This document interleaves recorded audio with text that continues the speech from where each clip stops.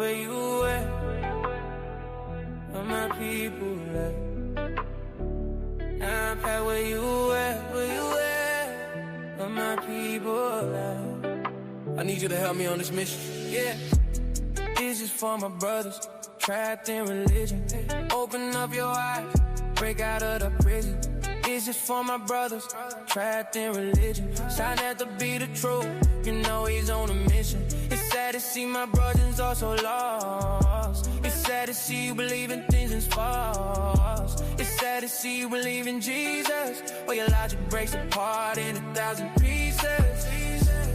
Oh, God killer, not gonna let that slide. You drowning in a myth, you had nowhere to hide. The HOK is the toughest environment. While we trade blind faith for mental empowerment. I believe in scriptures for your mind, this is the key.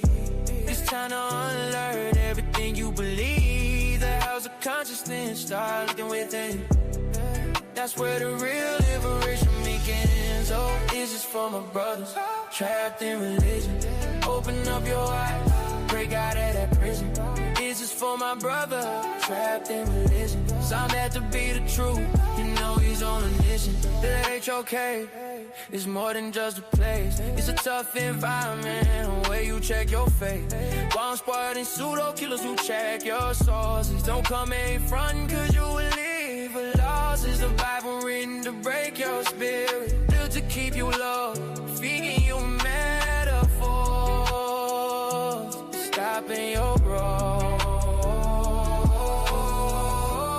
These is for my brothers trapped in religion. sa.neter be the truth, you know he's on a mission. It's sad to see my brothers all so lost. It's sad to see you believe in things that's false. It's sad to see you believe in Jesus, while your logic breaks apart in 1,000 pieces.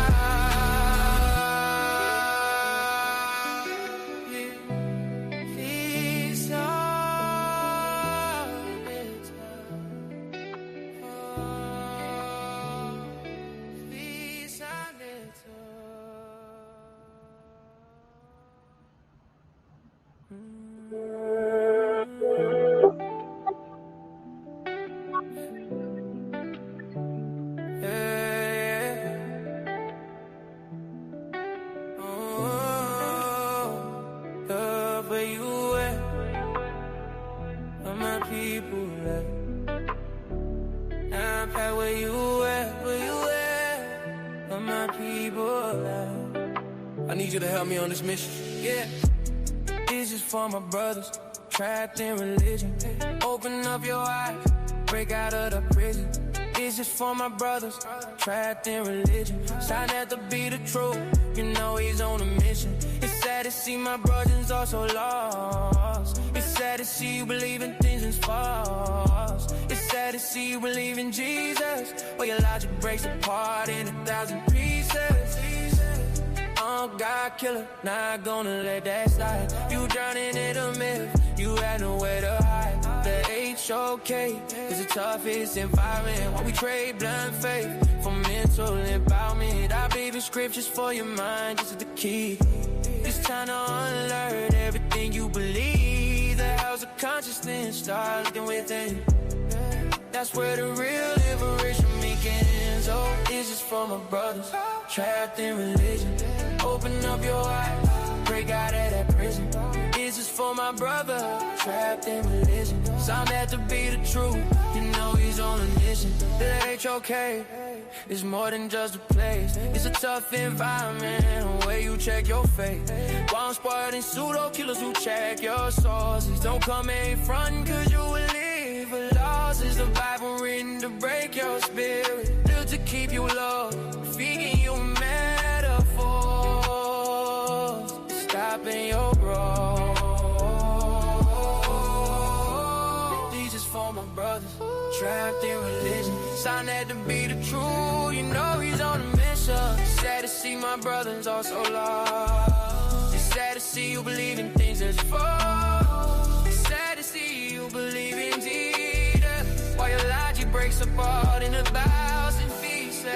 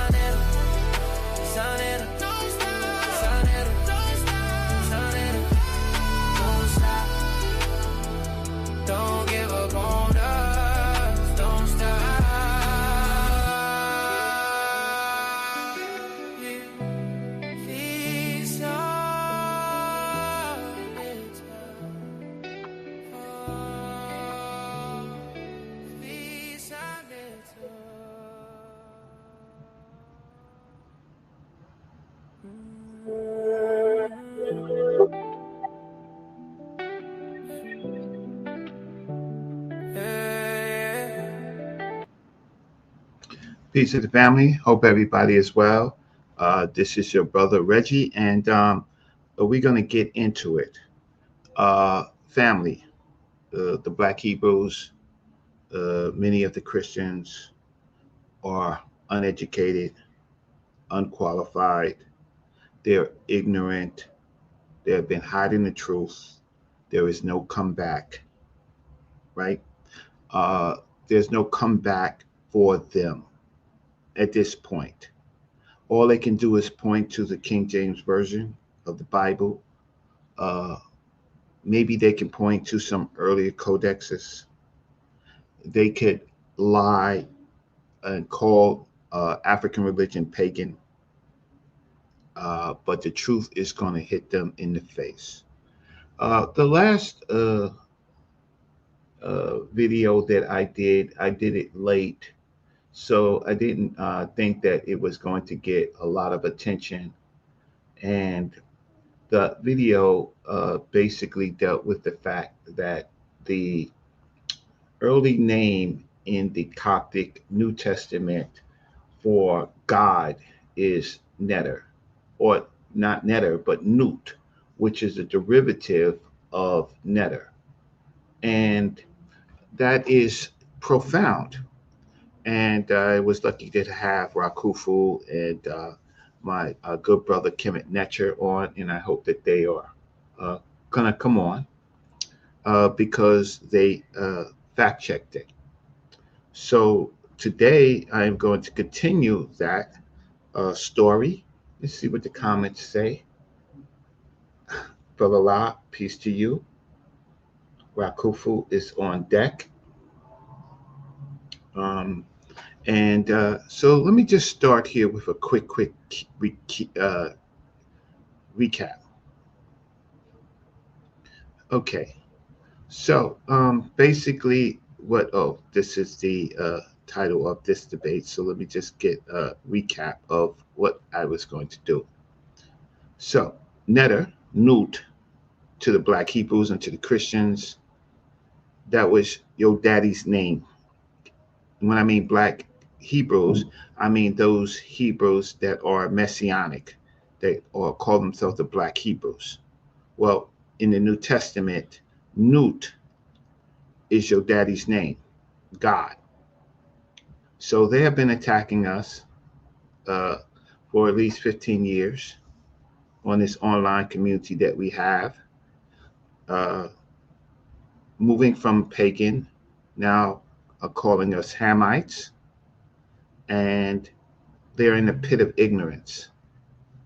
And the reason why they're in a pit of ignorance is because they never talk about the Coptic text, right? And in the Coptic text, uh, from neter to nuat or ephenuti, diachronic linguistic analysis and lexicology explicitly trace neter into Coptic nut, Shahidic and Baharic and related dialects. And nut, Baharic, the Thesaurus Lingua Egyptae identifies nut as the regular Coptic reflex of neter, thus providing a direct lexical link between the Pharaonic and Christian phases of the language. Phonological developments, loss of final or vowel changes, and emergence of the T ending fit broader patterns documented in the transition from late Egyptian and Demotic to Coptic. Source, Loprieno. Within Coptic uses, noit functions both as a generic term for God and in Christian texts as the standard word for one's God of scripture and liturgy. The semantic core of divinity remains, but the referent is reoriented where neter once designed multiple deities and divine forces. Its Coptic descendants primarily triune God of Christian designate the triune God of Christian confession. The same historical lexicon thus spans two religious systems, making Coptic a linguistic hinge between the Pharaonic and Christian theologies of the divine. The form ethnuti represents a further development in this family and plays a strategic role in Coptic biblical translations. A Coptic theological essay on the loss of ethnuti notes that the Coptic New Testament uses ethnuti systematically to translate Greek theos in passages such as John, arguing that the translators deliberately preferred the inherited Egyptian term for God over a newly coined Greek loan. Even if one treats such claims critically, the theological fact remains ethnuti belongs to the neter, noit, chain, and serves as the principal labels for God in the Coptic Bible, effectively embedding the old name of God in Christian scripture for Egyptian audiences. So the audience of early Christianity was Egyptian. That is a problem. It wasn't Judean. It wasn't Messianic Hebrew. It lived within Hellenistic ancient Egypt, and this is the problem. The problem is that the reorientation to the King James version is late, inaccurate, and the final phase of apologetic uh, uh, Christian history. So let me see where I want to start. Okay. Coptic, the last form of the Meta Neter, as the earliest attested Egyptian scriptural biblical language.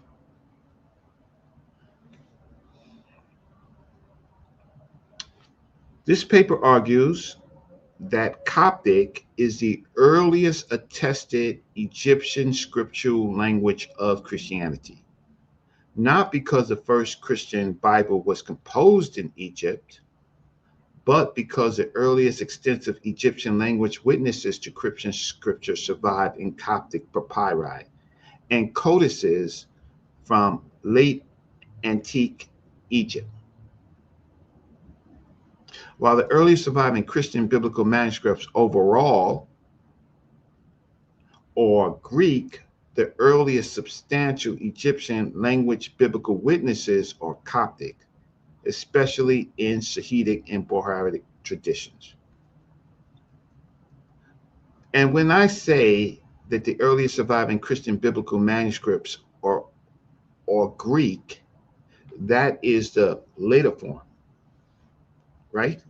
The earliest substantial scriptural work is in tradition, ancient Egyptian tradition, Coptic. The paper further argues that Coptic scriptural language should be understood within the long continuum of Egyptian sacred writing, conventionally associated with sa.neter, the divine word. The Bible is the divine words of supposedly Christ through Paul and the apostles. Though Coptic biblical manuscripts are written in the Coptic alphabet rather than in hieroglyphics, because they are, early manuscript evidence includes attested Coptic witnesses to Deuteronomy, Jonah, Acts, Revelation, John, Philemon, Matthew, Romans, Corinthians, Titus, and the Psalms. Finally, the paper proposes that the book of Revelations can be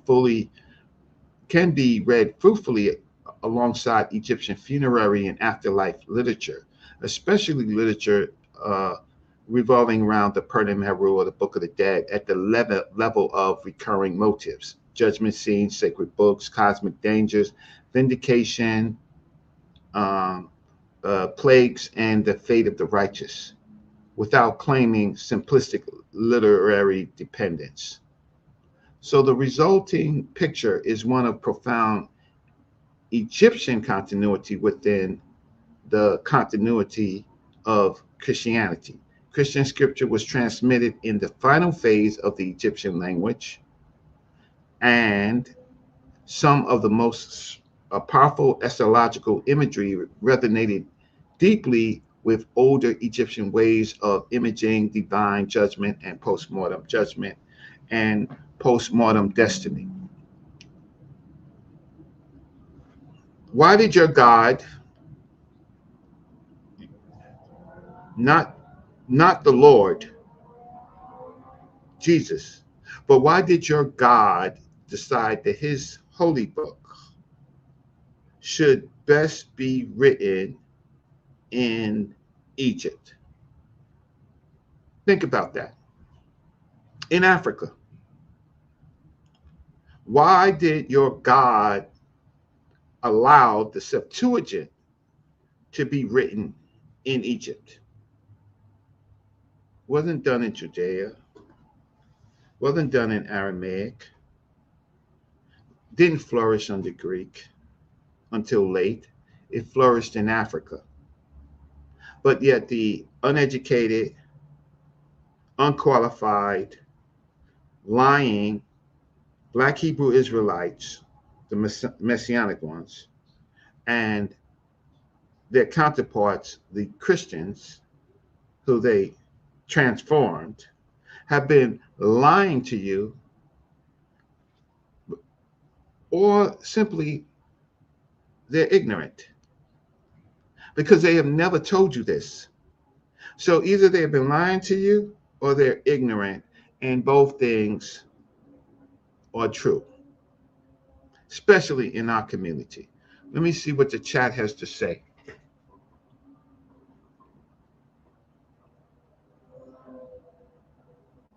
Definitely want to support sa.neter for this, allowing this program to happen. This is an important program, right? Along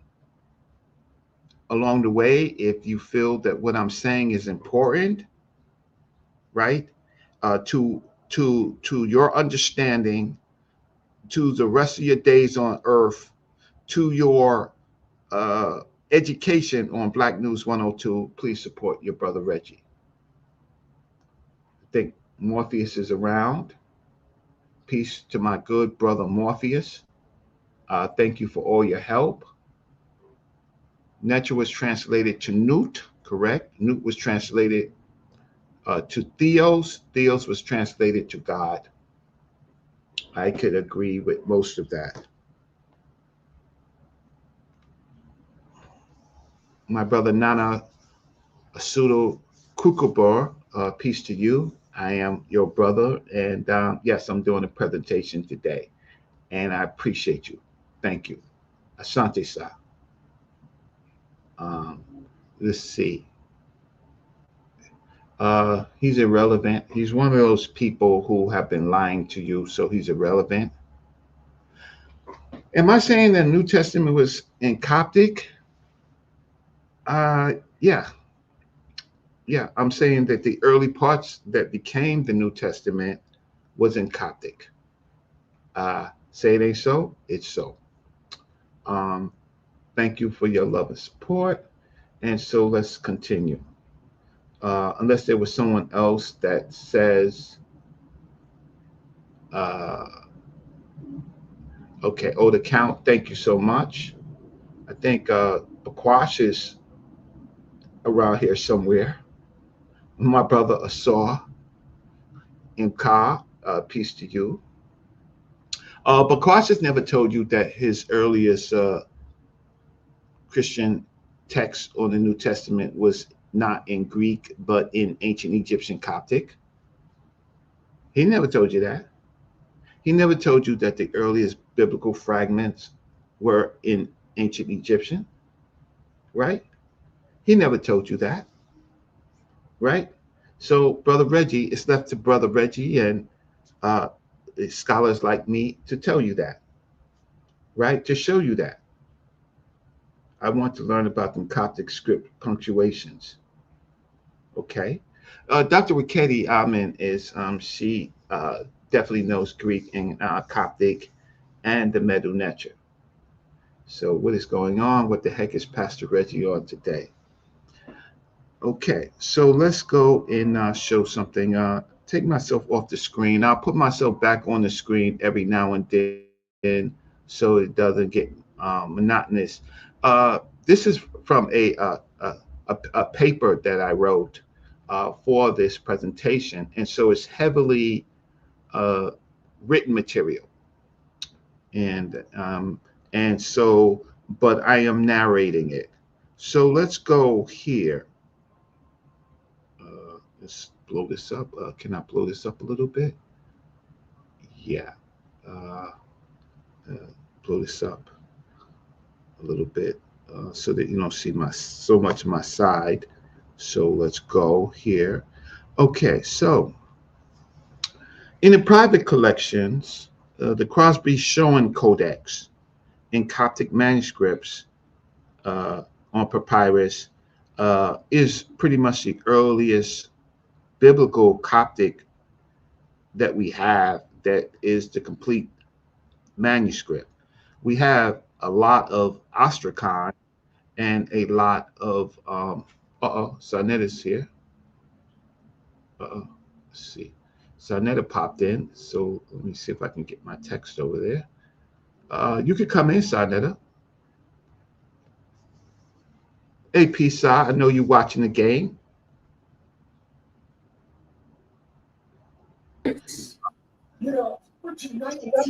Nah, Reggie, I just wanted to tell you that the super chat works. Oh, You know, have them throw in some super chat. okay. $5 or whatever, because they get used to you highlighting their comments for free. So sometimes, you know, you gotta let them know super chat works. It's the only channel that allow people to do stuff for free, where they don't pay, don't donate, don't do nothing. So at least let them know the super chat work, brother. Okay, so let's do this. For this presentation for sa.neter's work, right? Is there a super chat question that I can answer right now before I begin this presentation? Show sa.neter some love. Nah, I'm just saying you can get ahead with your presentation. Of course, Just of course. Don't be throwing up all their comments. Let them super chat it like every other channel. You know what I'm saying? Everybody else get super chat and make sure they cash at you too for this work. You're doing a lot of research for them, man. I am, and this is one of my biggest shows. So you're absolutely right. So again, that's sa.neter. That's the way he wants me to run the show. So if you superset a question, I will put it up, right? I will put it up. So let's start here. The Crosby showing codex in Coptic manuscripts on papyrus. It is found in Upper Egypt, 3rd century, 4th century, sold for whatever, a couple $3 million. Is one of the oldest Coptic scripts in private collections. And in that Coptic script, right, you could see biblical transmissions, the letter of Peter, the Jonah the prophet, right? And interesting, also, I have another slide somewhere that in these early copies, you could find mistakes. And some of them are minimal and some of them are major. So everywhere there's evidence of the fallibility of the scribe, scholars have noted that sometimes that he sometimes missed out a letter, right, which is an error called haplography, or confused the Greek kale with the Coptic desodia. Both characters resemble an X. Occasionally, he noticed his own mistakes in which he would ink the correct letter over the top. Sometimes he struck through blunders and squeezed in a correction about the line. This is the same with the King James Bible. The formation of the King James Bible, but what you have is copies of copies of copies of copies. In this particular photo, which I covered the last time, you see the fusion of Coptic Christianity motifs with ancient Egyptian motifs and ancient Coptic lettering. So in this case, you have the two Greek letters chi and rho within an ancient Egyptian type of tombstone motif. But I don't want to go through that. What I want to do is talk about Coptic and its relationship to the biblical writing, right? Sahidic was a Coptic dialect used for administration and literature in Christian Egypt, being widely used in the country from the 4th to the 12th century. One of the most important centers of production, the Sahidic manuscripts were in the Christian Shippatorium in the town of Tutin. One of the things that you'll find out is when you're looking for manuscripts, the manuscripts come late. The fragments come early. So someone is curating these fragments and making them manuscripts. And there is a big problem, and Morpheus knows this, and I've talked a lot about it. And some of the people that we talk to, is that the big problem is, guess what? The big problem of this lie is that we think that it's all in Greek. So somehow it was written in Greek. But the reality is when we actually see Paul's letters and we see all of that, it's actually in Coptic. So the question is was there a one-to-one transmission, or did the culture grow out of ancient Egypt? The problem is the Christians can't prove because they have no original autographs. They have to believe. They can't prove that the changes and additions weren't in Egypt, right? That they can't prove that they got whole manuscripts from Judea, because who would have written them? Even if you say Mark came, Mark only came with his gospel.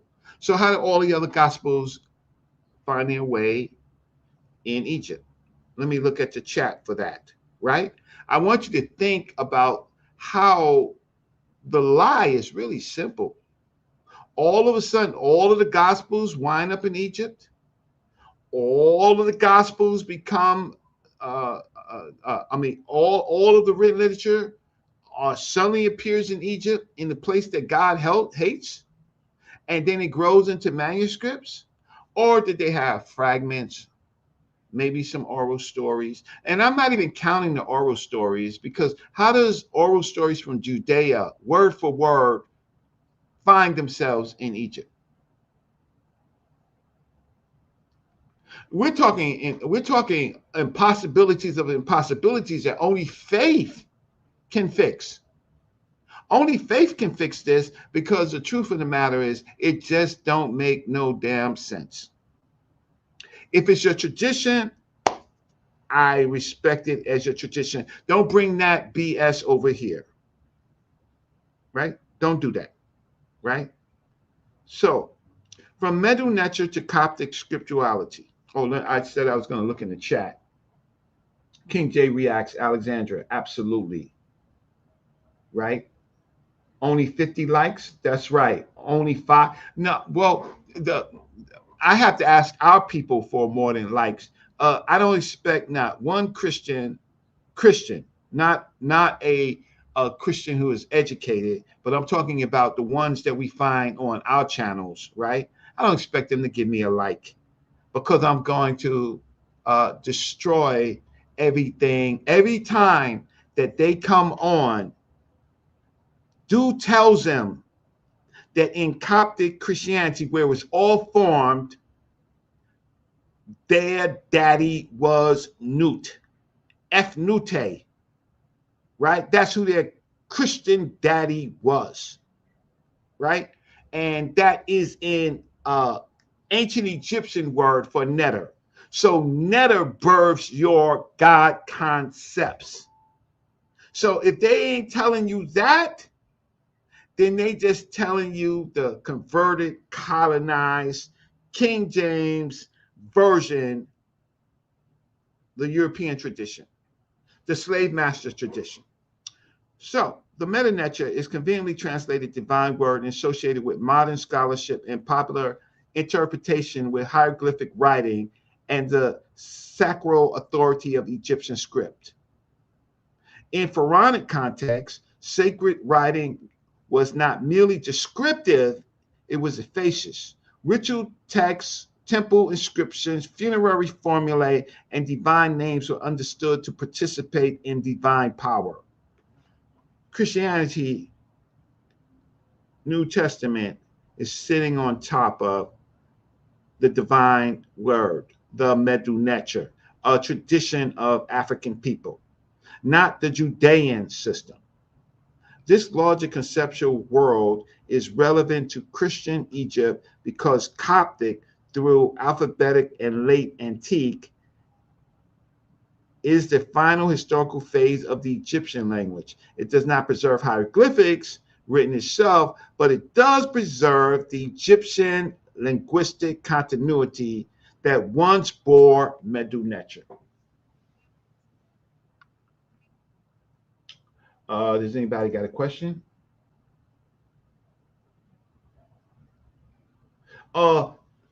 Patterson is interesting because he always points to the Coptic. He says, but I got to talk to a Coptic priest. I don't have to talk to a Coptic priest, Patterson.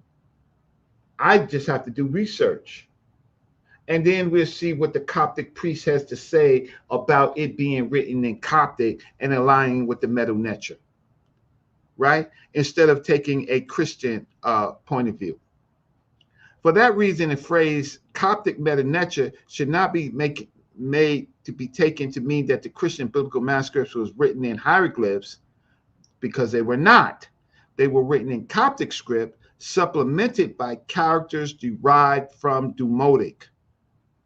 So we have Coptic script, but we also have it supplemented at times with characters derived from Demotic. So in Coptic script, it is part Greek, but part characters derived from a Demotic script from the Egyptian language. Yet the phrase can be used heuristically to indicate continuity between early Egyptian sacred textual and Christian scripture in the Egyptian language. Coptic biblical manuscripts thus represent not a break from Egyptian sacral writings, but its reconfiguration within this new Christian textual world. The genealogy becomes especially important because Christian Egypt did not simply translate scripture into a foreign medium. Rather, it rendered the biblical text into the final stage of native language of Egypt. Why would your God do that? Why would your Jesus allow that? Why not in Judea? Right? Why not completely in Syria? Why not over there, but in Africa? The move from hieroglyphic and Demotic sacred traditions to Coptic biblical codices thus represents a transformation of script and theology within a continuing Egyptian linguistic inheritance. They lied to you. They misled you. They bamboozled you. They called the African names, but they had to write their whole New Testament within that script. Not in their own script, not in Aramaic, not in the Persian derived Aramaic or the Aramaic that the Persians use. Not in Hebrew, because they were initially Hebrew, right? Not in Greek, because they couldn't sell it in Greek, right? They couldn't sell it, but it sat on a tradition of thousands of years old in Africa. For a populace there that of the people who really knew, right? So it became for the ancient people of Egypt a type of voodoo where they hide their religious codexes in this new language. It's African, Egyptian, Kemetic voodoo. But will the people that come on our shows tell you this when they read those verses from King James? They act as if those are holy. Well, I'm unpacking the holy for you. So let me look in here. Anybody got any questions? I have to. sa.neter wants super chat. So Patterson says his research would be third-party information. He would have to talk to a Coptic, Abwana. Why would I have to talk to a Coptic Abwana unless he can point us where a Coptic Abwana is telling us the truth about how Coptic sits on ancient Egyptian language?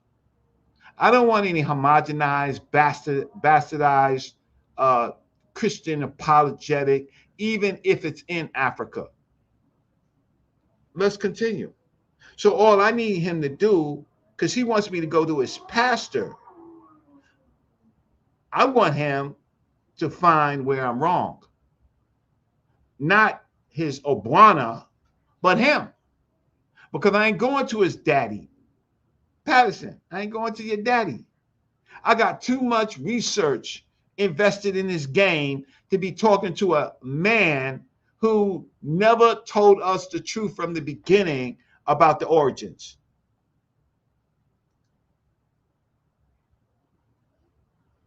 Buna is a Greek pope. That's a rap is killing him. Earlier tested Coptic biblical manuscripts. So I showed you one surviving that's in private hands. Let's talk and let's learn about what was really going on. The manuscript record shows that the early Christian biblical books circulated in Coptic. Let me say that again. Let me blow this up. Isn't this funny? Aren't y'all laughing? The manuscript record shows that the early Christian biblical books circulated in Coptic, especially in Sahidic and Bohairic.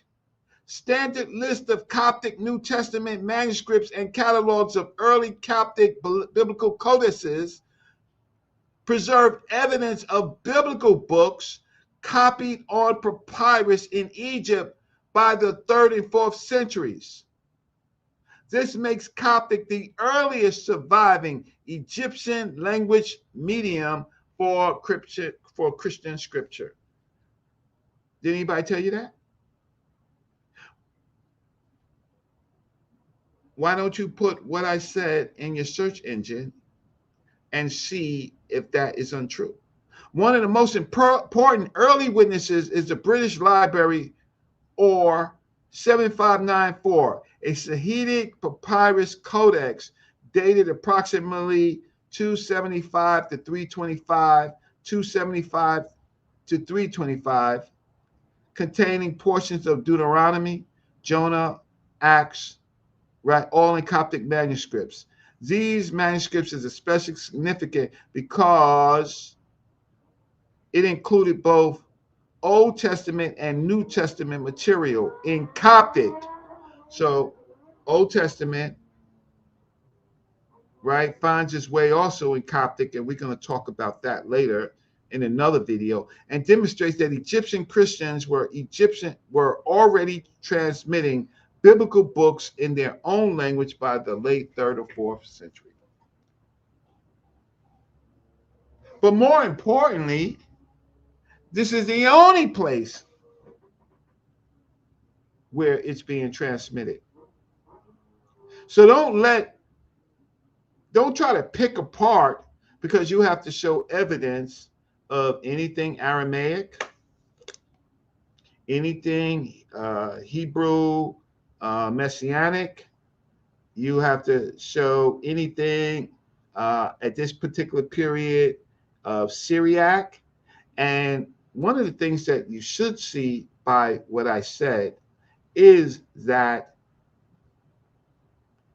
this biblical tradition is not being formed really in the 1st century.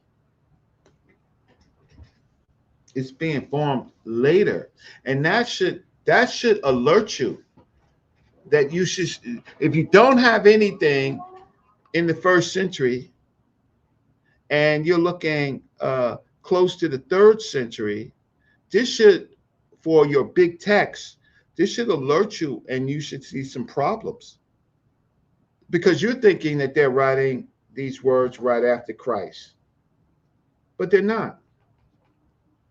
They're writing them, even though scholars say, well, you know, Paul's letters were in this particular period. They're triangulating it. But if you ask them, do you have any of it? No, you don't. Also important is the Berlin 408, a 4th century Sahidic witness containing Revelations, John, Philemon. The presence of revelation in such an early Coptic witness is particularly useful for the present study, since it demonstrates that apocalyptic Christian discourse was translated into Egyptian at a relatively early stage. So you want to say that Revelation was created in Judea? That's what you want to say? Can't say that because during this earlier period, Rome had just destroyed Jerusalem. Everybody was on the run, right? Rome was safeguarding what Rome wanted. They had no air to breathe. So it wasn't in Palestine. It happened later somewhere else. Other early witnesses reinforce the point, dated broadly to the 4th century, preserves portions of Corinthians, Titus, and Psalms in Coptic. So let me just say this. The church fathers had to read Coptic. They weren't reading it in Greek. They were reading it in Coptic. They would later change it to Greek and then Latin, but they was reading it in Coptic, in an African script. Your church fathers were reading in an African script. Papyrus Baltimore contains 29 contains Matthew 14 through 28 and Romans 1 through 5, dated to the 4th century, while Papyrus Baltimore preserves portions of John and Genesis and Bohairic. Both Sahidic and Bohairic or African scripts family, also from the 4th century, right? Okay, these examples are enough to establish that by late antiquity, a substantial range of Christian scriptural books circulated in Egypt languages codices and did not circulate in Jerusalem. It circulated outside of Egypt into other places, but they had to read Coptic. Now you also have another Coptic tradition, the Ethiopian church, also circulated in an African language, Ge'ez. But the early church fathers, how it got in Coptic. Did you ever ask how it became the Coptic Ethiopian church? Did you ever ask how that? Did you ever ask the Coptic part? It's because those early monks were taking Coptic transmissions from Egypt into Ethiopia. So that solves the problem. That solves the problem. I see some people saying some things in the chat. Let me just look at it. If this is interesting to you, if you see how they have lied to you, if you're beginning to see the truth, buy Brother Reggie breakfast tomorrow. If you see how you can use this in your research, if you are relieved, right? If you are relieved that you want the truth, support your Brother Reggie. So Tanaka says that Papyrus 66, right, is usually dated around AD 200, right? I'm going to get into, thank you, I'm going to get into some of the dates for these papyruses, because they're called papyruses. The list is crazy, like he been, this is crazy. I don't know what he's talking about. I actually agree with Reg. Thank you. I'm not going to deal with Omar. Omar is one of those people who have been being a little untruthful or misleading or ignorant about his Christian views by not telling you that it was, the writing was born in Egypt, right? My brother Soren Ka.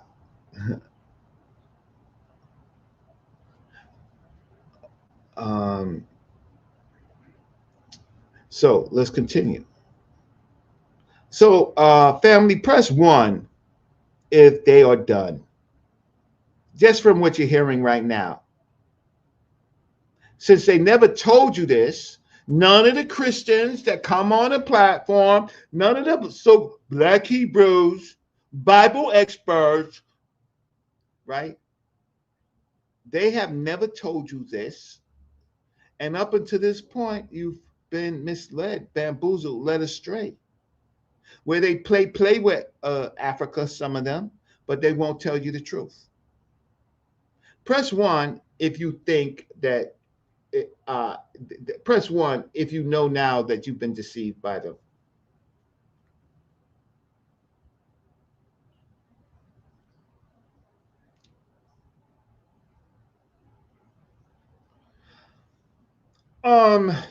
Peter, I don't see a super chat, But you keep bringing up Dr. Walter Williams. You keep bringing that up, right? Did he ever say Coptic was not? Did he ever say Coptic was not deciphered? Did he ever say that? No, right? Can you defend any of Dr. Walter Williams' work, or are you just parroting his name? Coptic is the last form of the sa.neter. Coptic is African. You can't defend Dr. Walter Williams, so you're wasting my time. So now we all know, hey, more wisdom, peace to you, right? So now we know that we have been deceived. They have never brought it up. They've never made it important. Why? Because they can't, because it kills them. Because the minute that they start reading Coptic or showing Coptic, and we see Newt or F Nuti, then we know we're talking about netters. And they die. They die. Nuti, F Nuti, listen to any Coptic prayer, and you hear that, their lie is exposed. Okay. Careful conclusions on manuscripts. The point should be stated clearly that the earliest Christian biblical manuscripts overall, or Greek at the early stage of the New Testament composition and circulation, are not Egyptian language phenomena, but the earliest attested Egyptian language witness to Christian scriptures are Coptic. The surviving manuscript records therefore authorize a strong but precise conclusion. Coptic is the earliest attested scriptural language of Christianity. Let's just do this. Because charts help, pictures help, but charts help also. Sometimes better. Okay, so let me just do this. Close this down. Okay. Earliest Coptic biblical and para-biblical papyri. While famous papyri codices such as the P46 are central to New Testament textual criticism, it's important to know that P46 is a Greek manuscript, not a Coptic one, right? P46 manuscripts by content in the earliest Egyptian language biblical witness or Coptic papyri and codices, many of them cataloged in modern list of Coptic biblical manuscripts. So what they want to say is that P46, which contains Paul's letters, they want to say that it is Greek. I got that. But guess what they don't have? They don't have it.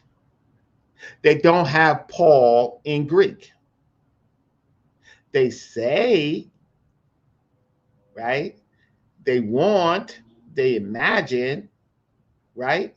But the problem is that you see these papyruses emerge in Coptic because they don't have the originals. And how does all of Paul's letters of all of his places that he's been to, all of the ones that are tested to be true, how did they wind up in Egypt, by the way? Is God the postman for Paul's letters? Did they find themselves in Egypt? How convenient. How convenient. But the problem is we don't analyze and we don't think about that. In addition to strictly biblical books, Coptics also preserves an early fragment of the Didache. Has any Christian ever told you about the Didache? Press 2 if you've heard about the Didache.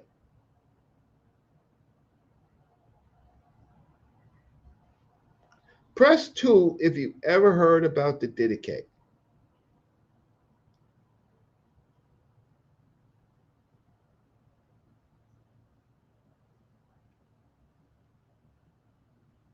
You know what the Didache is? Okay. E1, B1, Afro, right? Thank you. Patterson has heard about it. Immortal 9 has heard about it.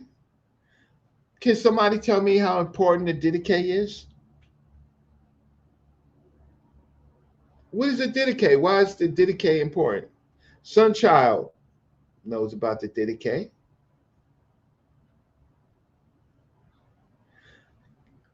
Slick knows about the Didache. What's the Didache? How important is the Didache? What does the Didache contain? These lying,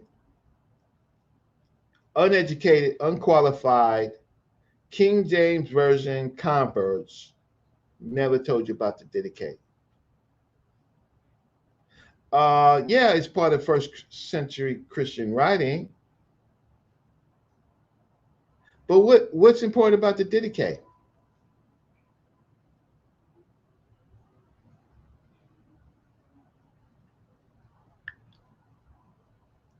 Come on, family. What's important about the Didache? And the Didache is in Coptic.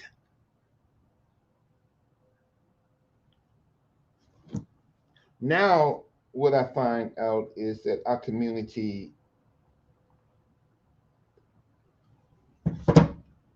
okay.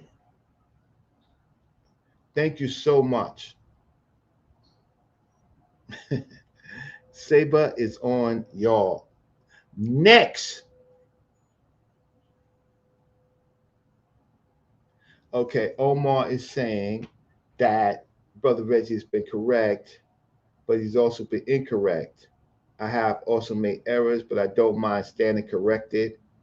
I don't mind standing corrected, but in this area, this field right now, Brother Omar, correct me. sa.neter is here. Yes, sir, sir.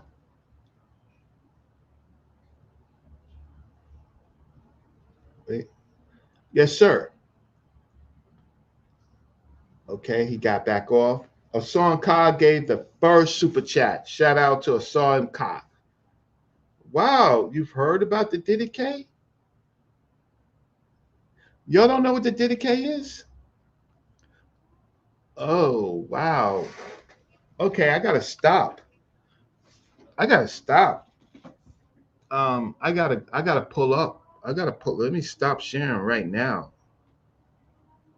So the Christians, ISUPK and IUIC and all of them have not told you about what the Didache is? Interesting.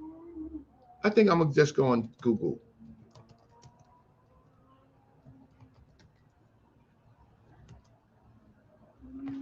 Okay, so let's share my screen. Okay. Let's just go to Wikipedia. Let's go to Wikipedia and show you. So they never taught you about the Didache? Sheesh.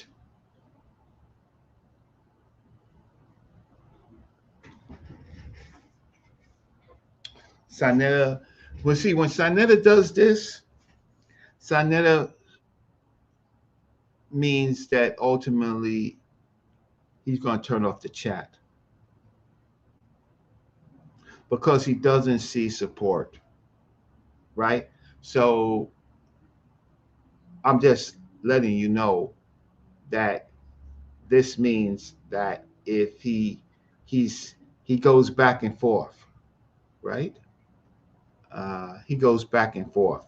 So if we can get some more super chats, I don't want him to turn off the super chat for my show. But thank you. Yeah, more wisdom says Omar Muhammad is not. All right. So, okay.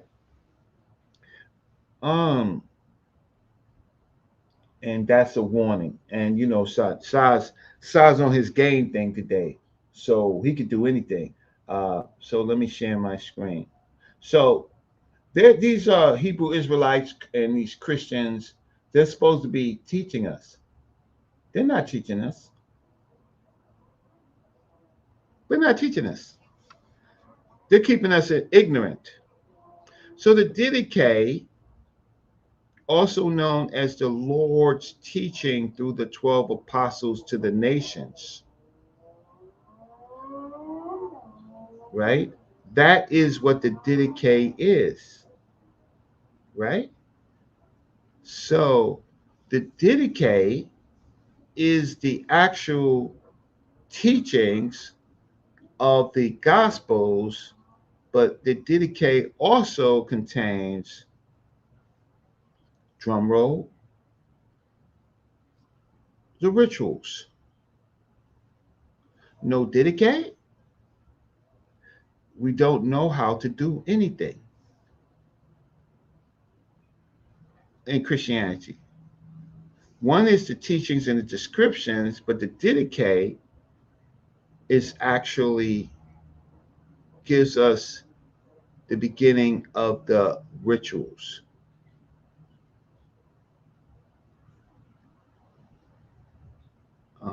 I got to get a better search of the Didache. Oh, this church father here, or Philotheus, he rediscovered the Didache.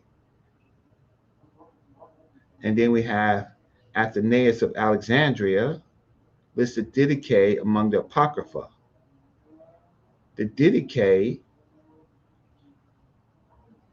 is something that gives us, wait, let me see with this. The content may be divided into 4 parts, which scholars agree were combined with separate sources. The first is the 2 ways, the way of life and the way of death. Chapter 1 through 6. The second part is a ritual dealing with baptism. The third speaks of the ministry and how it treats apostles, prophets, bishops, and deacons. And the final section is the prophecy of the Antichrist and the second coming. If the Didache has relationships to the ancient Egyptian concepts of the 2 ways, the ways of life, and then the ways of death reimagined in Christianity. It gives you the prophecy of the Antichrist and the second coming. If you don't know what the priests, the high priests, they know of the old church, they know what the Didache is, but y'all don't know what the Didache is. Okay? It's referred to the Didache. This is a short used by the church by the Lord's teaching of the 12 apostles. So the Didache is actually Jesus's teachings to the 12 apostles. Their secret book, right? Here it describes there are 2 ways.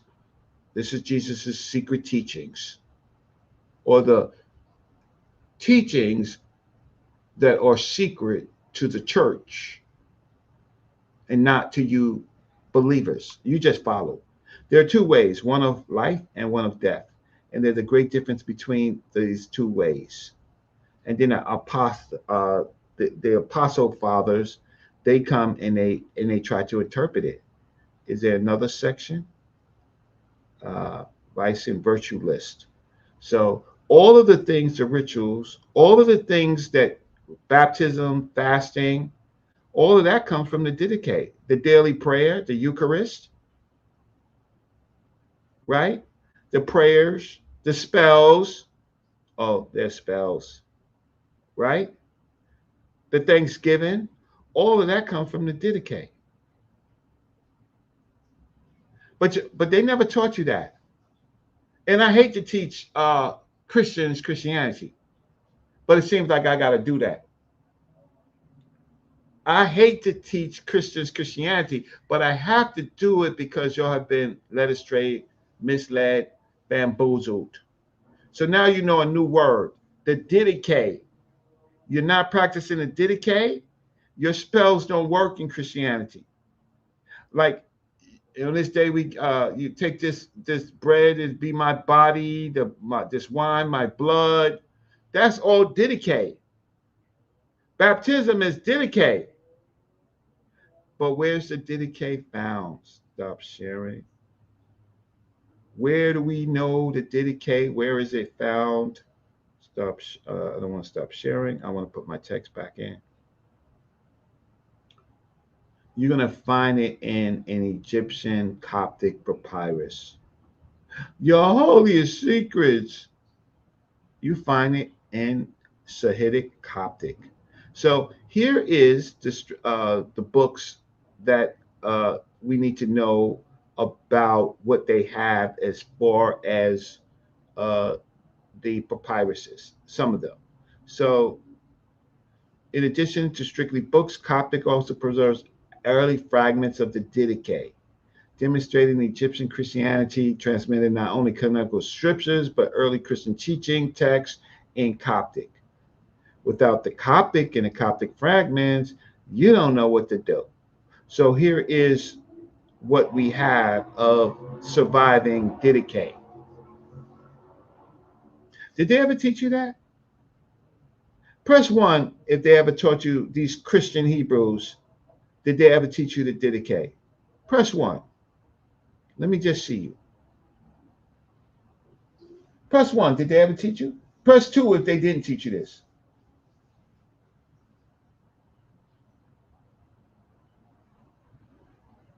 Ah, John Burrow.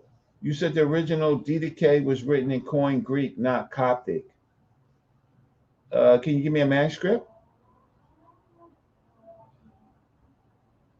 Can you give me a manuscript? I know what you say. I know Paul spoke Koine Greek and all of that stuff like that. Can you give me a papyrus? Can you give me a link? All right. Attested scriptures in early Coptic and the Egyptian equivalents. Ben Eaton, I showed a mention of it. I didn't show it to you. Can you show me a link? Can you give me a link of it?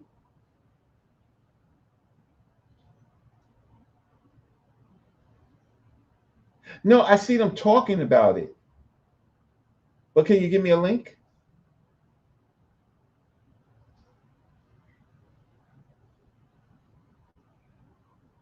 Give us a super chat and put it up, what you want to say.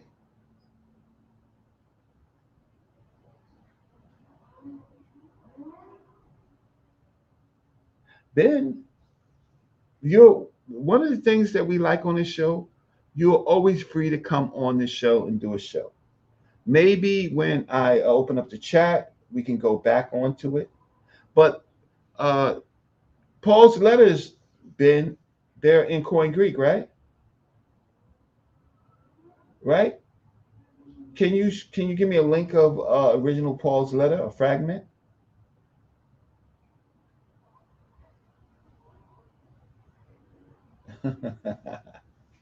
We're gonna deal with that. We're gonna deal with that.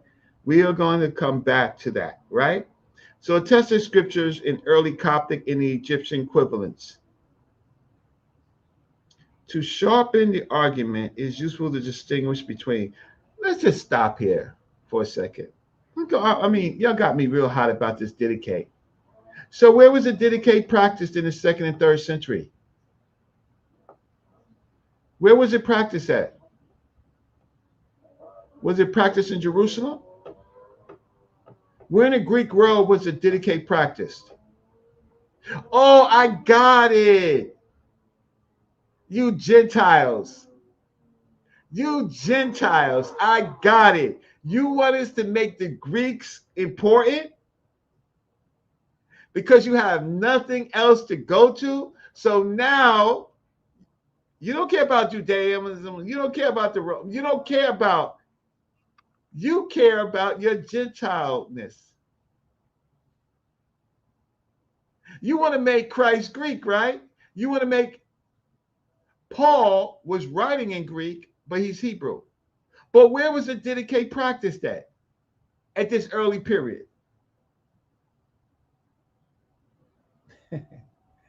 Sonka. Not in your world. Oh, I got to put this up. Do you know where the Oxyrhynchus papyruses are, family? Do you know where it is? You know where it was found? It was found in a garbage dump. That's where they got their earliest fragments from not in the temple, not preserved by God, by Jesus, but in a garbage dump. Now, attested scriptures in early Coptic in the equivalents. So now, just for information, right? These are the witness books and where they're found.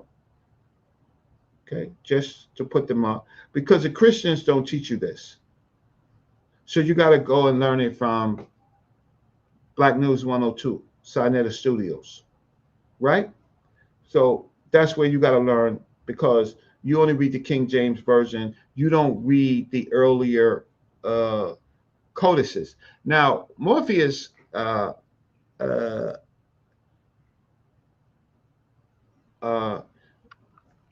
do y'all know what codices are? I don't think that you know what codices are. I know we use it all the time. Codice this, right? Codice that, right? Yeah. Codices are documents in which they use to assemble the books. It's like shorthand, right? Which they use to assemble the manuscripts. Codices are what they say are the witnesses to the text. But codices are the things that they use to create the text. So, for example, when you see things like, you're good with saying Peter 1, or any of those New Testament ones.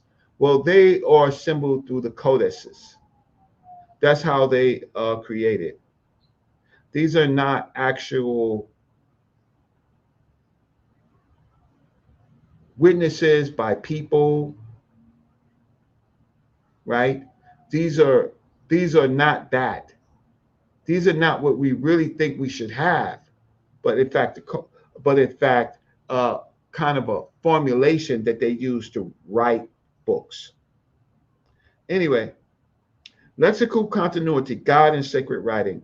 At the lexical level, the strongest continuity is that the word for God, the Coptic nute, F-nute, or recognized as historical continuation of Egyptian neter. This means that when Christian scripture was translated into Coptic, right? That means when Christian scripture through the codex, the codices were translated into Coptic, the biblical God was named with an inherited divine lexeme. The fact alone is enormously significant. It shows that the Egyptian name of God did not disappear with Christianity. It re-emanticized and placed at the center of biblical discourse. Now, though I wrote this because of a source, right? The fact of the matter is that we don't have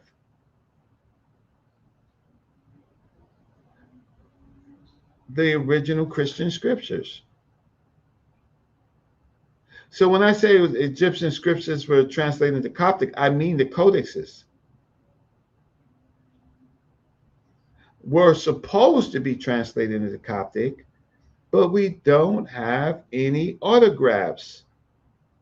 Anybody know what an autograph is? Anybody know what an autograph is? We don't have it. But what we do have is the apologetic thinking that it was translated into Coptic when it may not have been translated into Coptic. It may have been just written in Coptic. A second important continuity concerns sacred writing itself. The Egyptian sa.neter referred to divine words, a category linking script, sacred speech, and efficacy. Right? Christian scripture and Coptic are not identical with the sa.neter, but they occupy a structural similar position as divinity authorized writings in the Egyptian language. And that does not disturb at all my point. It strengthens it. The simple fact that why was your writing, your sacred writing, written in the same context of the divine writing, the divine words of the sa.neter? A third continuity appears in themes of judgment, vindication, books, divine speech, and the fate of the dead, all of which link Christian scripture in Coptic to older Egyptian textual words, especially in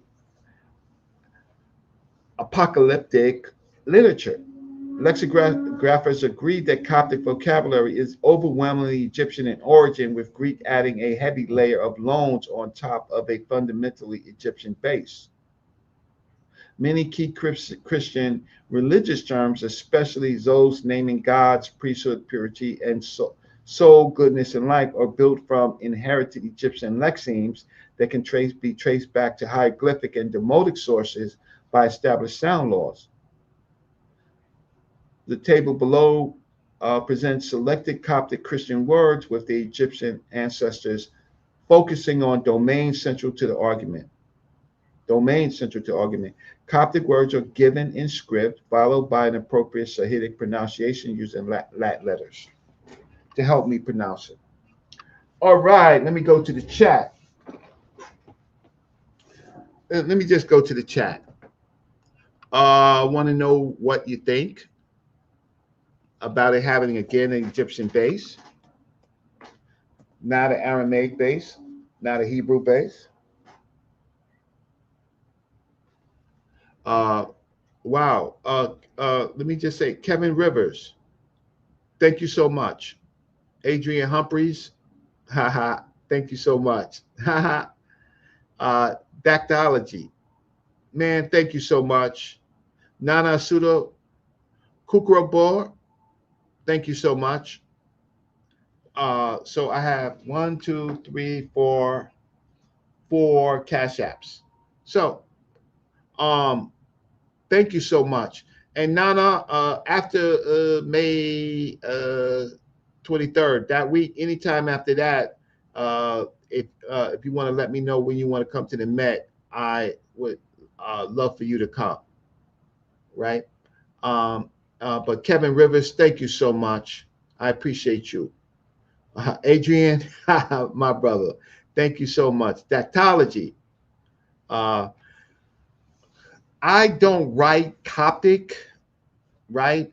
So if you have any, if there's any points that line to that, and when I open up the chat, you can come in and help us out. So let's get back to this. All right. So the major point of it is, and I got a few more slides, about 8 more slides, but this is an important one coming up. We have a problem in our community of people who are ignorant, spreading ignorance. And people, that's one group. Then we have a group of people who know, but they won't tell you to further their aims, right? We have another problem of people who talk, but write nothing so that you can source it, right? Now, anybody who writes and makes a mistake upon review or criticism, then they could fix the mistake. But what we can't seem to fix in this community is the big mouths. The people that think that they're more than they are. The people that hide, they lie, they minimize. And so now we're at a point where we have to, because we've been listening to their arguments, teach the community about early Christianity, not through the Bible verses, but by the living testimony. And what we have found is that these people ain't teaching us shit. That's what we have found. These people who are trying to be verse and apostle and all of these terms, these titles, they ain't been teaching our community shit about Christianity. And they're black people teaching black people, and they've been freaking hurting us. So don't ever come up on these channels and start talking about the Bible without the history. Don't you ever in your life come up here. Because I've never heard the dedicate from your goddamn mouths. Right? I've never heard you say that the earliest textual witness of the Bible is in Egypt. I've never heard you say that. But y'all, what I heard from y'all niggas, excuse my language, my French, let me correct that. Nick Cuz with a K. I've heard your King James BS. Now, either you're stupid, you're ignorant, or you know and you want to deceive us. All of those things are wrong.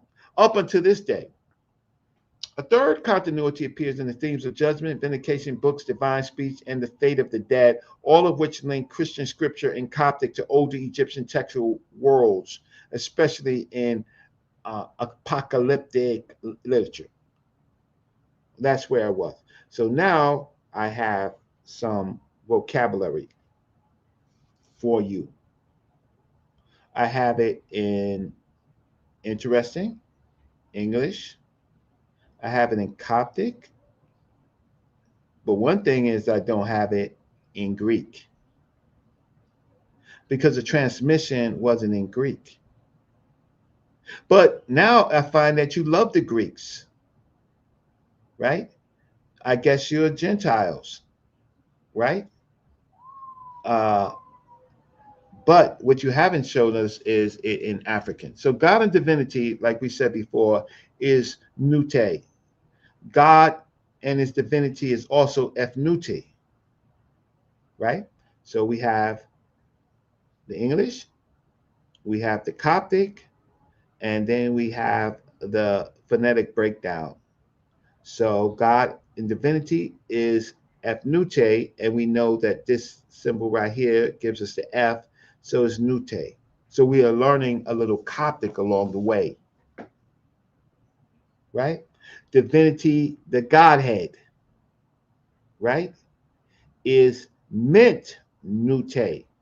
So the Godhead is mint nute, divinity, right? The Egyptian ancestor, the neter mint, the neter min, right?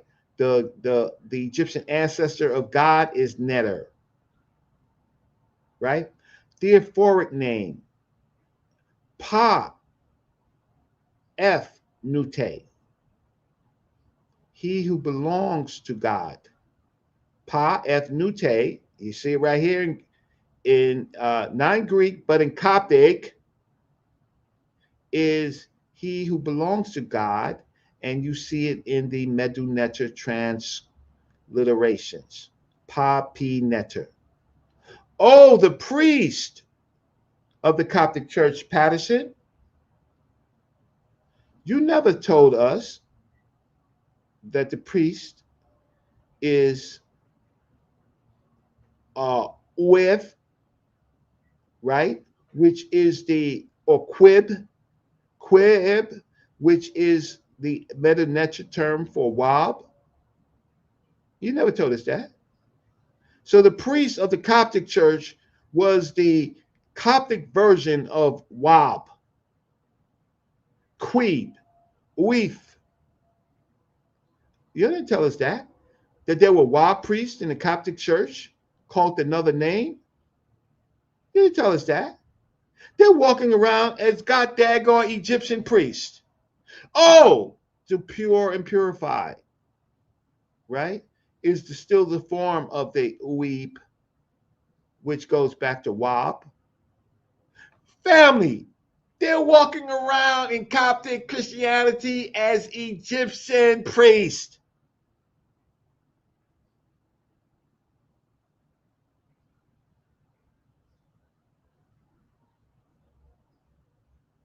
Ben, I'm wrong? Oh, you want me to put the link up? Uh, you want me to put the link up? You gave sa.neter a super chat. See, sa.neter is on my head, right? Because he knows that I'm here to give information, and you people are not supporting. You're not giving. How many people press one if you've sent a super chat to sa.neter for this show?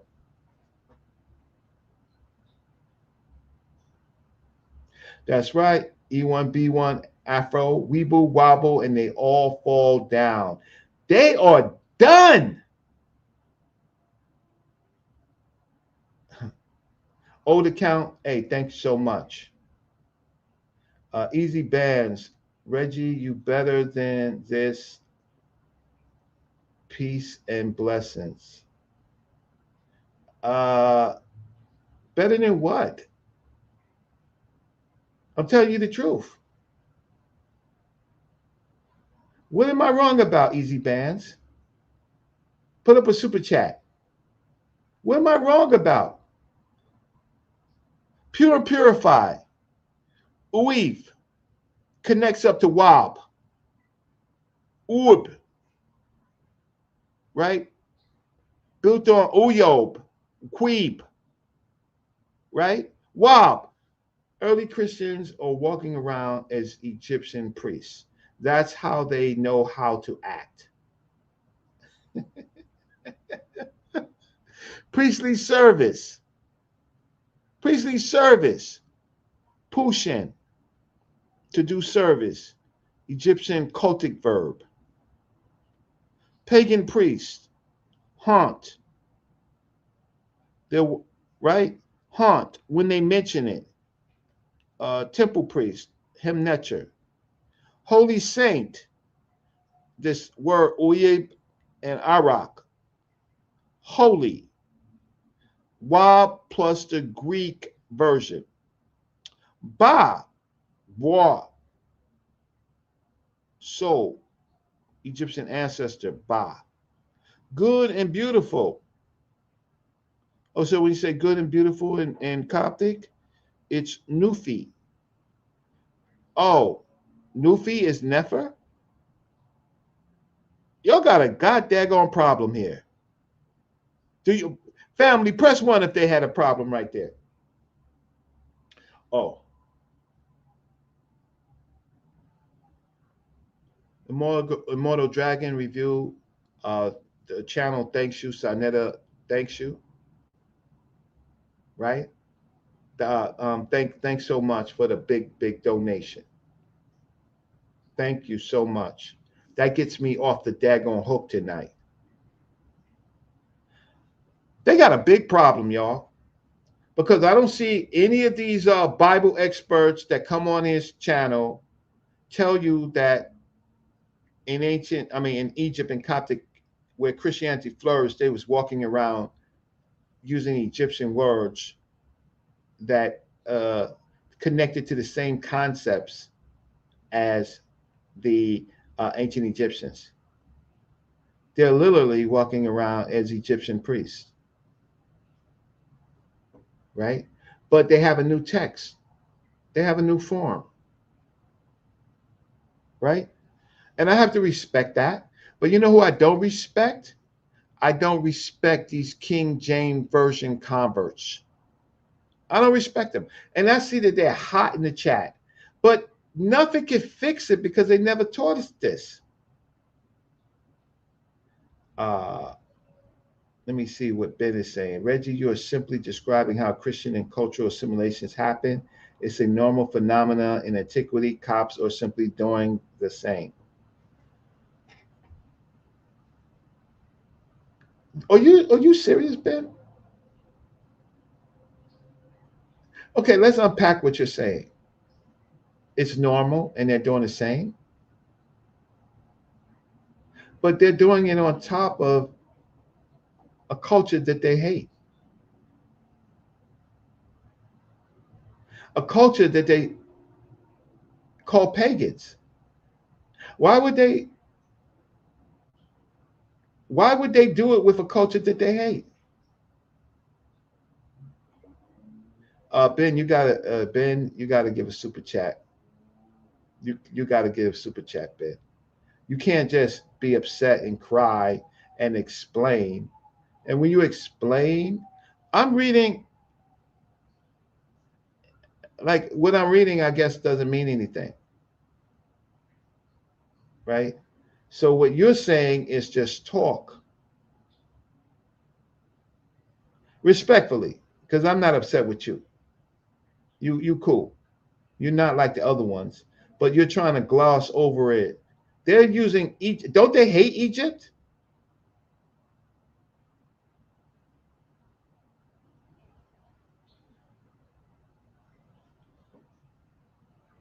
Don't they hate Egypt? So you're going to take the culture that your ancestors hated, the Hebrews, said that they were enslaved, right? Had to run away from it. And they're going to come back and use that language? Yo, who you fooling? And he goes, what are you talking about? I'm talking about what you said don't make sense. That they're using Egyptian terms in their language that means the same thing in ancient Egyptian texts.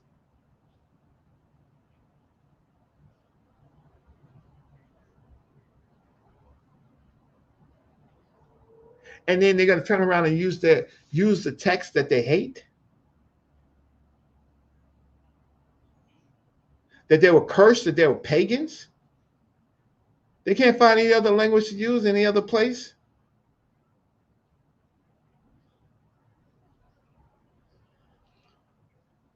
Um,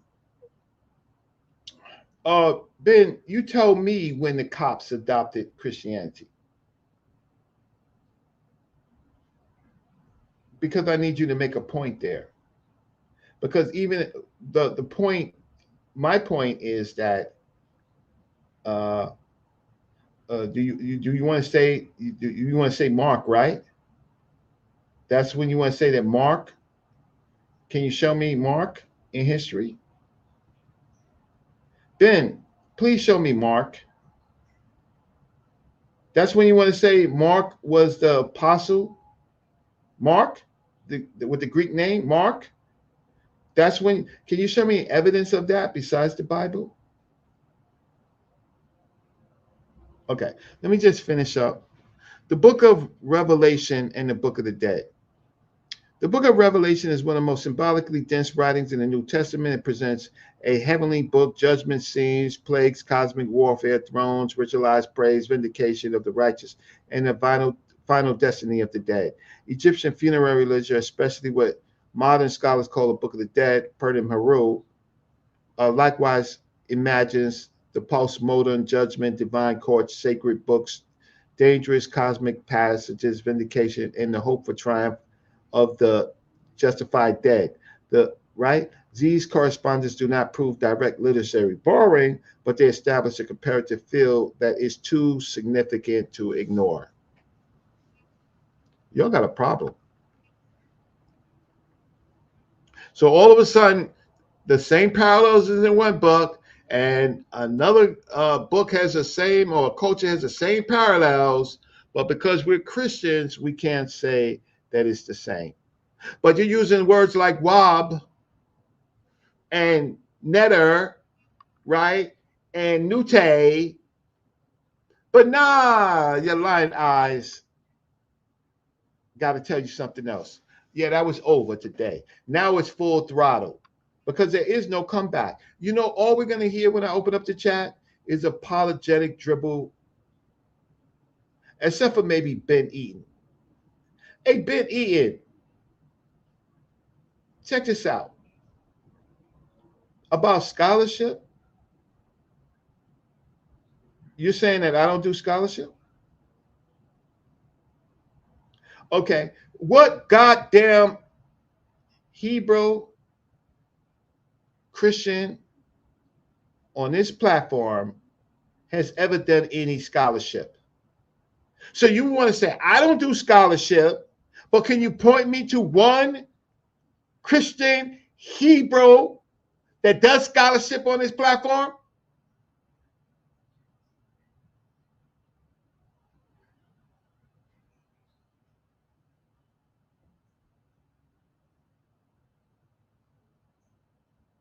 Oh, I can do scholarship, but I'm narrating a video, right? With scholarship. I'm naming terms, showing sources. I'm showing more than any goddamn Christian or Hebrew, Black Hebrew on this channel has ever done about early Christianity.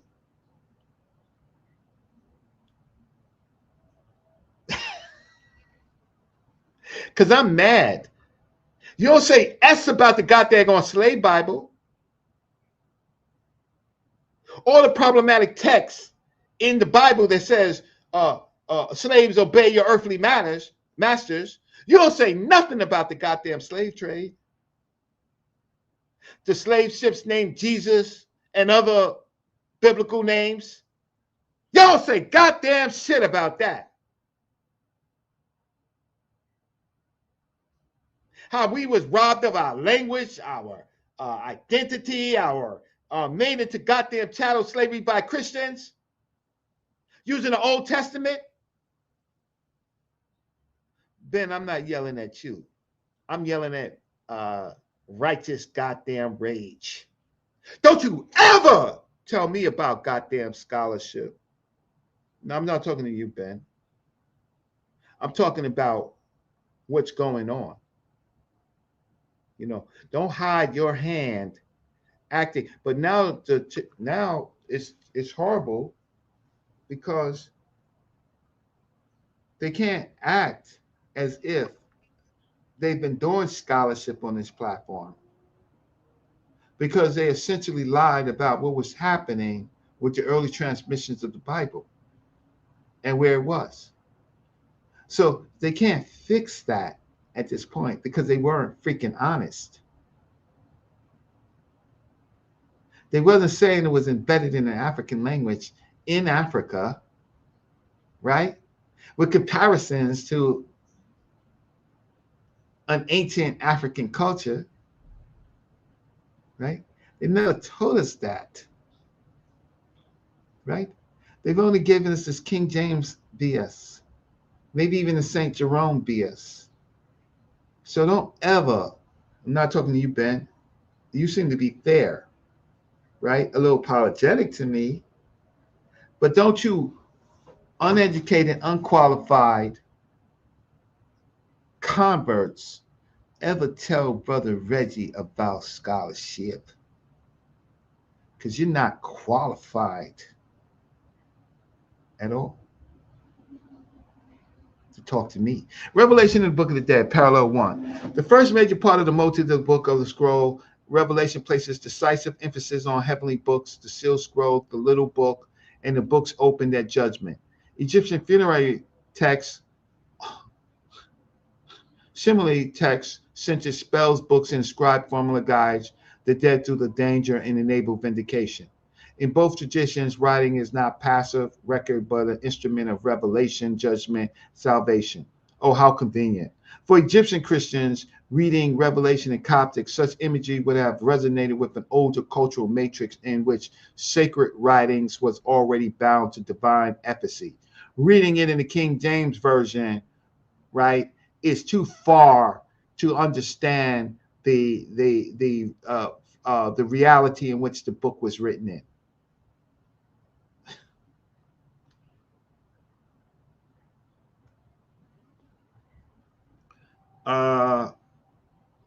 The second parallel in the judgment of the dead In Revelation 20, the dead stands before Nute, God. Books are open and judgment is rendered according to deeds. In the Purdom Herul, the deceased appears before divine judges, undergoes moral scrutiny, and seeks vindication before Osir and the tribunal. The structures are not identical, right? Revelation is monotheistic and being lazy in my pronunciation, eschatological in a Christian sense, whereas the Purdom Herul belongs to a polytheistic funerary cosmos. Yet both texts are preoccupied with divine judgment, moral accountability, and the possibility of blessed post-mortem existence. That structure certainly makes Revelation especially resonate with Egyptian religions and memories. Interesting. Didn't your Jesus disappear? Didn't he disappear for years? And then he came back to teach for 3 years? Where did he disappear from? Can somebody in chat tell me where Jesus disappeared? Where did Jesus disappear?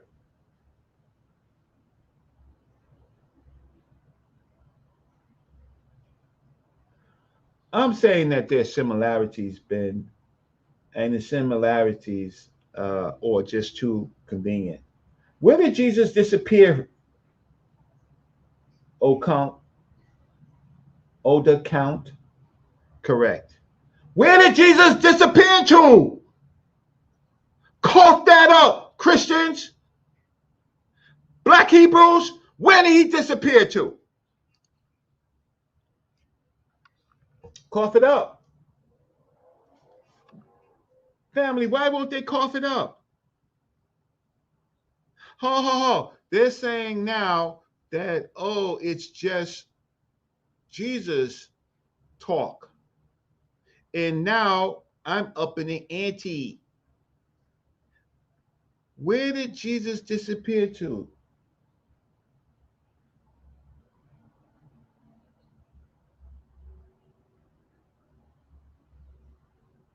Oh, easy badge. Didn't your Jesus disappear into Egypt?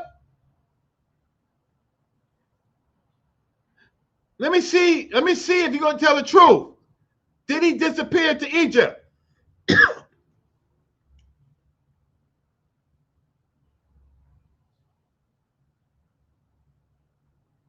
18 years of disappearance, and the Bible says nothing. Y'all don't know? Jesus disappeared into Egypt. So you mean to tell me when Jesus disappeared in Egypt for those many years, he didn't speak Egyptian? See, sometimes the Bible tells the truth and you lie.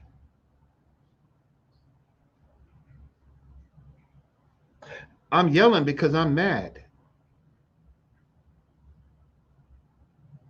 That's why I'm yelling.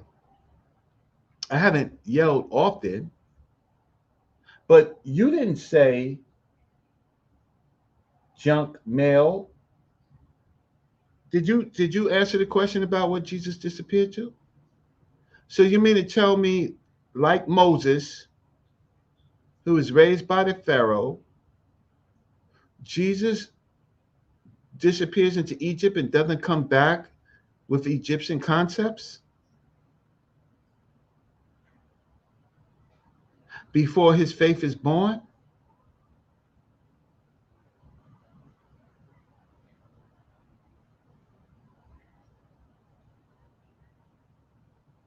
Family, do you see where I'm going?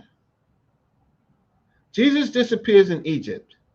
He comes back with some new ideas, but Bible writers want to say that these are only Jesus thinking because he's the son of God, and knowing full well that Moses was trained in all the ways of the Pharaoh, and now Jesus disappears into the same place and he comes back and he doesn't have these same ideas, and then the Bible writers want to forget that.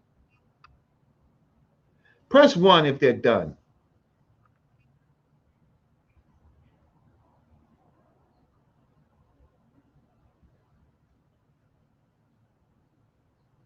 Maybe it's getting late. Press 1 if they're done. Gambino, thank you so much. Who else? Press 1 if they're done. If Jesus disappears out of the reach and then finds himself in Egypt and then comes back dumb without Egyptian words. Did Jesus in Egypt ever say the word neter? Did Jesus in Egypt, did he ever say the word ma'at? Did he ever use the word hotep? Did he ever know about Egyptian gods like Osir, Set, Nebhet? Did he know about the history of pharaohs? So you're telling me that your Jesus is so goddamn dumb that he goes to Egypt for damn near 15 to 18 years and he comes back and he doesn't know nothing about Egypt? And you want me, Brother Reggie, to go along with that BS and not inform my people? And then when I see problems in literature, in scripture, where they say it's a different thing, but Egypt, but it'd be different if the book didn't note that Jesus disappeared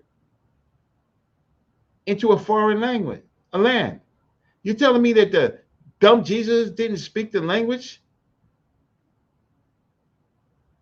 And all I'm just trying to do is show how people have lied to us, minimized stuff, taking us off our course, called us pagans and called us Hamites, called us all of these names.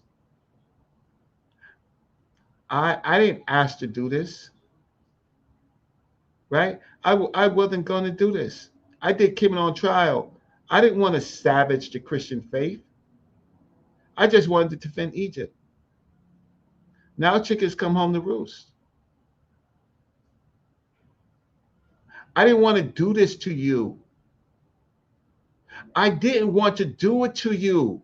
Just showed you how ignorant and how much of a liar that you are. And that your own text, you mean to tell me that Jesus didn't say Ma'at or didn't know Ma'at?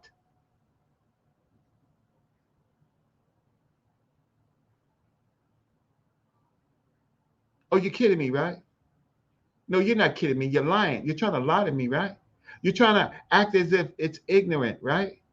So Jesus disappears in a he didn't know about Osir. He didn't know about Apis. He didn't know about Serapis when he comes back.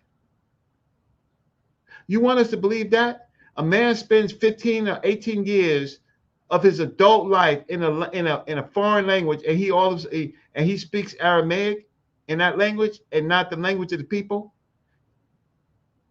And you want us to now say that Jesus didn't have these ideas, that Jesus, in my mind, Jesus would have known about the Pert Imherod. Yeah. He would have known about the Book of the Dead. Yeah, he would have seen funerals.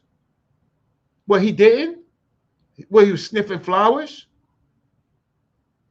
See, you biblical people, apologists, not all of you, but y'all are some goddamn nuts, yo. You want us to believe in miracles and raising the dead, but you don't want us to believe that a man spoke another language, spoke other ideas.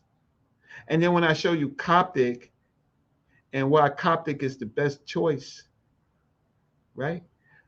Jesus didn't say the word neter. What did he say?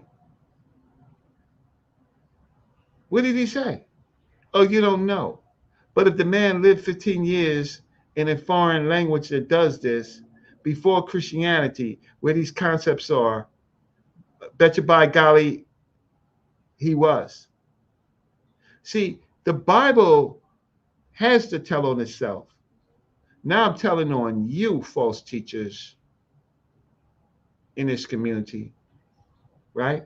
I'm telling on you. And then to hate on African people who attempt to find the truth for themselves and to minimize what we say and spit it in some verbiage of some King James verbiage, right? Without, you people are nuts, and you're caught tonight.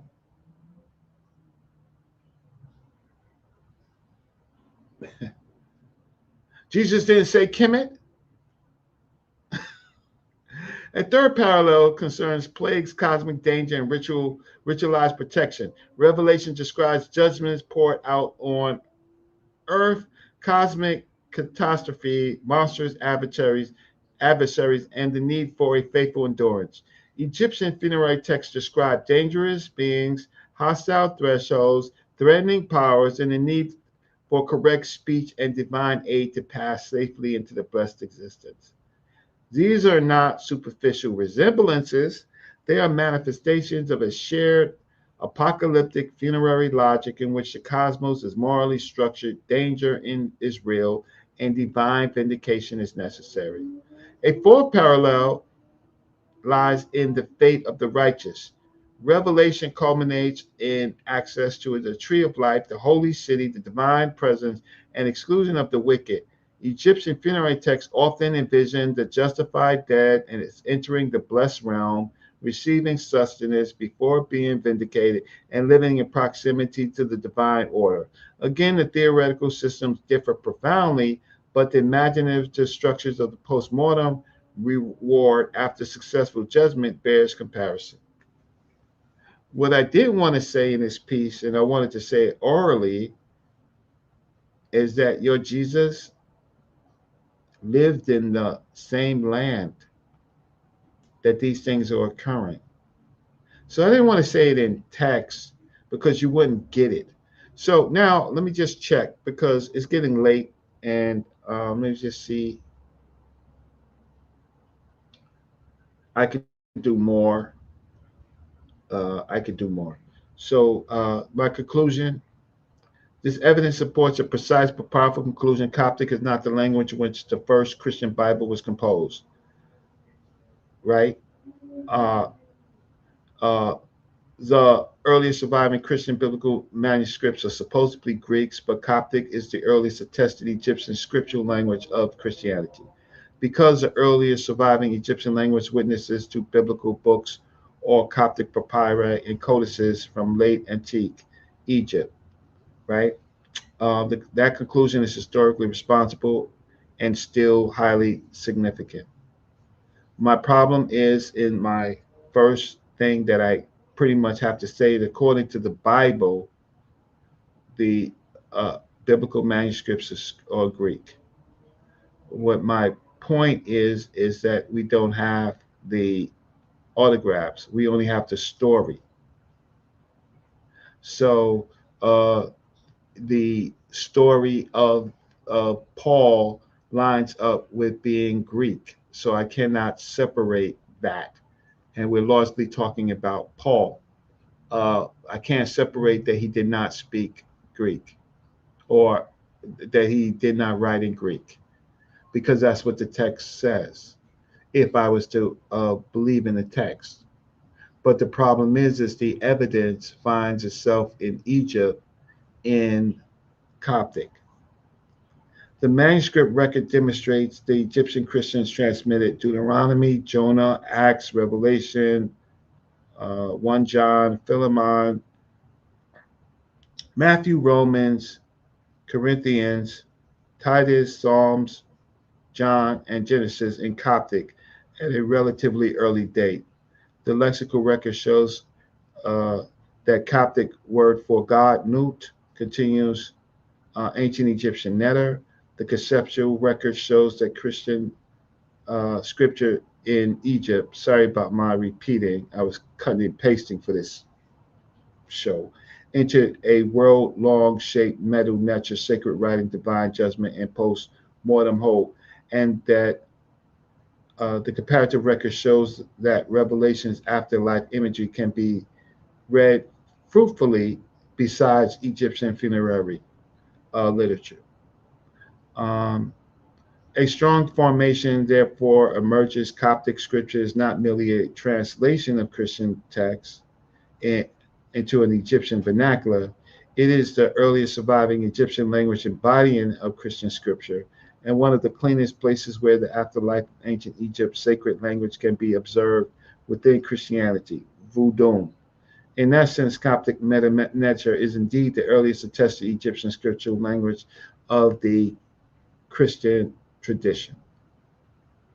I'm going to have to make some things that I want to say a little bit clearer.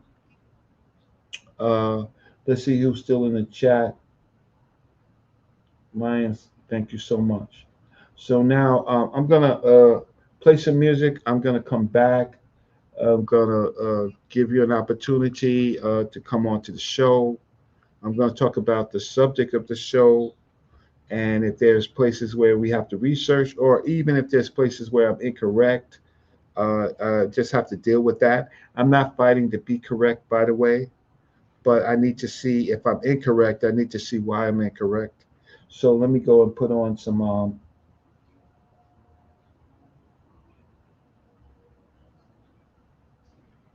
okay.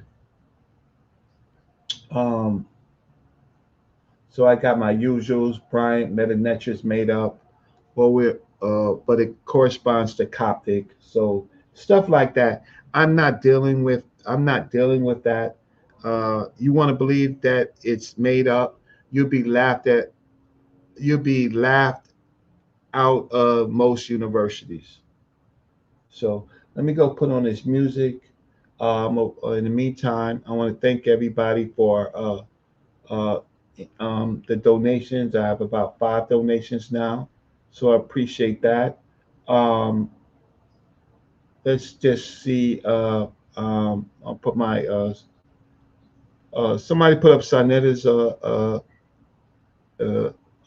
Cash App, and I want to say before I go, Kevin Rivers, thank you so much. Let me just update this just to make sure the 5 people are there, because I really appreciate when I bite into a sandwich at lunch.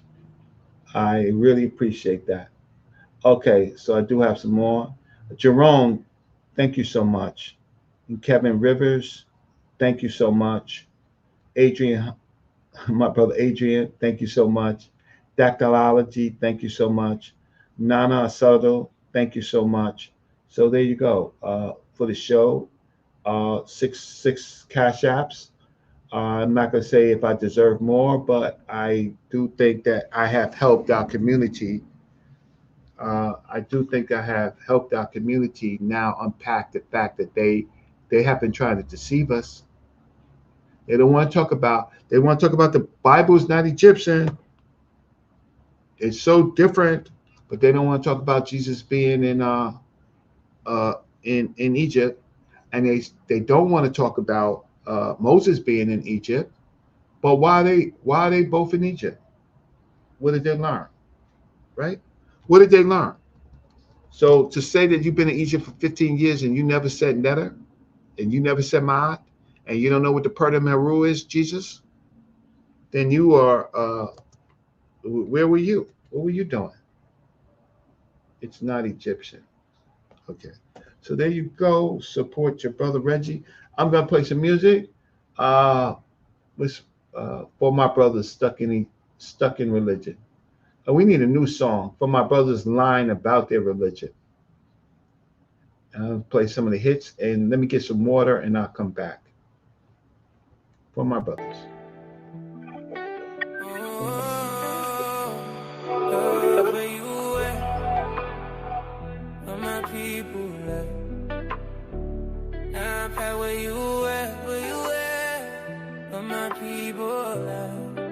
I need you to help me on this mission. Yeah.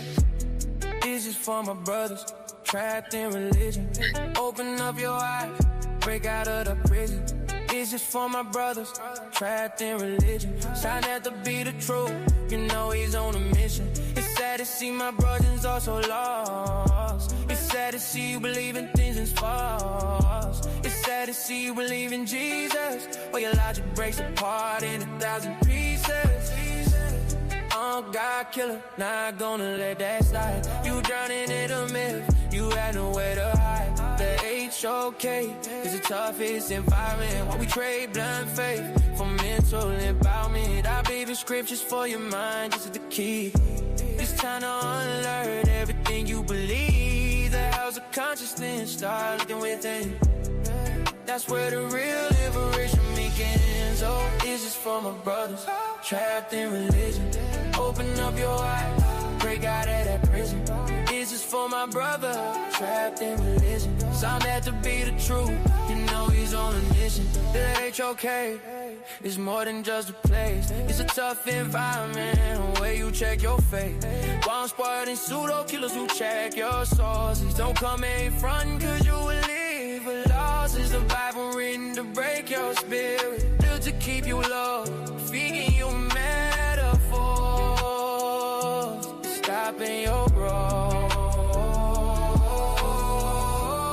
These is for my brothers trapped in religion. sa.neter be the truth, you know he's on a mission.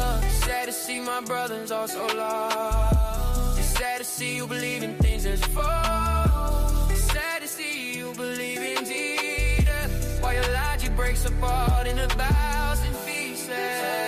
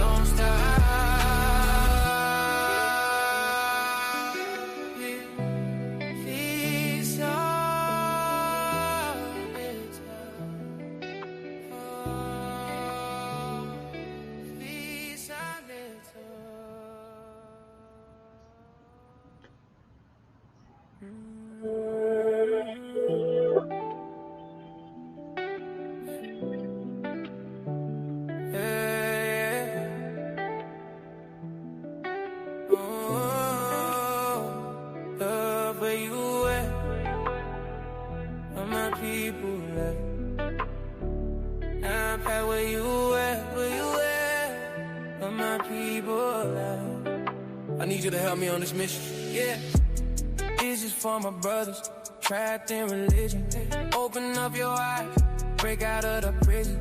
This is for my brothers trapped in religion. sa.neter be the truth, you know he's on a mission. It's sad to see my brothers all so lost. It's sad to see you believe in things that's false. It's sad to see you believe in Jesus, or your logic breaks apart in 1,000 pieces. God killer, not gonna let that slide. You drowning in a myth, you had nowhere to hide. The HOK is the toughest environment. While we trade blind faith for mental empowerment, I believe in scriptures for your mind, this is the key. It's time to unlearn everything you believe. The house of consciousness, start looking within. That's where the real liberation begins. Oh, is this for my brothers trapped in religion? Open up your eyes, break out of that prison.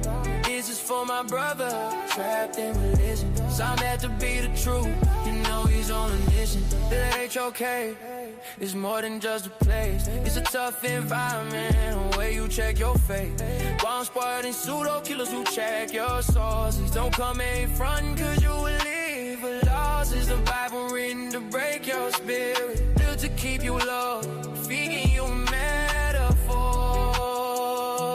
stopping your growth. These is for my brothers trapped in religion. sa.neter be the truth, you know he's on a mission. It's sad to see my brothers all so lost. It's sad to see you believe in things that's false. It's sad to see you believe in Jesus, while your logic breaks breaks apart in 1,000 pieces.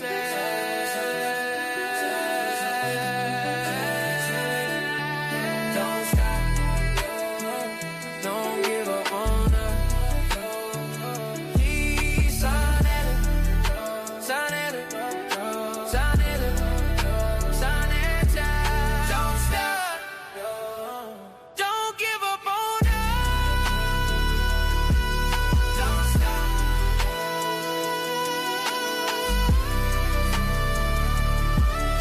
Sa.neter, sa.neter, don't stop. Sa.neter, sa.neter, don't stop. Don't give up on us. Don't stop.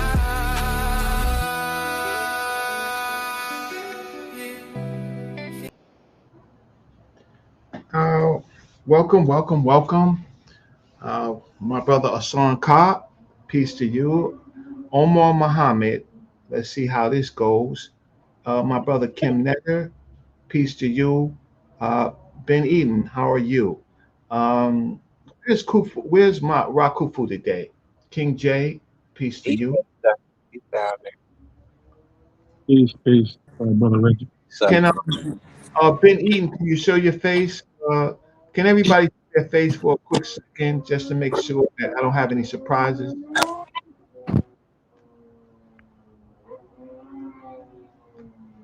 Ben Eden, where's your face? Oh, sorry, Reggie. Hold on. Let me turn the light on.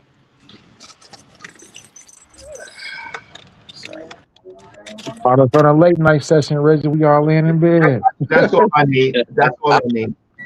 So you can keep your cameras on or turn it off. I just need to make sure that y'all are who you are. All right. So how do we want to begin? we can continue. I see what they don't know, and it's gonna come out over time because they keep talking crazy to folks, and you're gonna find your text and your pictures of originals of John and what have you in Nubian locations, written in Nubian, old Nubian. You're gonna find them in other places written in Coptic. You'll find some in Greek with Coptic letters and different things in place of the Greek ones in some of the texts. So you're going to end up being back in Africa, which a lot of you don't want to do. You're also going to find things like Temiculus with Dongala writing and Nubian identifications. Let me say it again, with Dongala writing and Nubian identifications all over it. So it's very important that you go do the. I told Nile Valley Hebrew this a long time ago. They had tried to trick me, Consu, and a couple other brothers. They try to ambush scholarship. The next day we put a spanking on that brother. But I told him, I said, I need you to go rewrite the Bible with this African literature. Bring that to the Hebrew Israelites so you'll have an actual contribution other than just following what your slave master told you to do, because the story is different. The story is different. And so when you go into where is it at? We pull up one now. Let's go to number, where is it at? Number 12. And this is Hey, opponents, it's your time. Asar's talking. If you disagree with him, just let us know. You don't have to say a whole thing. Just say I disagree, and then we hear you out. Say something so I can read it. Don't go comatose on us. I don't. Yeah, don't go comatose. I don't. He said opponents. Nah, we're not. Yeah. Say something. Nah, we're not opponents. Reading them off. Yeah. I'm definitely not an opponent. But I do have. Well, let me hold up real quick. Hold up, brother. There's a place I'm gonna take you guys to. What it is and I don't even give this out, but I might as well give it out.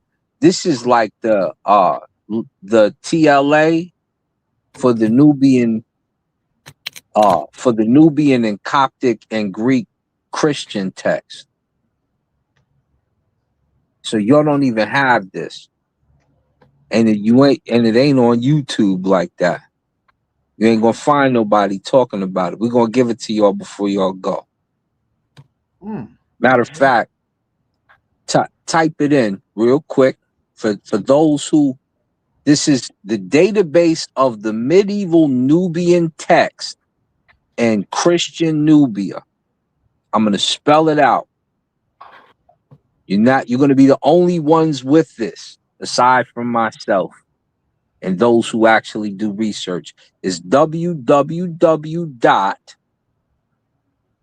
as in Dogala, B as in black, M as in money, N as in nature, T as in tough, dot, U as in universe, W as in word, dot, EDU dot PL. You're gonna have to type it out and put it in the chat. Ain't getting that. They don't know how. They don't know how to use the TLA. Hey, that was clear enough. If a nigga can't play that back and get that, hey, you don't need it. You just don't need it. If it's their first time using a TLA, they're not gonna be able to maneuver that. They might not be able to maneuver it, but they got it and they can play around and figure it out. And with that, I'm gonna shut up because there's so much in there that comes from the actual text and your papyruses and stuff like that. Your Greek ostraca, when they start talking about Mary and Jesus and Nubian prayers and Nubian, it's up. It's up. The only place you're gonna find John, Enoch, with the physical pictures and their physical and their supposed existence and text. But go ahead. Yeah. And just a quick alley-oop for the people who might not know how to work it. When you do get over there, if you got any search engine, you can put the name or the website into the search engine and then ask it, what do this particular website say about whatever scripture or whatever it is you're looking for? You can get the breakdown real easy. It'll give you every occurrence of it. Yeah. But real easy. But go ahead, King J. Real quick, I have just one question that I'm gonna just jump off because, brother, I'm listening to the presentation, Reggie, and everything you're saying is correct. But my question is just this: when we talk about the Greek elite in Alexandria and Acropolis, so and this is was that not first? So my understanding is that the original Christian Greek text came out of Alexandria, and then that developed into later the Coptic That's the claim. Remember, we covered this on Smash Show. Remember, I said I think the Coptic actually comes before the Demotic. But even though they make the claim of the opposite, what we keep finding when we go back to look at the primary, text, you got Coptic people just adapting because remember they gave the Greeks the Demotic too. To the Demotic. Just the same symbols kind of. Right. The Coptic is just formulating the last form of the Medu Neter, and there's words that they adopt from the Greek language that aren't in theirs, and then they talk crazy. They be like, when Greeks talk, they sound like birds, and they make. I remember that presentation. I remember us going over this. Okay, yeah. I remember this. I do want to say, so there's a divide. Remember the Ptolemies are Greek. Yes. Right. Yes. So when you say the Greek elite, you're talking about another Greek group, or because the Greek elite or become the Ptolemies. They come to the Ptolemies. And they are embedded in the Egyptian faith, right? They convert to the Egyptian faith for for long periods of time. Yeah. So, uh, Yeah, they're heavily engulfed in Egyptian. yeah, and prior to that, there's the Greek. There's a Greek colony. We got Necrotis, and then we got Alexandria. That's Right. really Yeah. about it. Right. So the Necrotis period, you find Greek mercenaries coming in and Greeks talking to the world, but that's also in the backdrop of what's going on in ancient Egypt. So I mean, well, Egypt. Uh, Okay, yeah. so then there's Demotic. My thing about Demotic in Coptic is that the Demotic seems to appear with the Nubians after the 25th dynasty. Mm-hmm. So, Mm-hmm. the abnormal hieratic script, and Right then after yeah. So I'm not disagreeing about the Greek, but the Greek elite or the Ptolemies. our other battalions. Yeah, that's the Greek elite, and they are Egyptianized. Mm-hmm. Hmm. So, Mm-hmm. so what other Greek elite is coming in? Because the Ptolemies would certainly go at them. Yeah, that's a That, fair point. Some of them painted themselves black. Yeah, Right. yeah, that's a fair point. So yeah, I mean, yeah, that answered my question. That pretty much answered no, I the know. I question just that I wanted had. to just help, Mm-hmm. but I have so Ben has been saying a few things. So I know Ben wants to make his point, and then there's Omar Muhammad and Patterson. Different points. Uh, Patterson at least admits about the Coptic. Uh, and then it's Easy Bands. So my problem with Easy Bands is Easy Bands. For all the time that you've been teaching us, you never told us about early Christianity in Coptic. And Luke, you have to show your face. I don't see you yet. Um, okay, so yeah, I see part of you. You got to show your whole face, right? Yeah, and okay, so No body parts, pause. yeah, no body parts, but okay, so I just got, and then I still have to, I still have to watch to make sure that there is no. Thanks, Luke. Uh, right. That okay. So you can turn off your camera if you want. Um, okay, so let me just deal with. I just have to get Easy Bands out of here first, if I, or at least comment to Easy Bands. So Easy Bands, you've never taught us about this period. You never talked about the Didache or any of the early Christian rituals or where they were found. Uh, you do talk a lot about the King James version and stuff. But so how does what comments do you have? What comments do you generally have? So I'll say that it's just not a topic that has actually came up necessarily, like specifically me talking about it. If given the chance, I would probably cover it. But it is there is aspects of it that I have spoken about. So I have spoken about how you know uh, the Israelites were coming out of, or the Bible itself as well, comes out of a Near Eastern milieu, like a cultural milieu, right? I have spoken on that on numerous occasions, and explained that to be the reason why you find certain parallels and similarities with other cultures in the same area, including Egypt. I have tried to dispel the idea that Christianity is the white man's religion by even showing people that basically the Israelites became a people in Egypt. You know, that's one of the things that I have highlighted, but people just discard or ignore that I mentioned. Right? I have also tried to dispel, the whole 12 tribes chart stuff and how they, come at, well, I'll say Hamites, right? Because I think Mizraim was a Hamite. But one of my points against that kind of rhetoric is the fact that Manasseh and Ephraim were actually Egyptians, So, I'll say that I have touched on the topic in several different aspects, but not necessarily.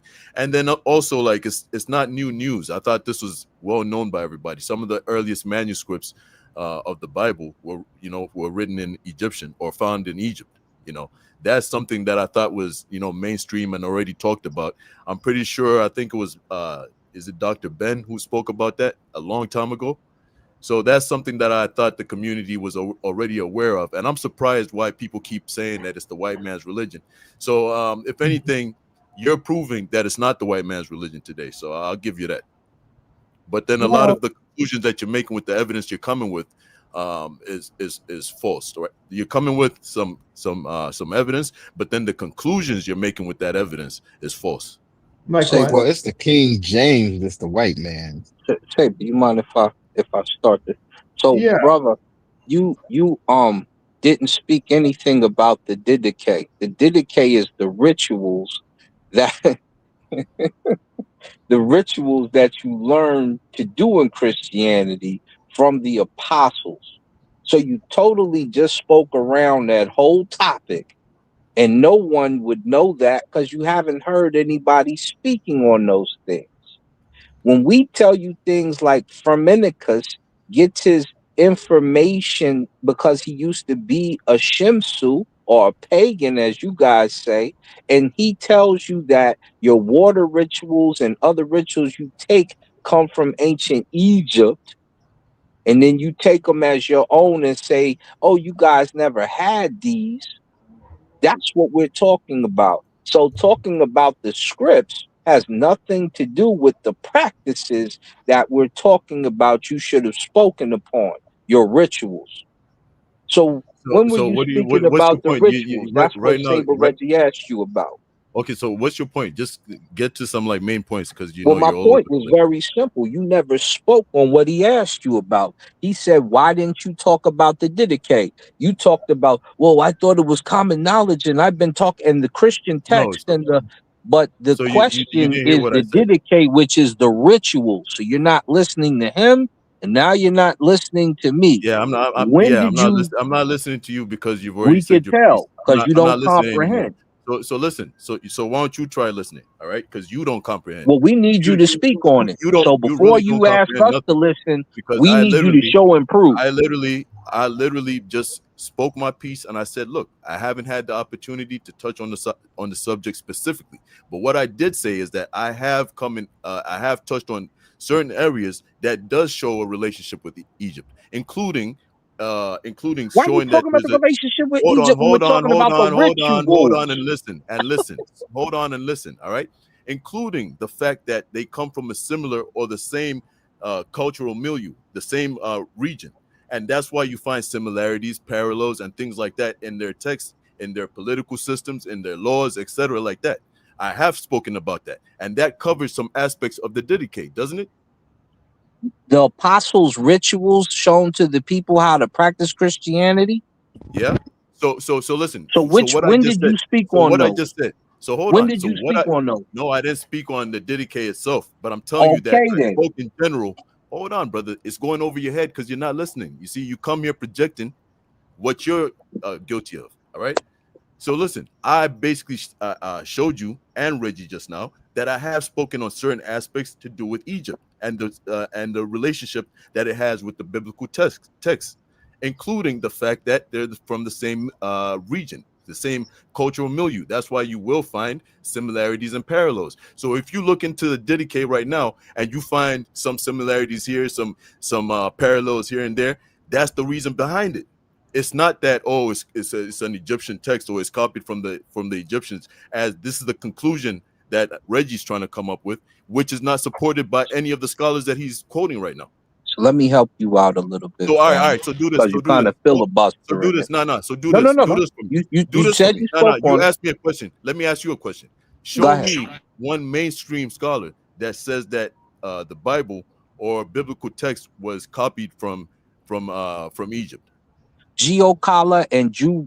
Ruffini both talk about Nubius. And is that a mainstream scholar? Hold up. Yes, they're the foremost, by the way, in case you are unfamiliar. No, they're the foremost, by the way, in case you're unfamiliar. Is that part of the mainstream thought? Yes. Is that the Let me say it again in case it's going over your head again. They are the foremost on the topic, and they definitely cover goodness. Oh, Who? you know who Ocala is? Do Who? this. Ocala? Google this, because I know you was just trying to Google or dedicate while you was You said Ocala, filibustering. right? You said Ocala, right? Ochala. And then after that, I want you to look up the other scholar, Ruffini. What did they say? Pull in that and Ruffini? put it. No, stop trying to ask, because you acting like you got it. So I need you to get it. Quit trying to ask around it and get it. Then Brother, just what I say would what you like, gotta say, brother, man. I'm not done. filibustering. So stop talking over me so the people can hear, because we know you'll ignore it. Now, the second part would be, since you keep saying, "Oh, I talked about What's the this," scholar's name? What's his name? we already You said covered the Ruffini, name. right? Did you not spell it out or I'm asking write you. it I'm asking down? you again. Say it again then. Say it again. Okay. I'm asking you I to need spell you to repeat it phonetically with me. O is in Oscar. Did you get that one? Brother, stop being a goof, man. Just say the You name, man. being a dummy. I need you to make sure you You're being a comprehend goof, what's being man. You're said. being a O is in you're being a Oscar. 50-year-old Did goof, you man. get that one? And you're being a 22-year-old dummy. So we Yeah, need you to you're a pay 50-year-old attention. goof. All right, 22-year-old dummy is okay, but a 50-year-old No, goof, it's man. not Come on, bro. okay. It means you're dumb and you're not learning. If That a means that the 50-year-old goof, culture's that in means you're peril. done. There's no more learning, man. No, There's no more of learning course at that not, point. because You're we're just gonna teaching die a it goof, and the man. dummy's not listening. We need the dummy to you're gonna be listen goofy for so the rest that of your the life. It's all good. message can be So yeah, transmitted. I said I asked you to show me a I didn't ask mainstream you. I scholar, didn't care what you asked. We just that's gave not you part of two the mainstream. scholars, and you can't even That's not part spell of the their mainstream. names. That's What not part of the You mainstream. can't spell their names, and you That's can't not hold part of their the mainstream. jobs. Now, So is that no, they're mainstream? the foremost. So if you Is that don't know what mainstream? foremost means, you So need is to that go to mainstream? school. You're Is that remedial. mainstream? Is So that mainstream? now, since you Is don't that know the what mainstream foremost position? is, Yes, yes, what it is is, main? Easy What is, Lance. That's the mainstream hold position. up, dummy. That what What does that the foremost Bible was mean? stolen from Egypt? What does foremost mean, dummy? I'd like to Hold know on, what King they. J. Are What you does saying the Bible was foremost stolen from mean? Egypt too? The King J, boy, are you don't saying try the to switch Bible the was? topic. Are you What saying does the Bible was foremost stolen from mean? Egypt too? What does foremost mean? I didn't Hey, ask you yo, for foremost. I I didn't asked you ask for you the what mainstream you asked. I position. asked you what Yeah, foremost mean, well, because I you asked you keep for the asking mainstream a position. question Is we've that the already mainstream answered, position? but you can't spell Yeah, all and right, you goofy. can't type. So you're slow. And we need you to do one or the other. Now, when it comes to Ocala and Ruffini, we know they're the foremost and they cover the topic. But what we want to know from you, since you act like you know, very simply, we need to know What what topic do they cover? water. Shh, pay attention, because you ain't paid attention yet. We need to know what water ritual, baptism, washing, any that you've spoken of. And if you haven't spoken, because we know you haven't done it, we've never heard you speak on baptism or any of these. We need you to explain it and show us in the text that it originally comes in, the form that it comes in. Go. No, so listen. You first have to show Ain't no me. listen nothing, B. Show and prove. You first have to show. Look at this guy trying to Show switch. and prove, B. Show and prove. Show and prove. You haven't even shown and proved nothing, man. I We asked already you a simple showed you question. and I proved to asked you. you. You see, this Here, is the go smoke on and the mirrors screen from again. these old dudes, man. This the smoke Here and mirrors goes from some these of old that dudes. work right here. Listen, you got no feet to stand on when it comes to having a debate or Then the anything. dating You old formula dudes, in Greek, old it dudes, was all you written have is in the smoke and month mirrors. plus the That's day. it. The You got last smoke and relative mirrors. clause in which So he's trying to stop me Apabasilios from is said to speaking, right? have succeeded I let him speak, right? Joseph as I let him Abbot speak, right? is I let him constructed as speak, right? still dependent. I let him It speak, is right? unclear And the whether man the won't let me text would speak. have continued Smoke out. and mirrors. See, these Y'all are see the what y'all texts got. we have. That's what y'all dealing with, Then I man. gave Just you smoke the and mirrors, spot man. to cover it. That's We all we need you to dealing with here. show. Just smoke and mirrors. That's it, man. You feel me? This Yeah, dude you right here, got bro. Like, smoked, yo, and you now got you're no looking in the comprehension. mirror. We You need you to got no reflect, comprehension when bro. it comes to text. You don't stand on scholarship. All you do is make Okay, so ambiguous claims and then wait. try to put scholars on it.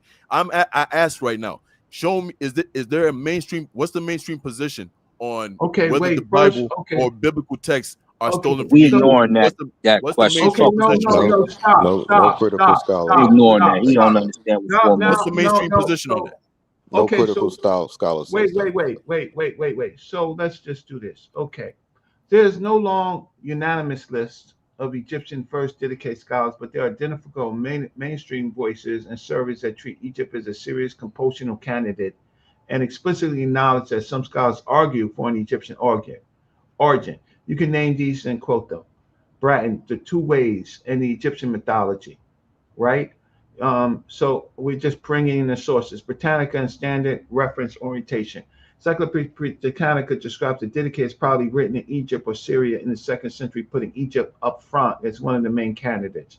Gregory, summarizing James Clark's introduction to the Didache, a mainstream introduction citing A. Gregory, notes that the Didache most likely emerged somewhere in the Eastern Mediterranean, explicitly listing Egypt alongside Asia Minor, Palestine, and Syria. Survey statements about some arguing for Egypt. With a contemporary scholarly overview, the Didache and domestication of notes, some have argued that it was composed in Egypt, but most scholars now argue for Syria as a general location. Some postulated Antioch more specifically. Traditional innovation. Duke dissertation monograph studied the Didache and traditional invocation stresses that early church testimony places the Didache reception from Egypt to Antioch, indicating that the text was known and used in Egypt very early. I'll start share my screen. So now you're going to have to wait. Now you're going to have to rebut that with sources that shows your point of view. Me? It just you. It just debunked you. It just showed you that most of them say it comes from Syria. You just read that. No, it did not. Y'all funny. Y'all funny as hell, man. Real talk. Y'all funny. It did not say. You just read that. I read a lot of stuff. Hey, Reggie, it's Omar. Hey, Reggie, it's Omar. Let me know when I can get the floor, brother. I'm gonna mute back out though. Where you probably should go because your brother ain't saying nothing right now. Okay, so Omar, so let Omar. I gotta find you. Yeah, okay, Omar. So you can come on. What's going on, Omar? Put you on a big screen. Thanks, Reggie. I appreciate it. Y'all made multiple errors, but y'all were correct on some things. So let's address. Do you have a list of the errors that you could share? I don't know how to do that because I'm on my phone, but I'm also on my laptop at the same time. So it's not Didache, it's Didache. So here, first of all, I do have to give y'all props. So I'm gonna show areas to where y'all were correct. Because like I said, we genuine over here and we stand on business. You're sliding me on a pronunciation? I absolutely am. It's not Didache. It's Didache. Have you ever mentioned the word on this chat before? All right, just finish your point, Omar. I don't want to be kicked off, so I just want to know when I can have at least 2 minutes to speak uninterrupted. But no one's talked about if you say it's the Didache, right? I pronounce it as the Didache. So let's move on. It's not Didache. It's Didache. Okay, so let's move on with that. Thank you for the pronunciation correction. That's not a big deal. Hold on, that's not a big deal because I remember. Thank you. Oh, okay, Shalom. No, because guess what? I've been corrected on here because I use a say Ptolemy until I finally learned it's just Ptolemy, and I learned that from y'all. So, like I said, I'm genuine. He said he appreciated. I know. Absolutely, bro. Yeah, but that's a Greek. It could be pronounced Ptolemy because the ancient Egyptians were the way they pronounced it was we could pull it up, but it's not Ptolemy. That's Greek, but they pronounced it with the P to T like Ptah. They didn't call so no problem. But go ahead. Okay. Potato. No sweat, Reggie. Like I said, I'm gonna keep it respectful and just let the scholarship speak. So actually, you know what? A few points I want to touch on is where Reggie and Asar was correct. No, I want to know we that's fine. Just can disagreements. Can I please give my point of view? No, you could. I don't want to hear where I'm right. I just want 2 Reggie. I just want 2 minutes 2 minutes uninterrupted. You saw how long I stayed muted out? I didn't interrupt y'all. And I did that for a reason. Respectfully, brother. Thank you. I appreciate it. So Reggie and Asar was correct on some things. So dealing with the Didache, so Asar was correct, you know. So what it is it's dealing with the so-called 12 apostle writings. And I said so-called, and I'm gonna break that down in a second. Let's move forward real quick. So Asar was right. It deals with certain rituals. As far as like I think one of them is baptism, confessions, prayer, fasting, and something with the Eucharist. So Asar was right on that, but this is where y'all fall short. Because the Didache is something that I've recently started looking into, maybe about 2 or 3 months ago. So from what I found dealing with the Didache, it's the reason why I said so-called, because everything that I looked up and the sources I've looked up, there is not one drop of evidence that none of the apostles had anything to do with the writings. And what I'm saying is, this is fact. There's not one scholar that would agree, dealing with the Didache, none of the apostles had anything to deal with that. So that was y'all error number one. These are facts. Let's keep pushing forward. You know, we just gonna break this whole thing down. Okay, now Reggie and Asar was correct, because with the Didache, it was written in Koine Greek is where they first found evidence of it. But the evidence is not one of the 12 apostles, but they did found something, the Didache. So later on, doing excavation, digging things up, they found out that it did have what's that word? It did have, hold on, I'm gonna catch myself because I just got to remember all this. It did have Latin, Coptic, and Syriac. So y'all were right on that. But the thing is, why I throw the Didache out the window. Yeah, yes, sir. What's Syriac? No, Salaki. I stand corrected.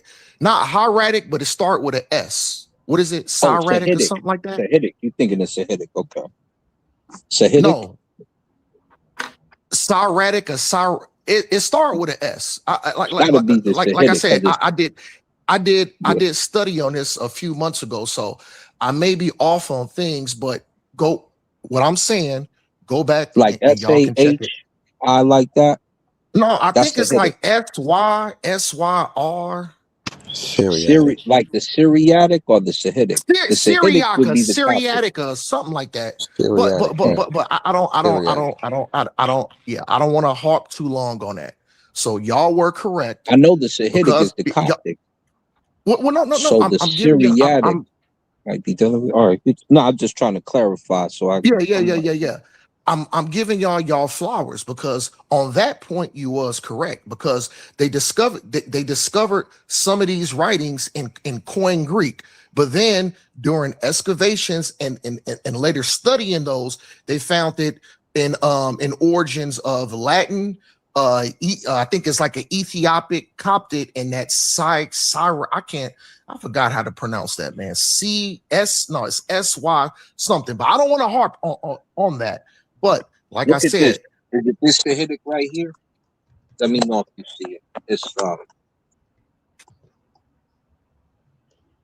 I think it's like Syriac or Syriac or something like that. That's the Sahidic right there. And then it's got some Sahidic right there. But no. Y'all Syriac Christians. Thank you. Right. Okay. So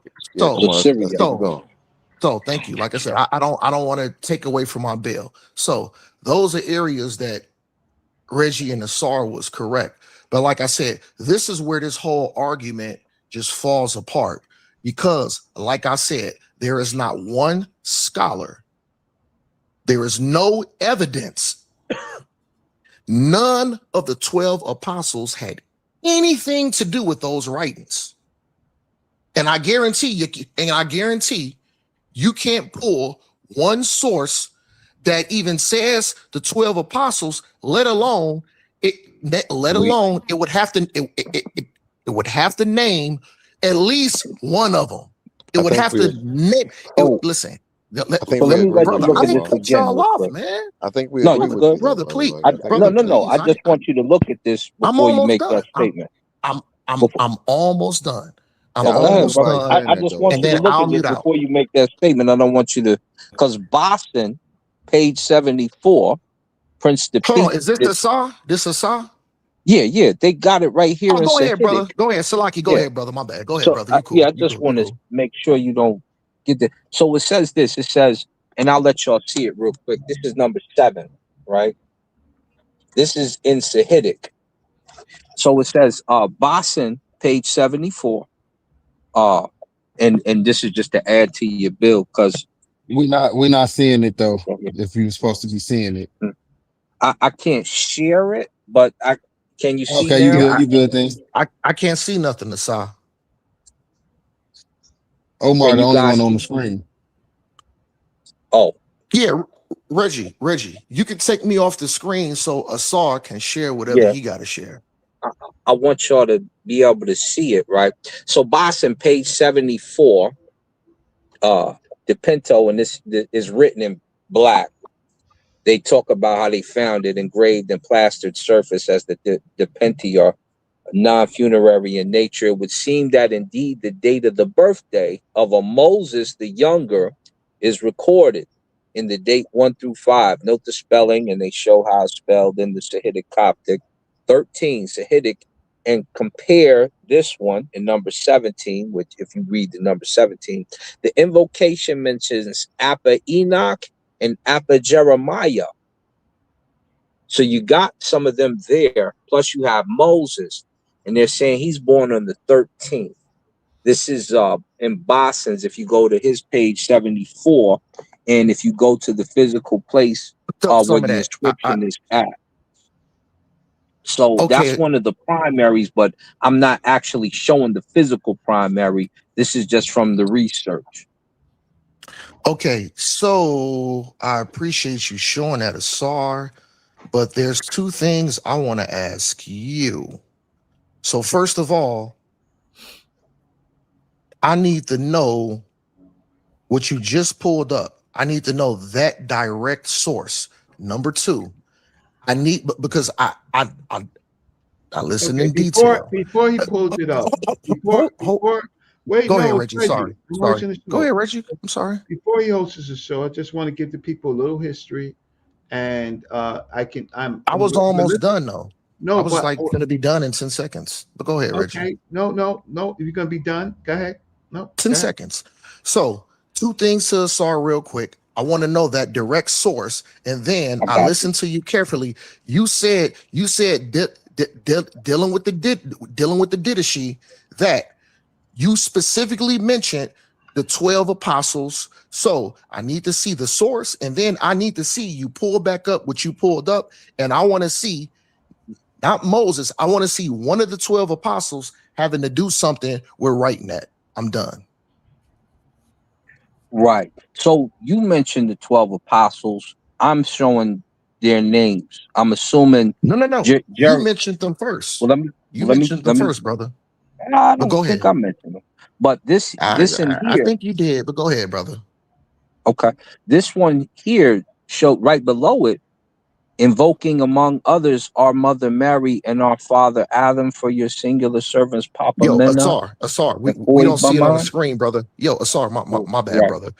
We don't see it on the screen. I'm in my truck. I didn't mean to cut you off. Salaki, as my brothers say. I'm in my truck, right? So all I can do is do this for you, right?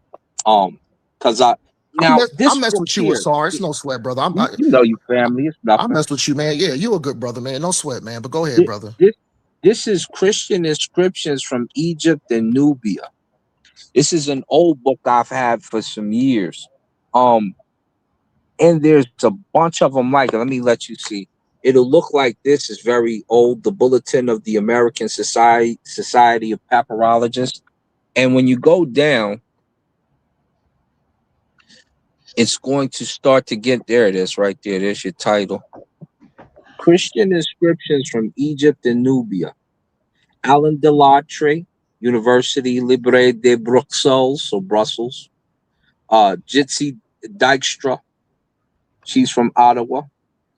And Jacques Van der Villay Leiden University. And this is where it's at. These aren't the only ones. Like I said, the website I gave y'all will give you the primary inscriptions transliterated. And there's more. There's a whole bunch more. And most of this stuff is coming from Egypt and Nubia. Now, this is probably the part you're talking about here. They wrote here, Abbot Macarius in May 889. This is way back in the day. You gotta turn your According to camera the back on. Syriac, well, okay, so you guys, because I don't know if you guys can even see it. Easier for me to just read it, right? Yeah, we can see. According to the, you can see it? Okay. According to the Syriac, 11th of May, according to the Coptic text, since both memorials mention that he died on Pentecost Sunday, the correct date is given in the Coptic text as one of the editor's notes. So here, in a lot of the text, the Coptic corrects the Syriac. And you'll find that through a lot of these notes. Except for the content, the Syriac and Coptic texts do not share formula and seem to have been written independently.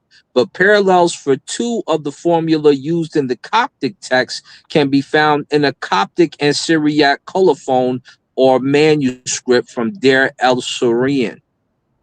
So when you go to these, the Syriac text appears to be secondary. So the Coptic appears to be first as one of the features of the text when you see them and when you read them. So grab this book. This is a real small book. This is like 21 pages, but it covers how they found the primary resources, where they're found, and what some of them say, and they'll show some of the Coptic on them. But that was just to make sure that you know everything is on the up and up. Concerning your other question, I haven't researched to see if let me close this window. If the apostles themselves wrote them. I don't know if we have anything from anyone in the Bible that's a first-hand writing. So what we're doing is going off of secondhand scripts, or the earliest and oldest script that we ever find. But I'm willing to bet that if they're anything, they've got to be Coptic and Nubian people. And they talk about Mark's school. They talk about a picture of Mark and John and a couple other people in the picture in here. This is very good finding for you, because when we say stuff to you like such and such don't exist, you can say, no, it's in your Egyptian writings right here that he existed. Why would the Coptics write about it? But then you have to kind of subside to the rules of how the Coptics wrote about them. Okay, so I have been waiting patiently. So Omar, I have no pushback, Asar. I have no pushback. I respect that, brother. No problem. Okay, so let's just, because no pushback. The Didache or the Didache, right? Wait, Did you want to say something easy? Did a she? Yeah, Brother Reggie. Several things I wanted to try to come to a conclusion of, because Asar came on here talking talking real greasy, man. And so Okay. he pulled up a bunch of scholars that and then tried to claim that they claim that the Didache is an Egyptian work, basically. Okay. The Didache or the Bible. So I still haven't found these scholars that he's talking about. Okay. Because I thought I was helping. So let me just help. Well, no, easy bands, easy bands. Asar, So wait, listen, let me easy just, bands. Asar did say that there is no evidence okay. of none of the 12 apostles. He did say that. So, like I said, he kind of corrected himself, and I think he was being genuine. Well, but I have very little you pushback. can't, My nobody, apologies, Reggie. I'm sorry, so you Reggie. agree? My bad, though. So nobody, Omar, but wait, no, you're not gonna let me, wait. Listen, my bad, Reggie. Go ahead. Okay, so I'll answer your question. I'll answer your question after Reggie. no, Easy bands. Sorry, Reggie. we got other people I just in said the chat, right? So let I'll me wait. I'll wait my turn. I'll mute out. I'll wait my turn. Sorry, Reggie. we got other people My in the bad, chat. brother. So let me see if I can put this up because I just want to check, right? So that's all we want to do is we want to check, right? So let's just check this. Let me just make sure this is up. Okay. Here's a post. Okay. So can I I'm just trying to make sure I can see it on my screen so I can read okay. So here's a picture. The Didache was unknown until 1873 when Philadelphia's Brenius discovered in the Codex Hierosolamitus in Jerusalem Codex in 1056. It was a Greek manuscript dated to 1056. So what they did not know until a Greek manuscript showed up, but the Greek manuscript was dated to 1056. So that should end a lot of arguments. Brenius published a Greek text in 1883. And from that point forward, the standard base text for editions and translations has been the Koine Greek manuscript. But it does not say that the Koine Greek manuscript that was in 1056 was in fact the earliest. It just says that it was in Koine Greek, but what they have is dated to 1056 CE, which is very, very late. So in terms of modern rediscovery, we first got our hands on, and what all the critical editions start from is a Greek text in medieval manuscript. That doesn't help the case that it's ancient. But after the Brenius discovery, scholars identified earlier Egyptian evidence, 4th century papyrus from the Oxyrhynchus, which preserves part of the Didache in Greek, right? Preserves part of the Didache in Greek. So the Arachidus is a kind of a, I'm not going to say a trash dump, but I'm going to say a trash dump, right? Scholars also point to later versions and reworking in Syriac, Latin, Coptic, and Ethiopia, right? So the earliest extant fragment we have is also Greek, but from Egypt. And the first complete text we discovered in modern times is Greeks in the Codex, but that's late, and that's 1056, right? So, but what we do have, right? We have the first modern discovery in Greek, and we have a witness that is Greek in Egypt, right? We do have that.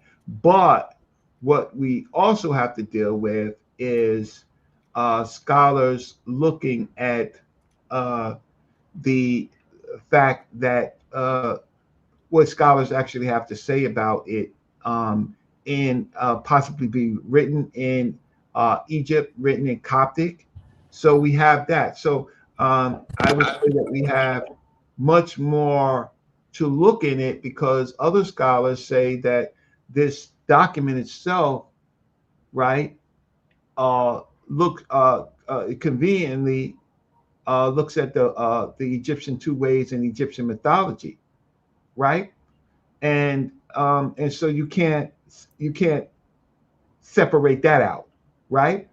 Um, so you can look at syncretism, right? That is not explicitly a Judean Greek, and it's just curious to me why anybody would be championing that it's Greek from Judea, right? That to me is a big problematic. But when you actually see the construction of it, it has a lot of Egyptian concepts and motifs. Can I respond to that, Reggie? Quickly? Like what, Reggie? Huh? Like Oh, what? the two ways in Egyptian mythology. Right. Okay. Plus Hey, what I'm can you reading is the contextualize that description. point? Yeah, what we're reading right now, what I'm showing you, is the description of the text that he's talking about. So, for instance, because our brother was just asking about it, and I'll let you guys see it as I read it. This one right here, Let me this stop one sharing says, now so I can put you up on a screen so I can make this. oh yeah, it says the authors of the inscription, a reader, Sarmada, and brothers Theophilus, Enoch, Jeremiah, and Joseph the Younger. That's the authors of this, the ones that they said they don't have, claim to have swept clean and sprinkled and decorated the church. Next, the Eucharist was celebrated by an Appa John on the 3rd of Koyak. That's Kaher Ka, that's an Egyptian month. This description is, as far as we know, unique in Coptic epigraphy, but paralleled literally text in the Coptic Life of Aaron, 50, where the conversation of a private house into a church is described in much similar text. He fetched water, washed it, the house, entirely, and adorned it in the palm branches and linen clothes in the new critical edition in perpetuation by J.H.F. Dijkstra and J. Van der Vliet. So Van der Vliet and J. Dijkstra, these are scholars that Easy Band couldn't spell out for some reason. He's not that great at spelling it, so I don't know. They Well, just seen it. repeat them again. The other ones that we talked about seen it. And here we go. We have it as they brought some of the Coptic over for you to see. But if you go to that website I told you about, you can see the primaries and you can also get the transliteration of the text. So here we have it here. So what Saber Reggie said is correct. Plus, like I said, they said the authors of the inscription are Sarmada and brothers Theophilos, Enoch, Jeremiah, and Joseph the Younger. So you have it right there. There's your Jeremiah, there's your Enoch, there's your Joseph, there's your Theophilos. So first off, it's not a mainstream view that the Didache or any of the biblical texts are Egyptian texts, in terms of these are straight from the Egyptian or Kemetic languages or any or religion. I mean, sorry, or Egyptian thought. All these are recognized by the scholars as Christian or Jewish thought. You feel me? All these writings. Now, if now Alexandria was known as a literary center, right? So people knew there's libraries in Alexandria, there's Alexandria, the scholars, etc. That's why you will find a lot of written documents over there. All right, most of a lot of the earliest manuscripts of the Bible itself could be found in Egypt as well. All right, this is something that we've talked about consistently on this channel. I've heard it before. I've even heard I think it's Dr. Ben talking about this. All right, this is nothing new. Now, the fact that it was written or copied by scribes in Egypt doesn't mean that it originated there. That's the see. That's why that's why I get Easy Bands. This is a scholarly debate, Exactly. and you can't just do this with words. You really can't, because the Saul has met his burden by showing, and I showed where it's found. Well, you can't do it with words, bro. That's apologetic. You got to do it with scholarship. And all right, cool. All right, cool.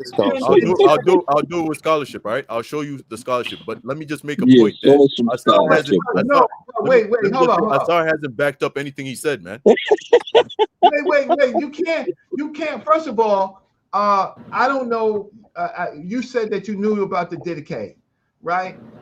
That's fine. And then my brother, I'm not letting him off the hook. Omar says it's a didache, and so we have a phonetic spelling of the didache, which is so he has a so Omar, you got to show me a phonetic spelling of it, right? Since you wanted to correct me, and when I had looked at it first, Can I at least answer your question when you're done? I'm gonna well, mute back out. no. First, I'm dealing with easy bands. So easy bands. Take a minute. Come back with something that you could show. Okay. Okay, so but But, Reggie, let me just before I do that, let me just say this, man. You guys have made claims on here, and none of the scholarship you've shown is backing those claims. You guys are showing scholarship, but then making conclusions which the scholars are not even saying themselves. I The agree. Didache is not an Egyptian text. The Bible is not an Egyptian text. The scholars don't say that. You guys are making those claims, and that's my thing. But I'll come back with some scholarship for you. Yeah, come back with the scholarship, and then we'll deal with that because you don't have the problem with the Christian apologists. You don't have the autographs, so you don't have anything surviving religion. Your God did not survive, make anything survive to say it is. Second, it's not in Aramaic; it's in Greek. So then it's really big problematic when you hinge on the Greek origin and not anything that Jesus himself would have spoken in Aramaic, right? So you have copies of copies, and you have people coming in later. So I think that we met our burden, but I'd like to see what your burden is. So there's Ben Eden's been waiting for a while. So Ben, how you doing? What's going on? I'm good, Reggie. Peace to the panel. No, Reggie, I just wanted to just kind of hear you contextualize your argument. I was getting a little confused about what you were saying, so I just wanted to.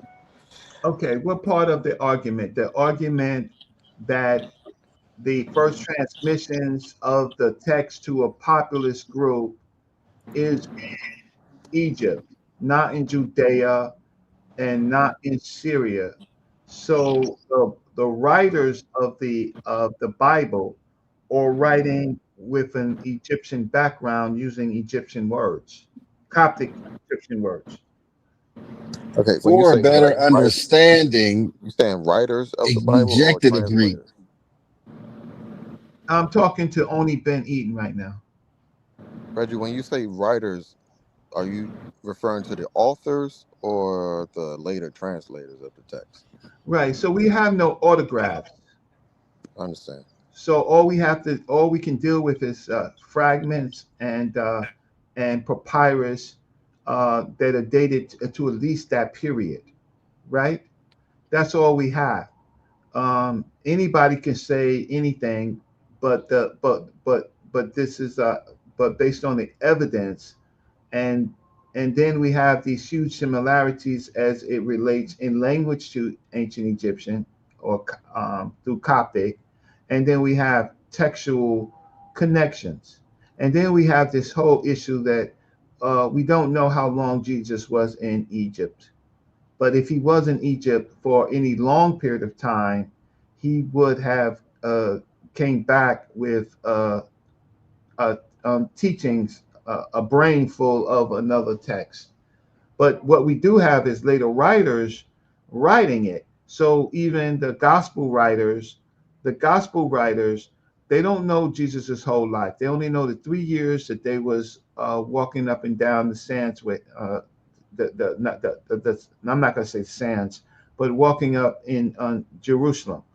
And we don't know how their original writings, but we know that with the gospels they are attributed to these people, right? So we cannot verify that these were any of the original people. We have later people attributing the at least the disciples, right, to other people, and then with the gospels, there's only what 2 or 3 of the gospel writers, I mean gospel characters that was with Jesus, right? Paul wasn't with him. Luke wasn't with him, right? I think John was with him, right?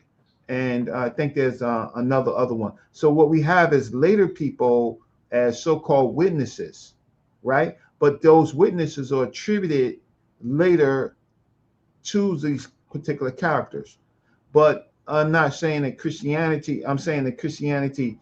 I'm not saying that Christianity is Egyptian. No way, no how.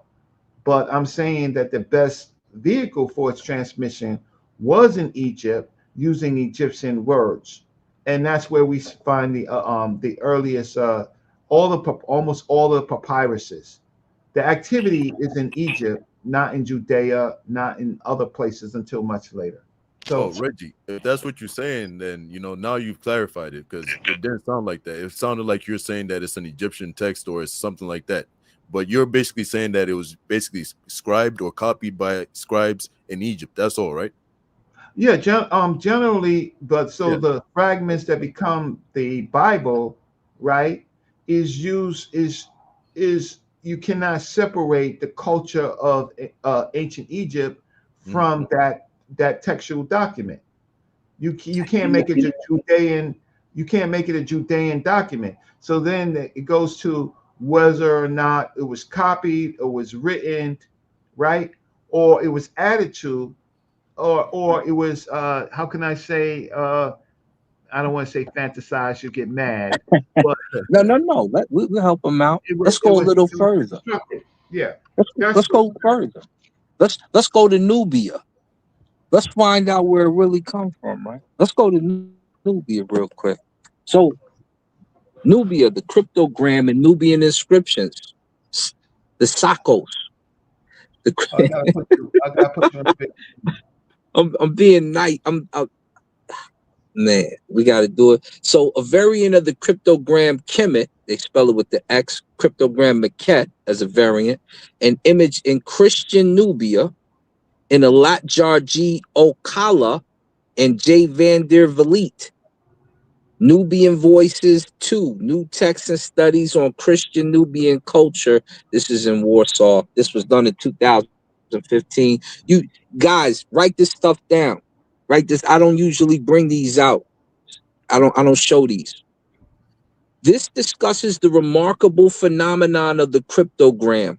And right there you see it spelled in Old Nubian, which is found virtually only in Nubian epigraphical sources. It's only found in Nubian epigraphical sources. So saying that it doesn't belong to Nubia or Egypt when it's only found there is kind of crazy work.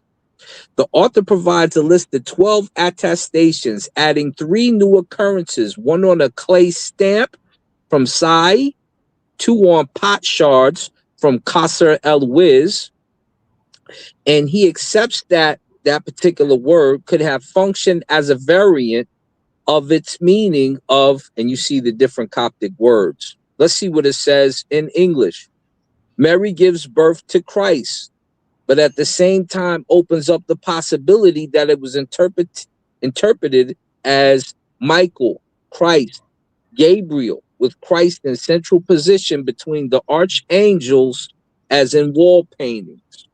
You'll also find similar stuff in northern Lower Nubia for Greek and Coptic funerary stela, 7th and 9th century. Now, we could go on all night with these right here, but I'm just telling you, go do your homework before you pop up and claim that I've done this. You ain't even traveled out your own country.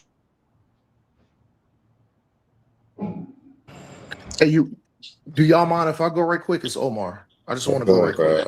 I'm really confused with what y'all saying, but go ahead. All right. So I owe Asar and Brother Reggie an apology. I went back to some of my notes. It's not did it she. Y'all was correct on that pronunciation. I was actually incorrect, and then I made Reggie correct himself. He made the correction when I was actually wrong. So hats off to Reggie, hats off to Ashar, and I got to stand corrected on that. So I made an error there, and I admit that.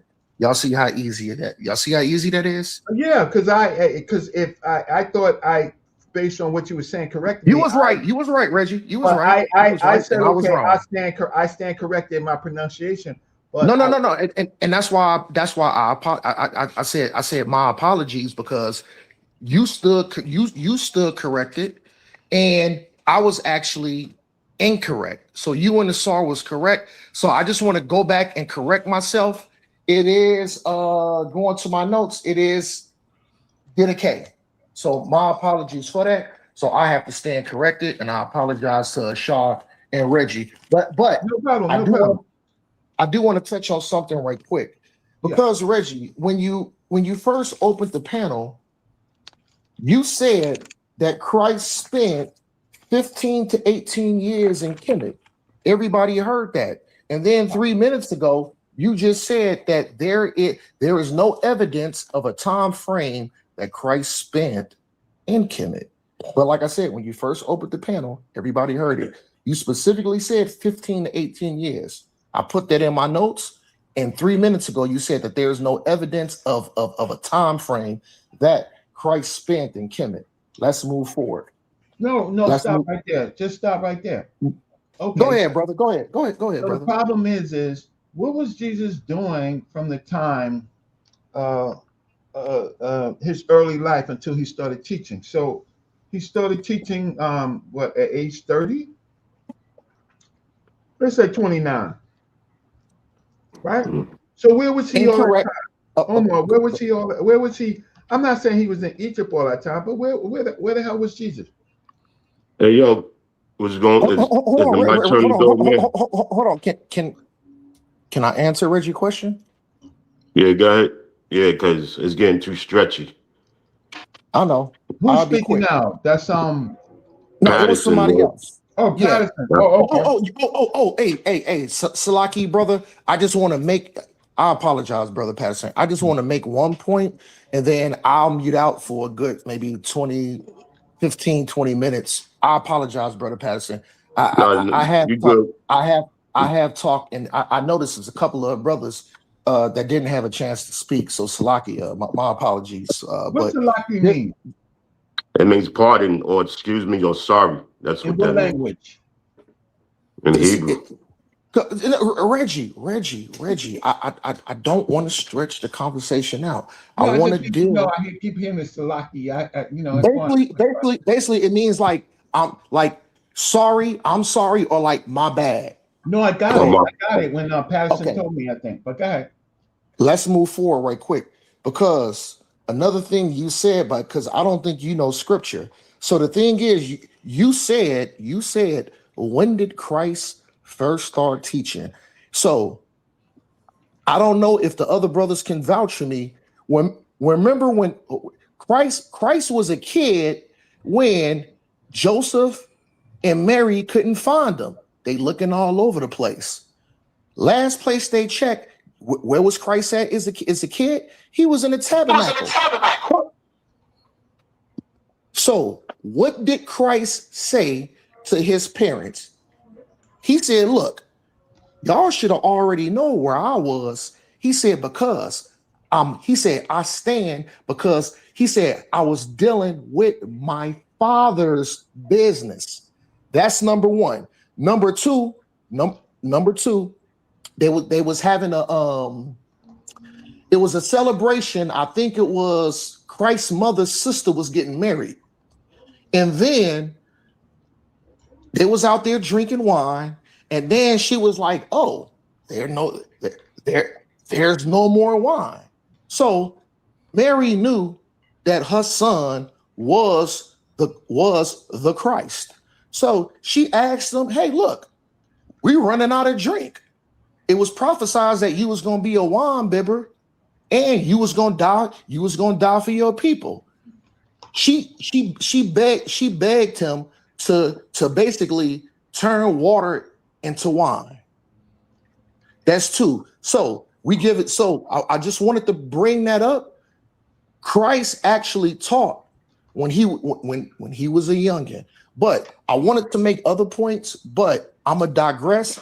I'm going to let it circle all back around. I'm going to mute out and take notes because I think the other brothers should have a chance to speak a lot too. So I'll mute out until Reggie tells me to come back in and to address everything else. So I appreciate the time, Reggie. I'm going to mute out. All right, peace. Brother Patterson, you've been waiting, you've been disciplined, quiet. Uh, so you're about your business. So peace, what's going on? Yeah, there's so much to say, so I'll try to make it like I'll package my comments. All right. And I don't have to put no screen up or anything like that. But as far as in the DDK, you got scholars like Scott Hahn, Father Mitch Pacwa, Deacon Howard Burke Silvers talk about the DDK. Now, I don't know too much about the DDK, but I'll definitely look into it. They spoke on it a few times, but I'm going to subside with that. The other thing is this, right? I go to the Coptic church, man. I've been going there for 13 years. All right. My thing is this, right? If you want to learn about a culture or words or what they did, that's where you go. So, for example, Bill Clinton lived in Harlem. Sa.neter is from Harlem. Who am I going to go to, Bill Clinton or sa.neter? I'm going to go to sa.neter to learn about Harlem. Now, Bill Clinton could write about Harlem. Cool. He has an office there. I think it was on 155th. I'm not sure. So 55 West 125th Street. Okay, so 55 West 125th Street. Why? Because I met Bill Clinton, right? Cool. Outside of his office, right? And that's good. That's cool.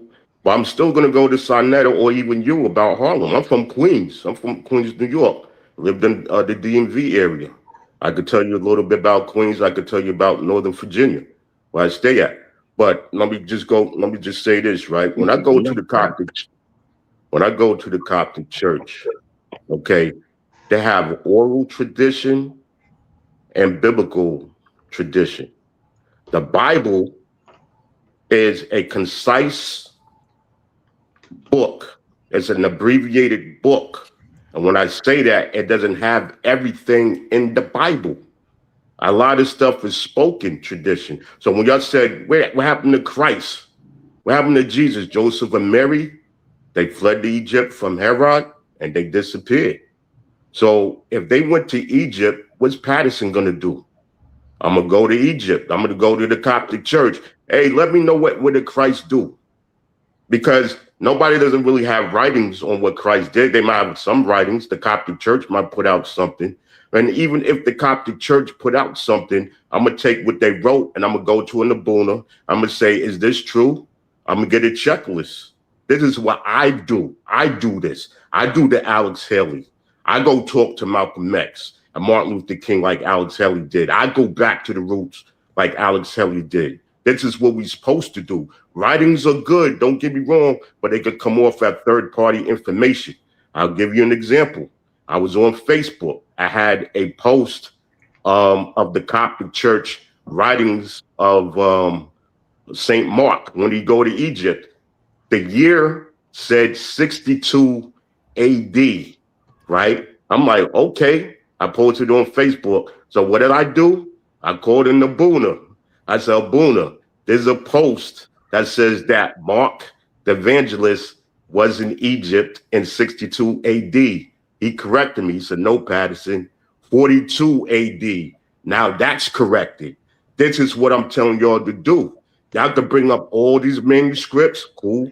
Y'all can bring up writings to DDK, what scholars said, X, Y, and Z. But what Patterson's gonna do, I'm gonna go there. There was talks that Africans don't like black people. I'm gonna go talk to some Africans. There's some talks that Native Americans are the Hebrew Israelites, or I'm gonna go talk to some Native Americans, in which I did.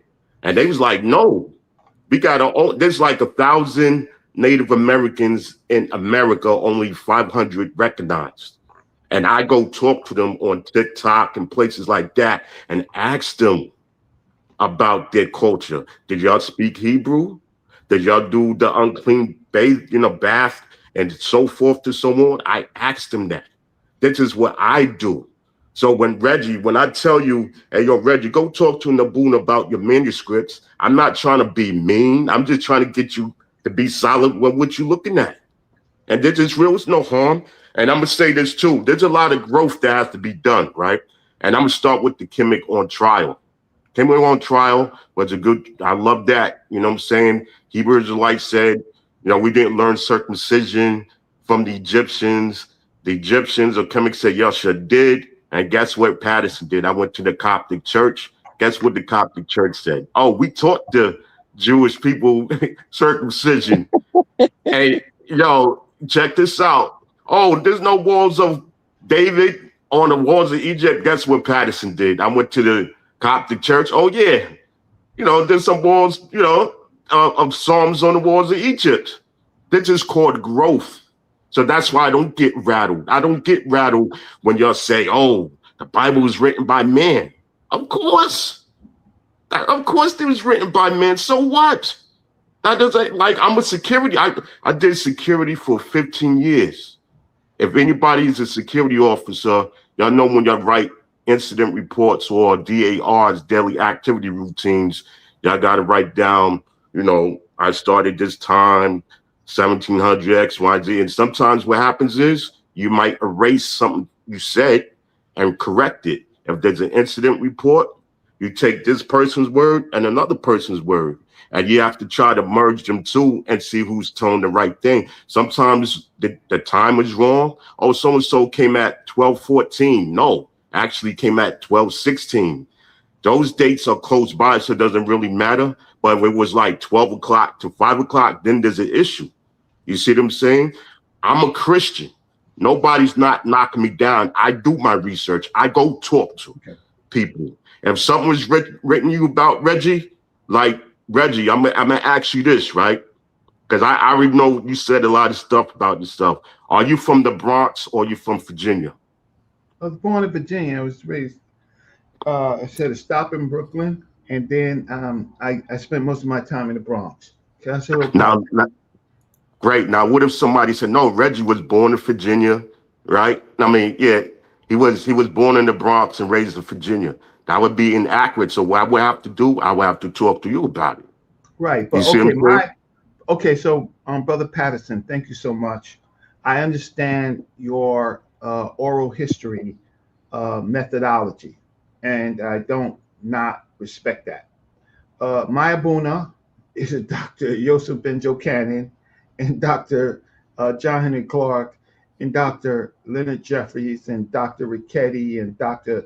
Asa Hilliard, Dr. Malana Karenga, Dr. Mario Beatty, Dr. Salim Faraji, Dr. Jahi Issa. I have a lot of Abunas, right? And so at this point, can I finish off before you continue, though, man? Because I'm out to rock. I'm an old school person. I'm out to watch my old school shows like Three's Company, The Jeffersons, man. But I'm gonna let you talk. But let me finish off, and then I'm gonna let you. I'm gonna respect what you just said about your Abunas. Abunas just means like fathers or priests.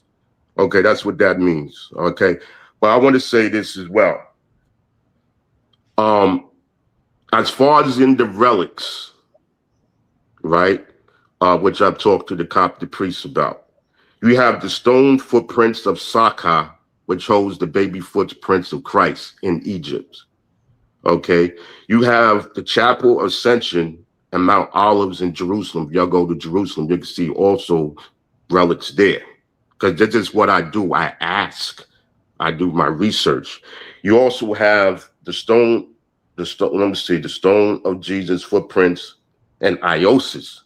All these are in Egypt. Jesus stayed in Egypt. I talked to my Bunas. They stayed in certain places where they made shrines, right? Certain landmarks. This is why, and Jabari been there before, because I think I asked him, he's been there before, to these shrines and places like that.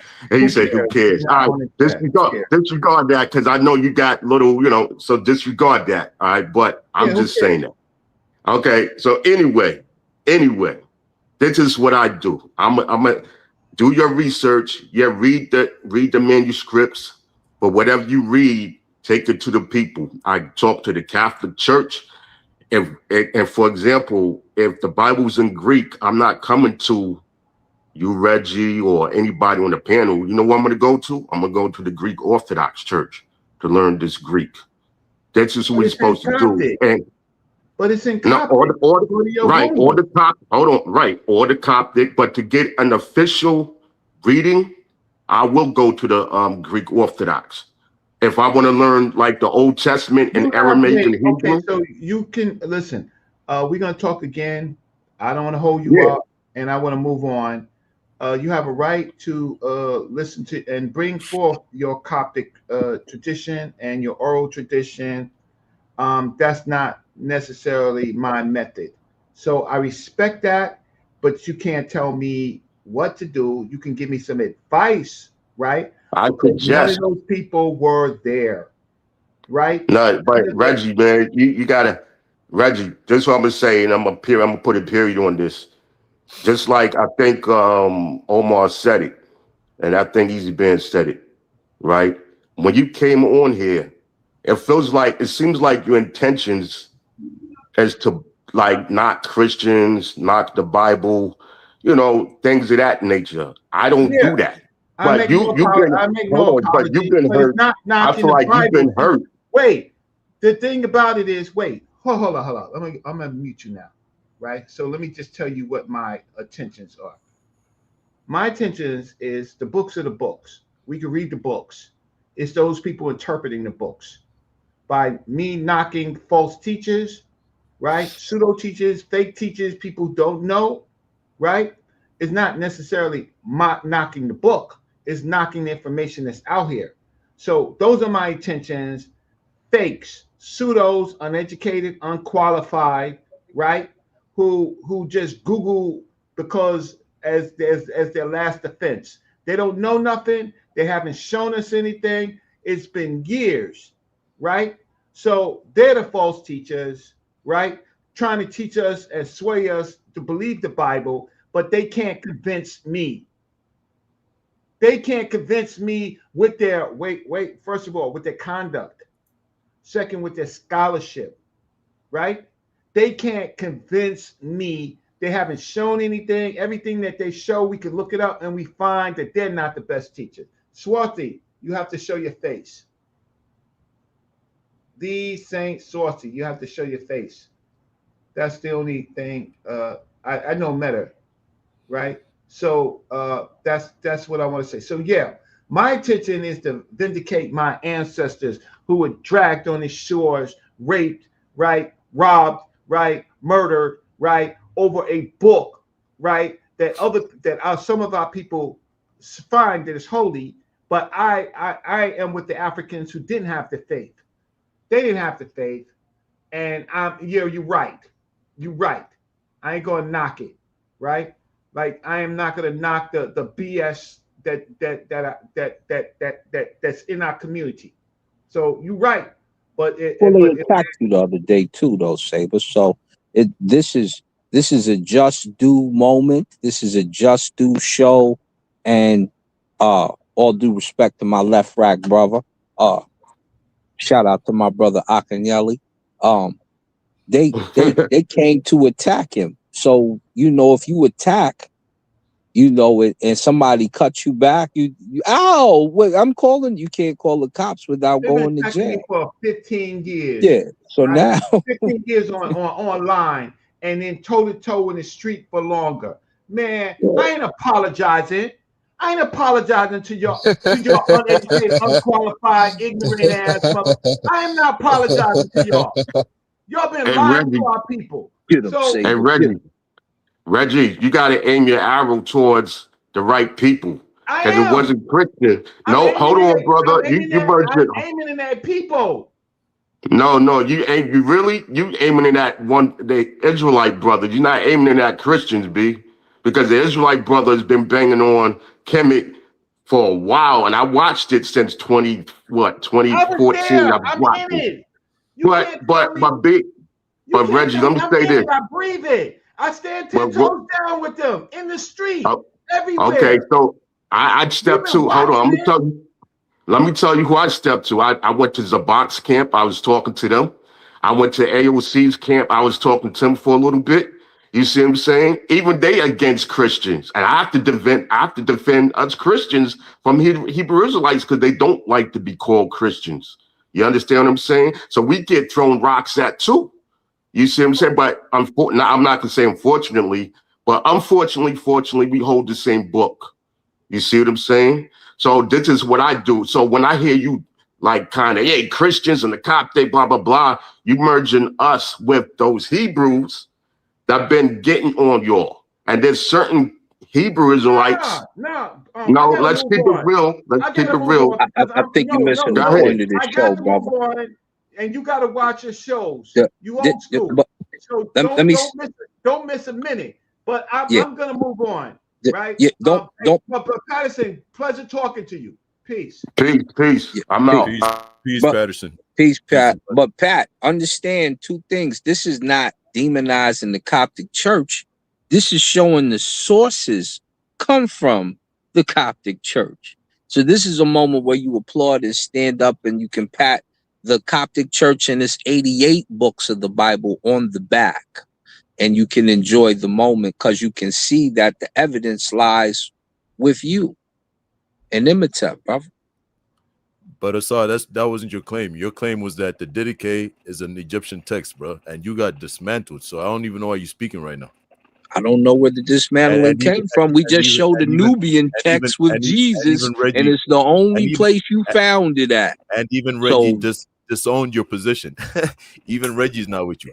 I don't know what you're talking about. I showed the evidence, brother. You ain't showed no evidence. You're wrong. You're wrong. Brother Reggie. Not only are you wrong, we can debate it if you like.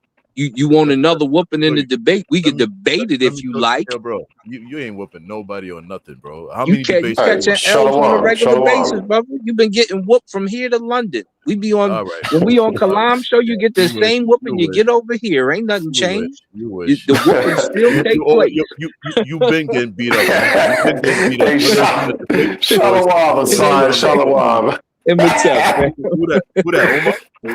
Omar? This is the one and only Saints Worthy. Shalom, man. Shalom. What's good with y'all, brothers? My brother. I mean, the brothers are over here making claims they can't back up, man. And you know, Assad gets and beat up all the time on here, man. Nobody really takes Assad seriously. Anyway. No. We're not gonna do this. Where you at? We're not gonna do this. You're supposed to come back with evidence. That's what we're waiting for. He ain't got no evidence. Hey, Shalom, Brother Reggie. I just wanted to, if I could, really quick, man. You know, it's time for the brothers and sisters in the Kemetic community to grow up and put on their big boy and big girl African pants and stop blaming the fall of Africa on a book when in reality you fell by the sword. So if they didn't have the military might and the sword to subdue you, it really didn't matter what they believed in. So it's time for the House of Kemet to stop crying about the Hebrews that's making noise all around the planet. You know what I'm saying? So we waiting for y'all to go viral, and we waiting for y'all to be first because you've been last for a long time. So if you ain't first, you're last, man. Shalom like that. That's not true, bro. That's not true. Talk to him. You Hebrews have not won you've not won a war in history, right? No, I'm just saying, like, as far as y'all, though, Reg, the Pan-African community. Wait. So you're attaching yourself to a loser group. Second of all, no, I am not in the Kemetic community. I'm a scholar. Hey, yo, Reg, though, but all the Pan-Africans, Reg, the Africa did not fall because of the Bible. It fell because you were bested in war. That's why you fell. It didn't matter. It didn't matter what anybody believes. You fail. Stop blaming the fall of Africa on the Bible and stop crying. I'm talking about you got bested in war. Y'all do this all. That's cool. So now, what we're doing is we do research, right? And we are looking at the destruction of Africa. They came to Africa with the Bible and they took over Africa. Y'all niggas be crying all day. You fell by the sword, Reg. He kind of fabricating that part. Actually, the women beat up the Romans when the Kandakis ran them up out of there. The problem was Asar, you speaking English and taking a 23andMe, you fell by the sword. No, brother. When we fell, it's because of two things. Number one, Ethiopians who were tired of the battles and got forced out of trade. Remember, no one would trade with them unless they turned into Christians. And so finally, everybody but you fell by the sword. Now you finna blame Abyssinia. No. Abyssinia finally decided that, hey, there's nothing we can do without trading. And so they began to trade and they turned into Christianity. Now, when Egypt got up out of there, it was due to Persian rule, Persian beef. And after we was beefing with the Persians and after the Greeks used up all the land, as it tells you in the text, they raped the land and it's basically a desert. The Egyptians who are there today survive off of tourism. Okay, wait, stop. Well, why didn't they whoop the Roman baths? I'm not. You also got to add in the generations of the generations of. When you get some information, I'll see you later. Right? But until you get some information. All right, that's fair. That's fair, Reg. All right, that's fine. Bible's #1 read book on earth. Shout out to the House of Booty Juice and Flies. Shalom, my nigga. Shalom.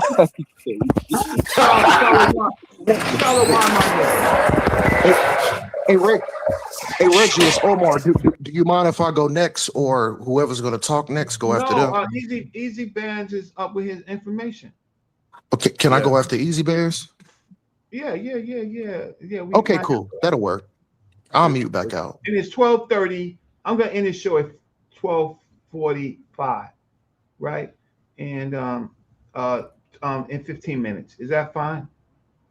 Let me just check. A great Cash App. Nope, I ain't got no. Chanel, I want to say thank you so much for the Cash App, but I'm not getting a lot of strong Cash Apps, and so there you go. All right, so we got the Franks on Fire, Easy Bands. So what's going on? All right, man. So I know you probably brought this this article up, but I just wanted to show something in this article that clarifies and just explains what I'm saying. So it says chapters 1 to 6 give ethical instructions concerning the two ways of life and of death, and reflect an early Christian adaptation of a Jewish pattern of teaching in order to prepare catechumens, candidates for Christian baptism. Okay, so that right there is very important, because nowhere over there does it say an Egyptian pattern or a Kemetic pattern of Kemet religion or anything like that. It says a Christian adaptation of Jewish pattern of teaching.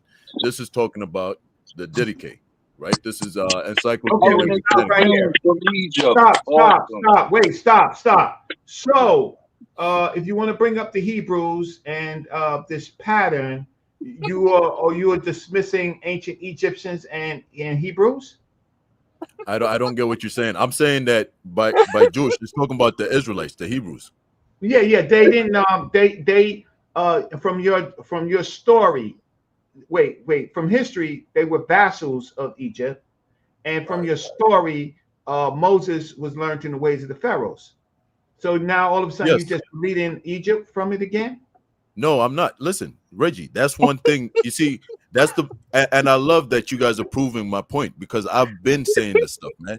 I come on here, it's well, why did you bring that up, Reggie,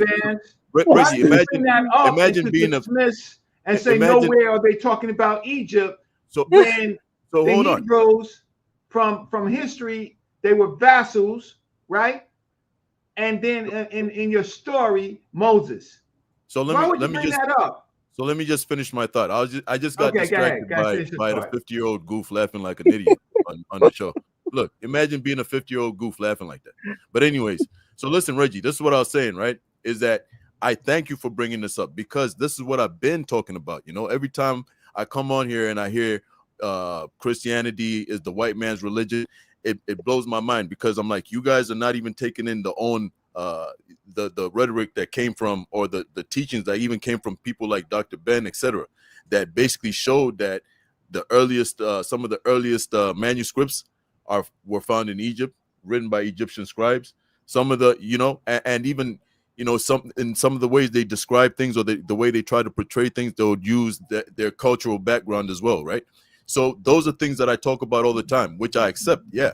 But the problem is that when you came on, it kind of seemed like, now you clarified yourself, so I understand now. It kind of seemed like you're saying that the Didache and the Bible are Egyptian texts, but let's stick to the Didache right now. You're saying that it was an Egyptian text, all right? So you clarified yourself. You said that no, it's not. It was just written by Egyptian scribes, which I accept, and I back that 100%. Now, the 50-year-old goof that's laughing, he tried to make a claim that, oh, no, it's an Egyptian text, all right? So right now he's muddying the waters that you're standing in. That's my thing. And this basically, all I did by showing this source right here is to show that the mainstream thought process on the Didache is that it's an adaptation of Jewish teachings, basically. Yeah, it's I not. got that, It's not but an I just Egyptian wanted text. to clear it up that there's fundamentals of so-called Hebrew culture that was Egyptian culture. They were vassals. They were basically nobody. They didn't last that long, right? And they disobeyed your Yahweh and El. So they're basically out of the just to be respectful. If you don't add any other history when you bring up something like this, don't expect us not to see it, right? Not to see it. They was writing scribble scrabble. We can't even find except for when they come out of Babylon through Persia, then we see Jerusalem, and we see before that it was Canaanite, and people just are being untruthful. You're backtracking this culture longer, all the way down to goddamn Adam and Eve, right? And it's in literature, it's not in history, Easy Bands. Yeah, well, we can argue those points, but I just wanted to clarify. For everybody else, and you clarified, so I'm cool with it, man. So if we take the history or the so-called history of Christianity, if we just like say, for example, with the Ptolemies or the first Christians or whatever, or the Gnostics.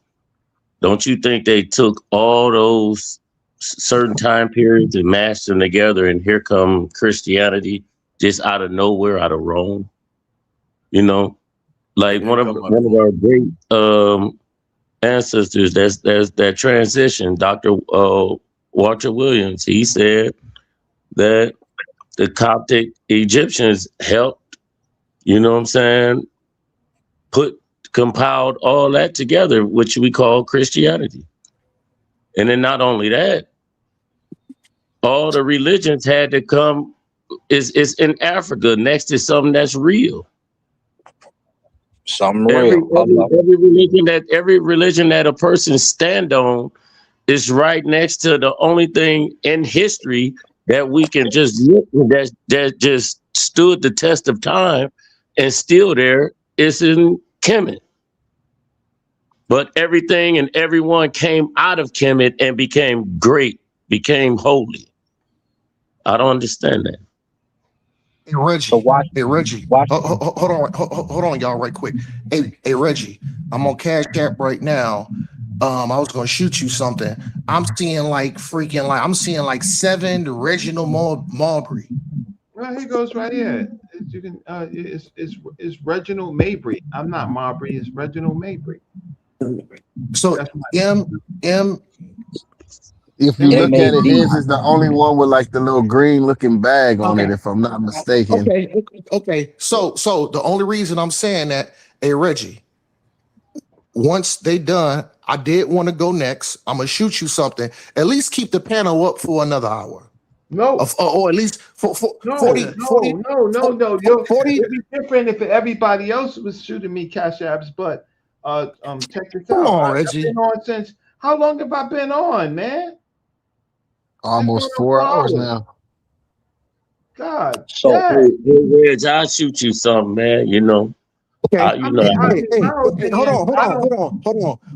on. I got you, Reggie. Hey, this is to everybody on the panel.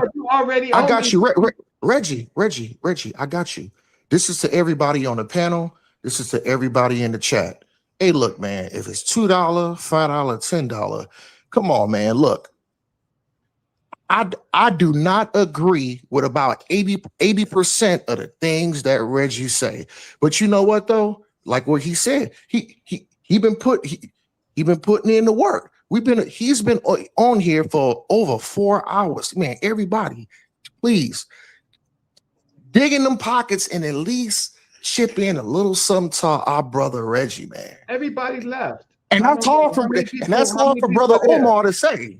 If I can do it, I know y'all brothers can do it, man. Respect. Omar, you got to start with that 50 you owe my brother Reggie, man. You got to start with that 50. I won that. I don't want to bring that up. I won that conversation. Christ did not break the law. Christ did not break the law.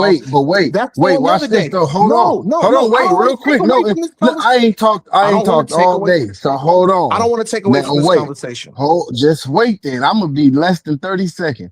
At the end of the day, even if you feel like you beat Morpheus, you told Reggie, if you fall back and be quiet, I'm going to give you the 50. So it wasn't about beating Reggie. All Reggie had to do was be quiet, and he did that. So you owe the brother $50. You're crazy. So watch this real quick. Man, hold on. Easy the things that Morpheus was saying.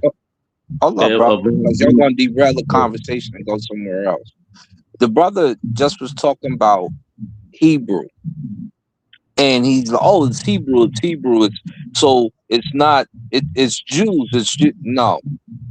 Hebrew is a form of Canaanite language. So we're going to stop this right now tonight.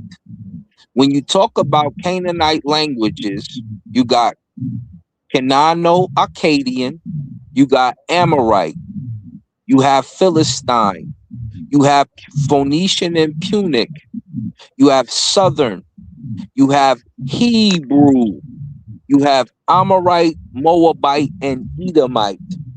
So just because it says Hebrew in the text does not mean that they're talking about Israelites, especially at the time of Moses, when Israel didn't even exist yet. And he never got there. And he married a Cushitic woman, which pissed off his Midianite daddy. And guess what all of them spoke? Hebrew as a dialect, according to your Bible. So stop trying to infuse Israelite with Hebrew because it does not work. Canaanites rule Israel first. That's why the God's name was El. El, as we told you before, is the divine portion of the name of Israel. Could have been Israel. They didn't like that. So stop with this. Oh, it says Hebrew. No, he could have been talking to a bunch of Canaanites. He could have been talking to a bunch of Midianites. He could have been helping someone. When Moses commits murder and he sided with his Hebrew brother, he's probably a Canaanite or a Midianite. He's definitely not an Israelite because Israel didn't exist at the time of Moses. Go ahead. Hey, bro, let me ask you a question. Did God kill Moses? Or Moses just died of natural causes? I believe.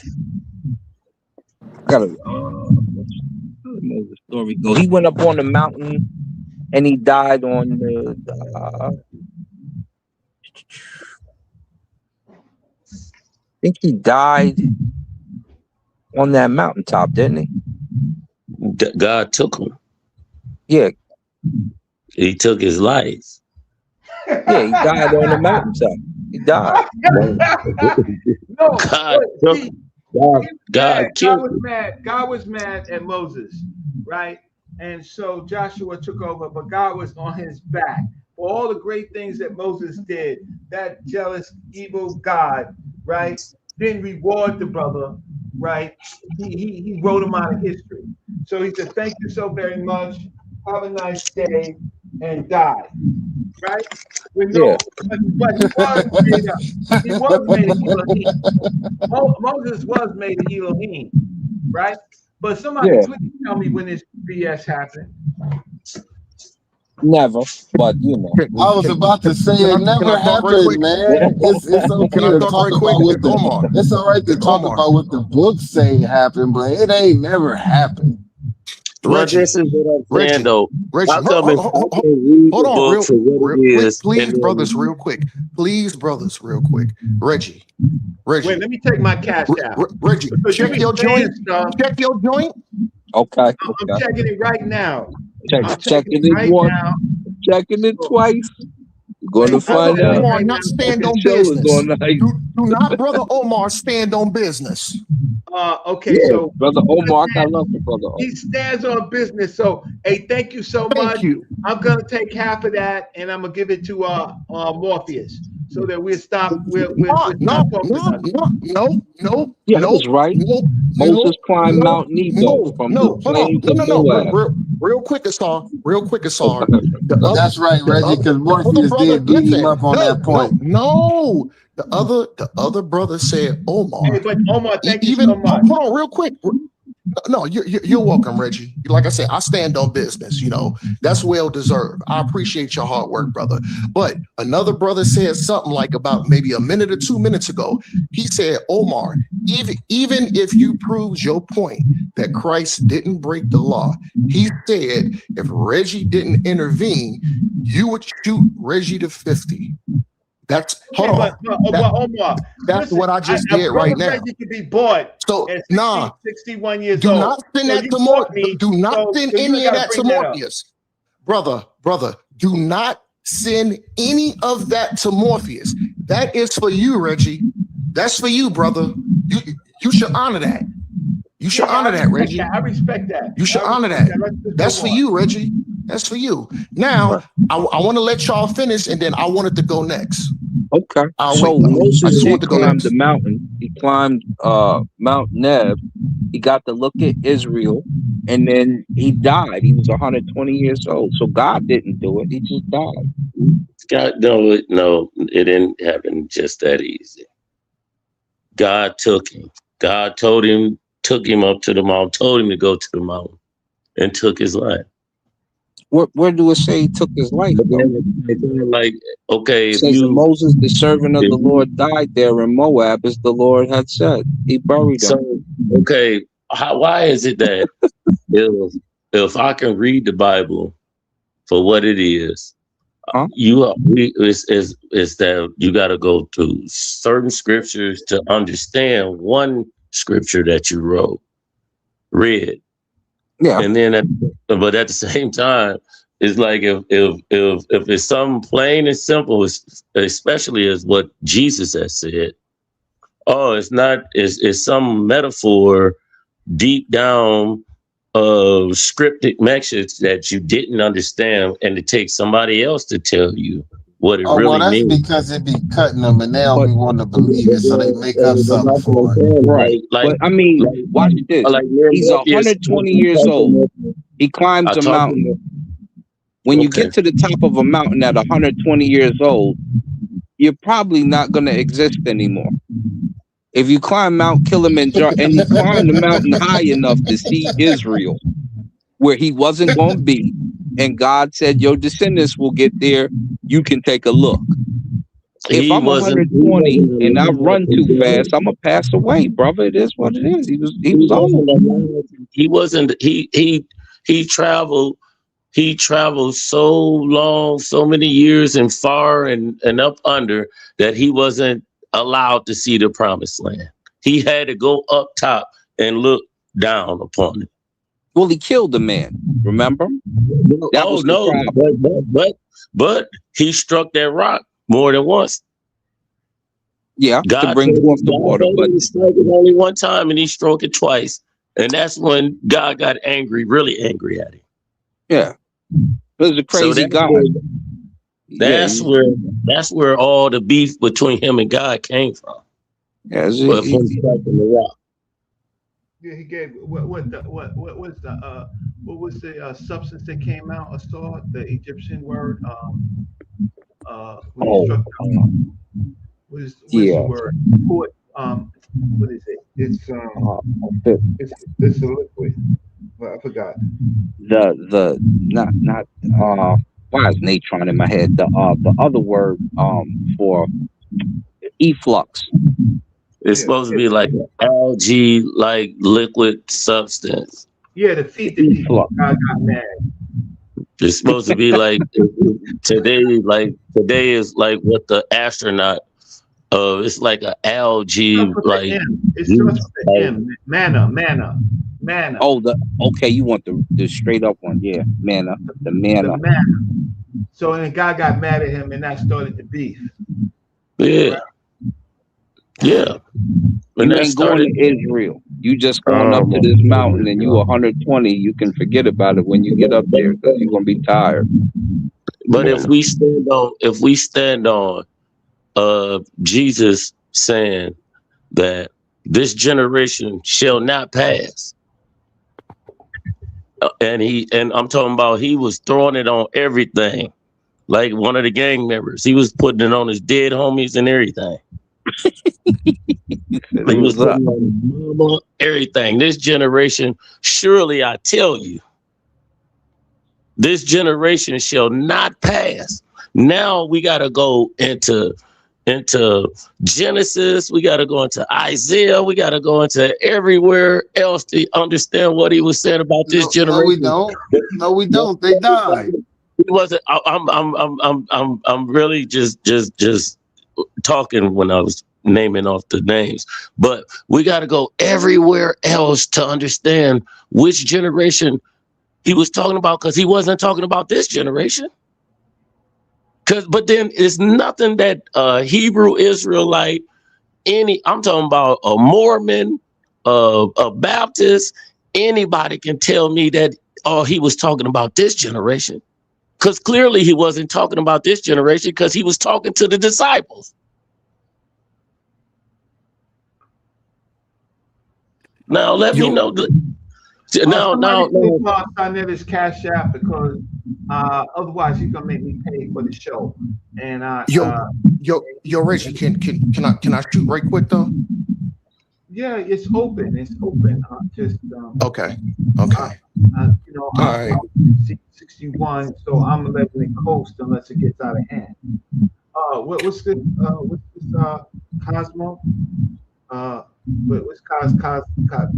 No, it's Cosmo. Yeah, but yeah, that's brother Cosmo, and that's the OSP brother. But no, I just wanted to shoot right quick though. Is that cool? Yeah, you can, and I don't have backup because Saw says the stream cut me, so I don't have backup. Okay. Oh yeah, it do that sometime. Like maybe it'll cut you, or you might hit a wrong button. So you'll probably have to bring the Saw back up. No, if I see him on the thing, I'll bring him back up. I don't see him. I don't see him. Okay. So Saw, if you want, come back in. But I know that you were on a late night. Morpheus showed up. Yeah, Morpheus up in here. I would like to address. Hold on. You know what? I'm gonna be honest. As much, because I've been taking notes the whole time. As much as I want to address my notes, I just want to be genuine and honest. This is what I'm gonna do. I'm gonna mute back out, and I'm gonna wait. I'm gonna mute back out. I'm gonna wait for the 360 rotation. But the reason I'm gonna mute out and wait for a whole nother 360 rotation, depending on how much longer Brother Reggie wanted to stay on. But I at least wanted to be fair to my brother Patterson. So I'll wait for a 360 rotation, depending on how much longer Reggie keep this thing going. But I want to submit Reggie. No, Reggie. 110 and see how I feel. Right? Okay, that's cool, Reggie. I ain't got no. But I want to submit my time, and I want to let Brother Patterson go ahead and cook, because I've talked a lot. Other brothers talked a lot. I wanted to hear Patterson kind of elaborate more, because I was digging kind of what he was saying, but I just wanted the brother, and I just wanted to be fair. Like I said, I did talk a lot. So I'm gonna just go ahead and I'll wait for a 360 rotation. I'll fall back and I'll submit my time and let Brother Patterson go ahead. All right. Peace. What's going on? Y'all can hear me? Check one. We hear you, brother. Okay. No, I'm not really gonna. I'm just gonna close out and then let y'all, build. But what I wanted to say was that any type of things you do, just research your research. Go to the source. If somebody puts something in your lap and says these are factual, take their facts and go to the main source and see where they got it from. You know what I'm saying? I want to say this as well. Like I'm 55. Not to say that matters, but it does matter the way God just directed me towards certain people. So I give glory to God in Christ. The thing is, I don't like people disrespecting who we worship. I don't like people like dissing Jesus, mocking God. I don't do that to Egypt, Reggie. Yeah, I but don't they do. that. But Hold on. Hold on, B. It was they do. And okay, but I understand that. But I'm letting you know the Hebrews and the Christians hold the same Bible. Okay, we hold the same Bible. I have not disrespected you as a man. But no. I know that, brother. I didn't disrespect you. You've been around for a long time, but it's when y'all say something about the God of the Bible in which I hold. I don't say nothing about like these Egyptian pharaohs or anything like that. I don't say anything like that. This is why I say I'm taking. This is why. Hold on. This is business, bro. I'm taking. I know, but this is. I'm from Newport News, Virginia, bro, and North Carolina. Yeah, I've been to Norfolk. About the Christian white man, bro. Hold on. And see, that's the thing. Hold on. That's the thing. You got to start saying the Christian white man, because the white man got the teachings from men of color, and it wasn't called Christianity. But it's the black hold on. It's the black. How come you interrupted me, B? How come you interrupted me when you don't want to be interrupted, man? You see what I'm saying? No. I am always interrupted. I'm new on this panel, and you're gonna come on, man. I didn't interrupt you at all, and I've been sitting here. You see what I'm saying? So I'm gonna give you a brief history. Everybody, a brief history. When you go into the book of Acts, they wasn't called Christians at first. They was called the Way, and the Greek is the Hodos, which means the Exodus. So they was called the Way or the Exodus first. Then later on, they called themselves the Church. That's what it was called. Then you had Saint Ignatius, who spoke Greek, who sent letters to these churches, who called it the Catholic Church. You see what I'm saying? Then it was the Catholic Church. And then you had the Orthodox Church, and you had the Oriental Church.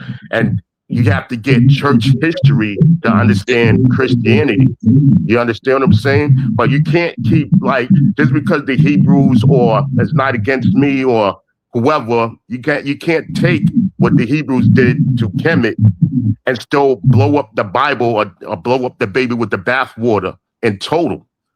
Because you got to understand the Hebrews taught, because I was part of a splinter group, just to let you know, and I even disagree with them. They taught, we don't like Africans, we don't like Chinese people, we don't like white people, so forth and so on.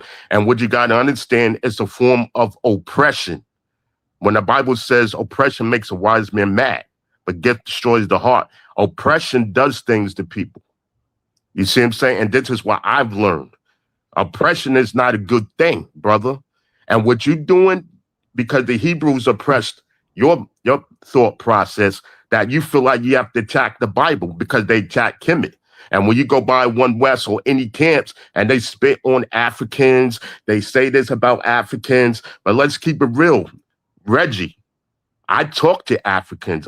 So wherever the Hebrew Israelites was saying about Africans, I'll go to Africans and ask them, yo, do y'all hate black people here in America? I'll give you an example. I asked a Nigerian lady this, and she said, yeah, you're not from Africa. She said, no, we don't accept y'all. I went to somebody from Ghana. I said, yo, do you accept black people here in America as your brothers? The Ghana person said, where do you think you came from, brother? So he was cool. So you're going to get mixed things. But I don't let oppression get me like that. I don't let the white man get me like that.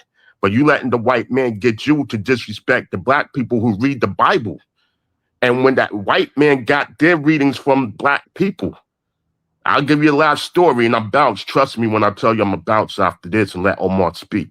And everybody listen to the chat. I listened to this guy. His name is Father Mitch Pakwa. He's a Jesuit priest, white guy, sticks up for black people and everything. I said, Father Mitch Pakwa, because I was asking him about the Garden of Eden. I said, what happened to the Garden of Eden? He said, oh, what happens is he just gave a scenario. He said, what happens to a garden when you don't take care of it? It disappears. He said, but studies have shown that archaeologists throw a rock into a river and the ripples go out. And they did that with Africa, indicating point blank period that everything started in Africa. The Garden of Eden was in Africa. You see what I'm saying? Even he knows that. And he's a white guy. So, and these white people get their studies from black people, people of color. Now, I won't say that the Hebrews, to be fair, just for a fail-safe, I won't say they were black. I would say they're people of color.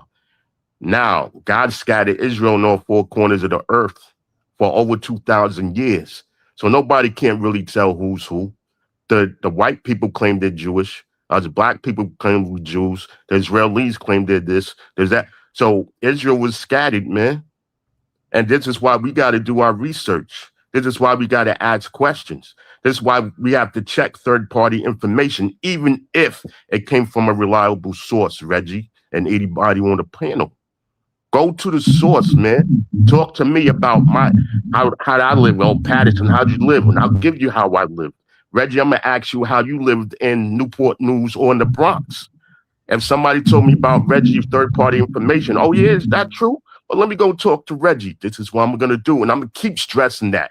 Go to the source, man. Real talk. If I want to find out how Israelites started, go to the commandment keepers. Listen to them. You know what I'm saying? See how the One West came about. See why West broke off. See why there's all these splinter groups. But I'm gonna end off, and I'm gonna say this. Everybody have a blessed night. Everybody have a blessed week. You know what I'm saying? And I hope everybody wakes up, do good things. And peace and shalom to everybody. I'm out. Peace and black power. Hotel. Peace to you. So only reason why Patterson never really come on. He's come on sa.neter's channel and once on mine. So he's brand new. So I respect him for that. What I need to do is just to say it's getting late. Normally, you don't talk that long without information. His method is oral history. That's fine. I can respect that. That's not my method, right? But I respect him for his. But normally, you got to show something. Even Omar Muhammad would show something, right? Everybody else shows something. So you can't just talk me, even though I may respect you, but you got to show me some information. All right. So even Easy Man. Just so with that said, I like to throw daggers too at times, you know, because in the scripts or whatever, however it's supposed to be, God is supposed to not judge individual, supposed to judge the whole of Israel, right? Or I misunderstood that. He's supposed to judge not just individual Israelites or however they want to be, you know, he's supposed to judge them as a whole, right? Am I right or wrong? Yeah, but he already judged them. He kicked them out. He stopped messing with God stopped messing with the Israelites. That was the last word. He stopped messing with them. They still butthurt and still trying to get in his grace. But God kicked them out. He moved on. He had said, to break their back, and he hasn't dealt with them. And so their loss of it was Jesus, the coming of Jesus. See, but then that's the problem I have. That's the problem I have, because Jesus was supposed to restore, right? Bro, supposed to. He broke the commandment, and he was supposed to restore in Israel, you know, by the blood of him. Everyone he wasn't of the blood. He wasn't of David's line. Mary is not through Mary's line, and he didn't fulfill anything of the prophecies of the Hebrews. So he didn't fulfill the prophecies of the Old Testament, you know. Right. So who can believe him? That's when the Bible was westernized with the New Testament. So they added certain things. So some of the things, the prophecies could be fulfilled. No, none of the prophecies was fulfilled. They gave him a new title. Right. As far as in the New Testament, of the things that he did and was supposed to, and like Isaiah, when they took he's supposed to be born of a virgin, you know, and compile, smash really timelines together for him to fulfill certain prophecies, but not the major prophecies. You know, that's no prophecy. That's why you have the white Israelites saying that Jesus never came, and you have the Hebrew Israelites saying that yes, he has came. You know, that's the division. It's the division in the whole religion, and it's if you stop and think, it's a religion because it's broken into so many groups, subgroups, that it's like, who's telling the truth? Because I can read how the Bible, my understanding of the Bible, and say, yo, this is what it is. And then you can read it and say, no, it's not. This is what it is. See, from my understanding and how I take it in is whatever you fit for yourself, because it's not supposed to be taken literal. It's a great deal of information. Yes, powerful. I think the Bible is one of the greatest weapons on this earth. Straight up. It can be yo Meta, yo Williams. Can I go right quick, brother? Okay, so this is a closeout. So Meta spoke. I don't have too much to speak. So Omar, close out. And you'll probably be the last. Peace. Hey, Meta, thank you. Peace. Omar, you're up. Oh, okay. Good looking out, Red.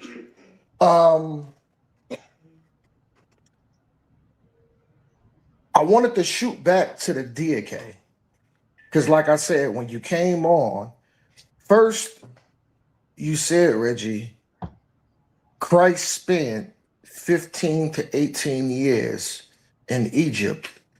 And then I think, like, I'm looking at it 13 to 15 minutes after that, you said that there's no historical record on how much time Christ spent in Egypt. So what I'm gonna do, I'm just gonna break it down in order, dealing with the DK. And then you spoke about Paul with the Coptic. You mentioned the 12 disciples with the Coptic, but all the sources show that the Didache, there is no name of a prophet, there is no name of any disciple. And matter of fact, it states that because it has no name of a disciple, it's anonymous. It's anonymous.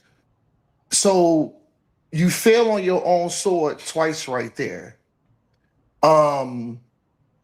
You was correct when you spoke about the Didache and when you spoke about the origins of it. Coptic, correct.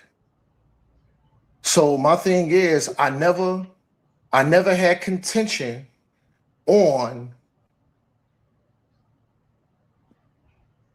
the Didache being written in Coptic. I never had a pushback on the dating. My pushback is because you specifically said Christ spent 15 to 18 years in Egypt, and then you turned around and said there's no viable source that said how long he spent in Egypt. And then you said, oh, Paul this, the 12 disciples that, Coptic, the Didache. So, like I said, there's no source that would validate that Paul nor the other disciples had anything to do with the writings of the Didache. It was anonymous. Three.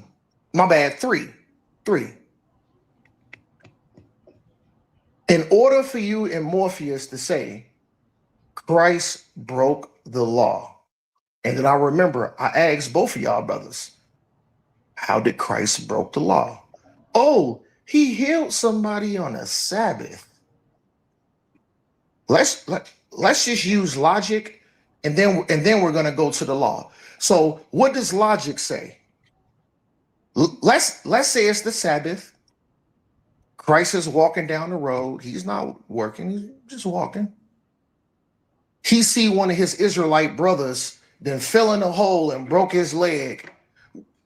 And then Christ looked down, this brother screaming out, help me. Oh no, brother, I can't help you. It's the Sabbath. Now, what we're gonna do, in order to deal with law, where do we gotta go to?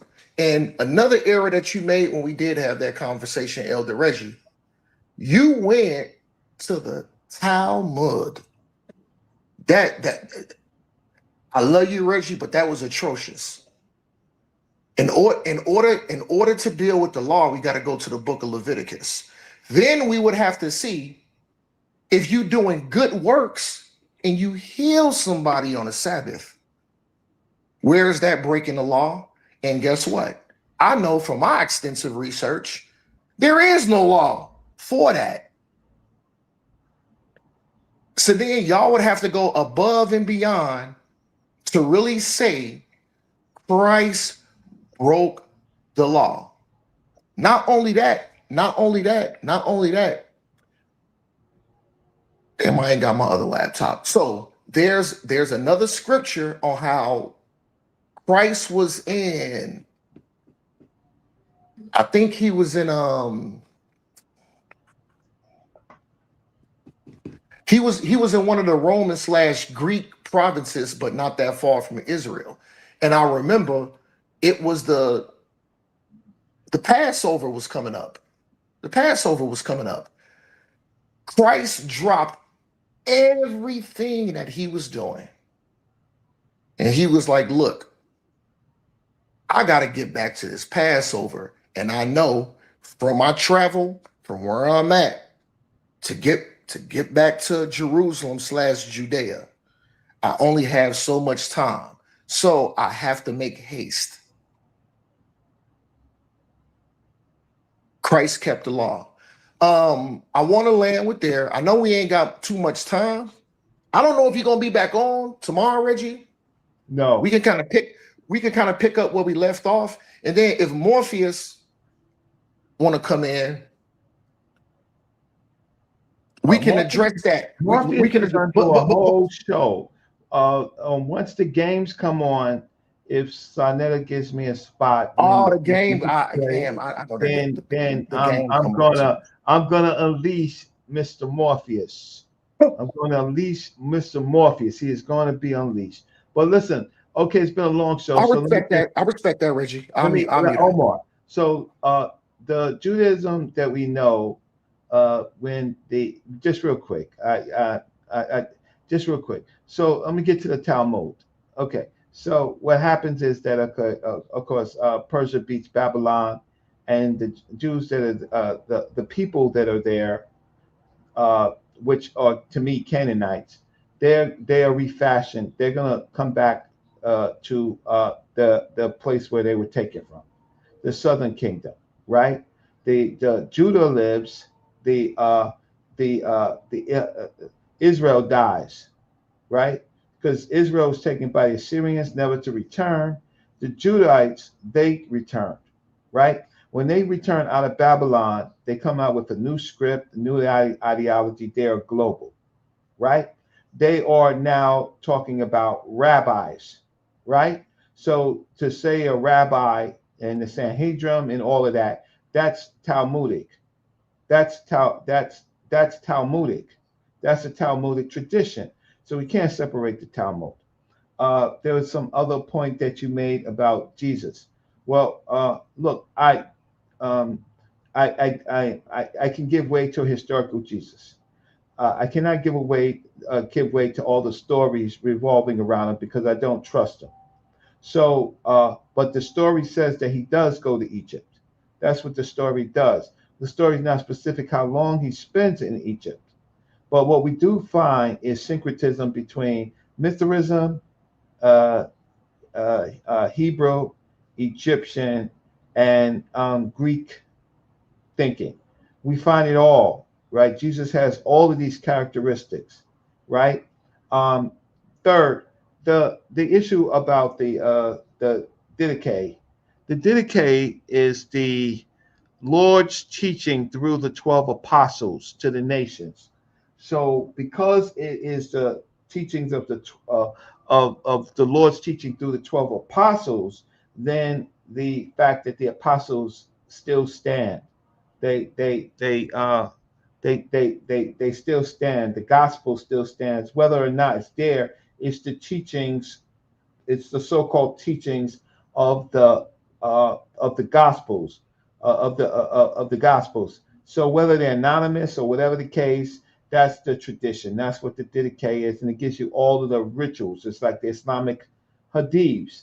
The Islam doesn't give you the practice. The hadiths gives you the practice. The Didache gives you the practice. The Didache becomes in Islam the hadiths, right? It gives you the practice. It tells you what to eat, what the rituals are, and all that stuff, right? So we continue to talk.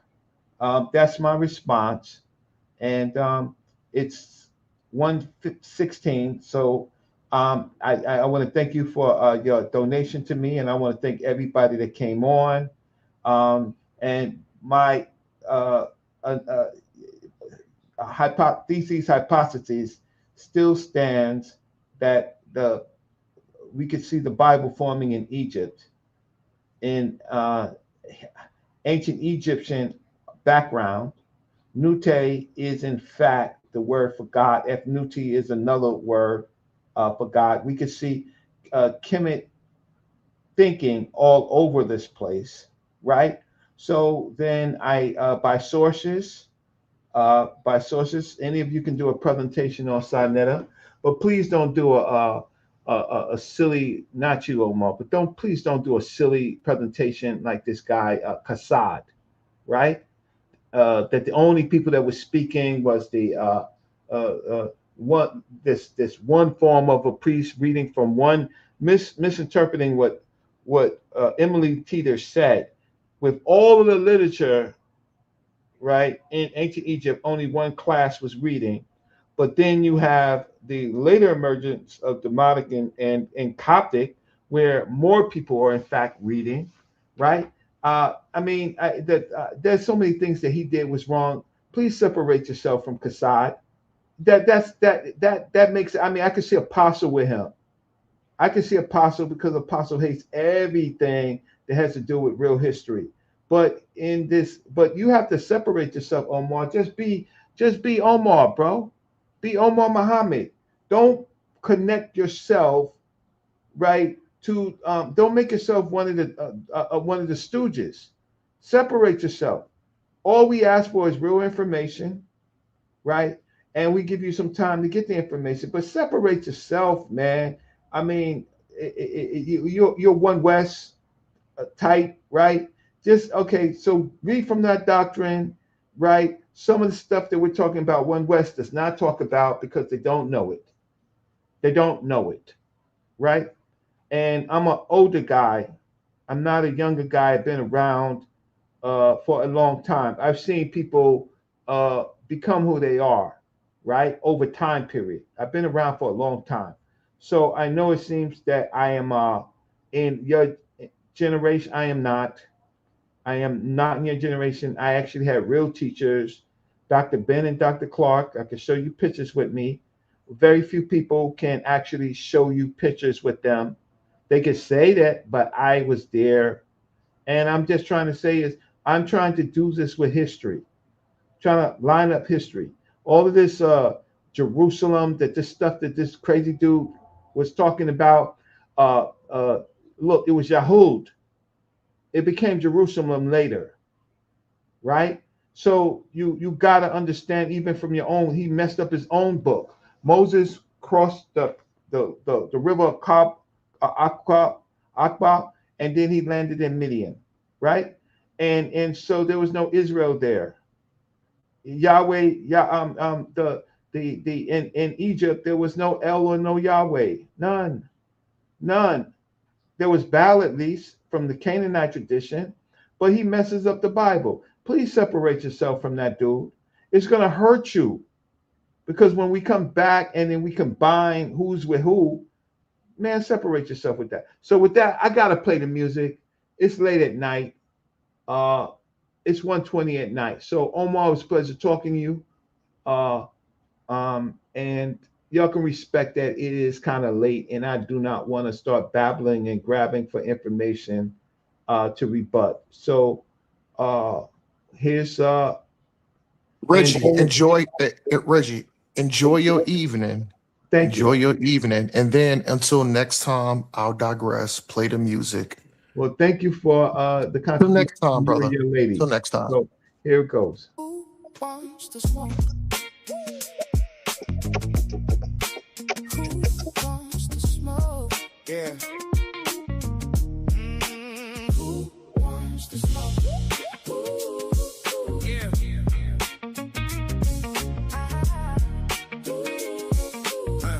Yeah. Temperatures going up. The heat is rising. Scholars showing up. Audience vibing.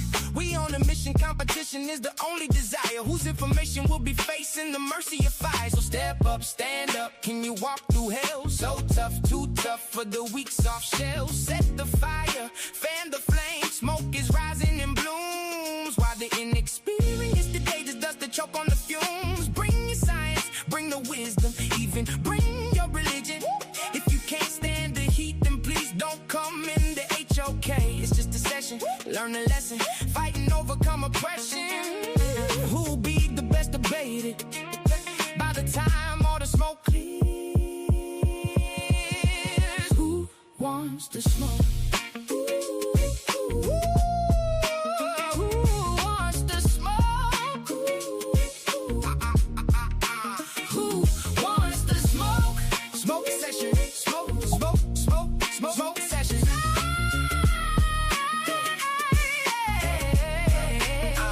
Want the smoke. This environment is the toughest, so bring your best and put your spirit to the test. You stepping into the ring with the scholar, with the no digits harder. I will make you holler in the information flow with power. You wanted to peak, the elite, the undisputed. Now watch as your outdated theories get refuted. I'm posted in the den, let the world burn. Pressure in the room, it's finally my turn. They want the smoke, I'm the whole forest fire. Watch the oxygen vanish as the flames climb higher. My mind is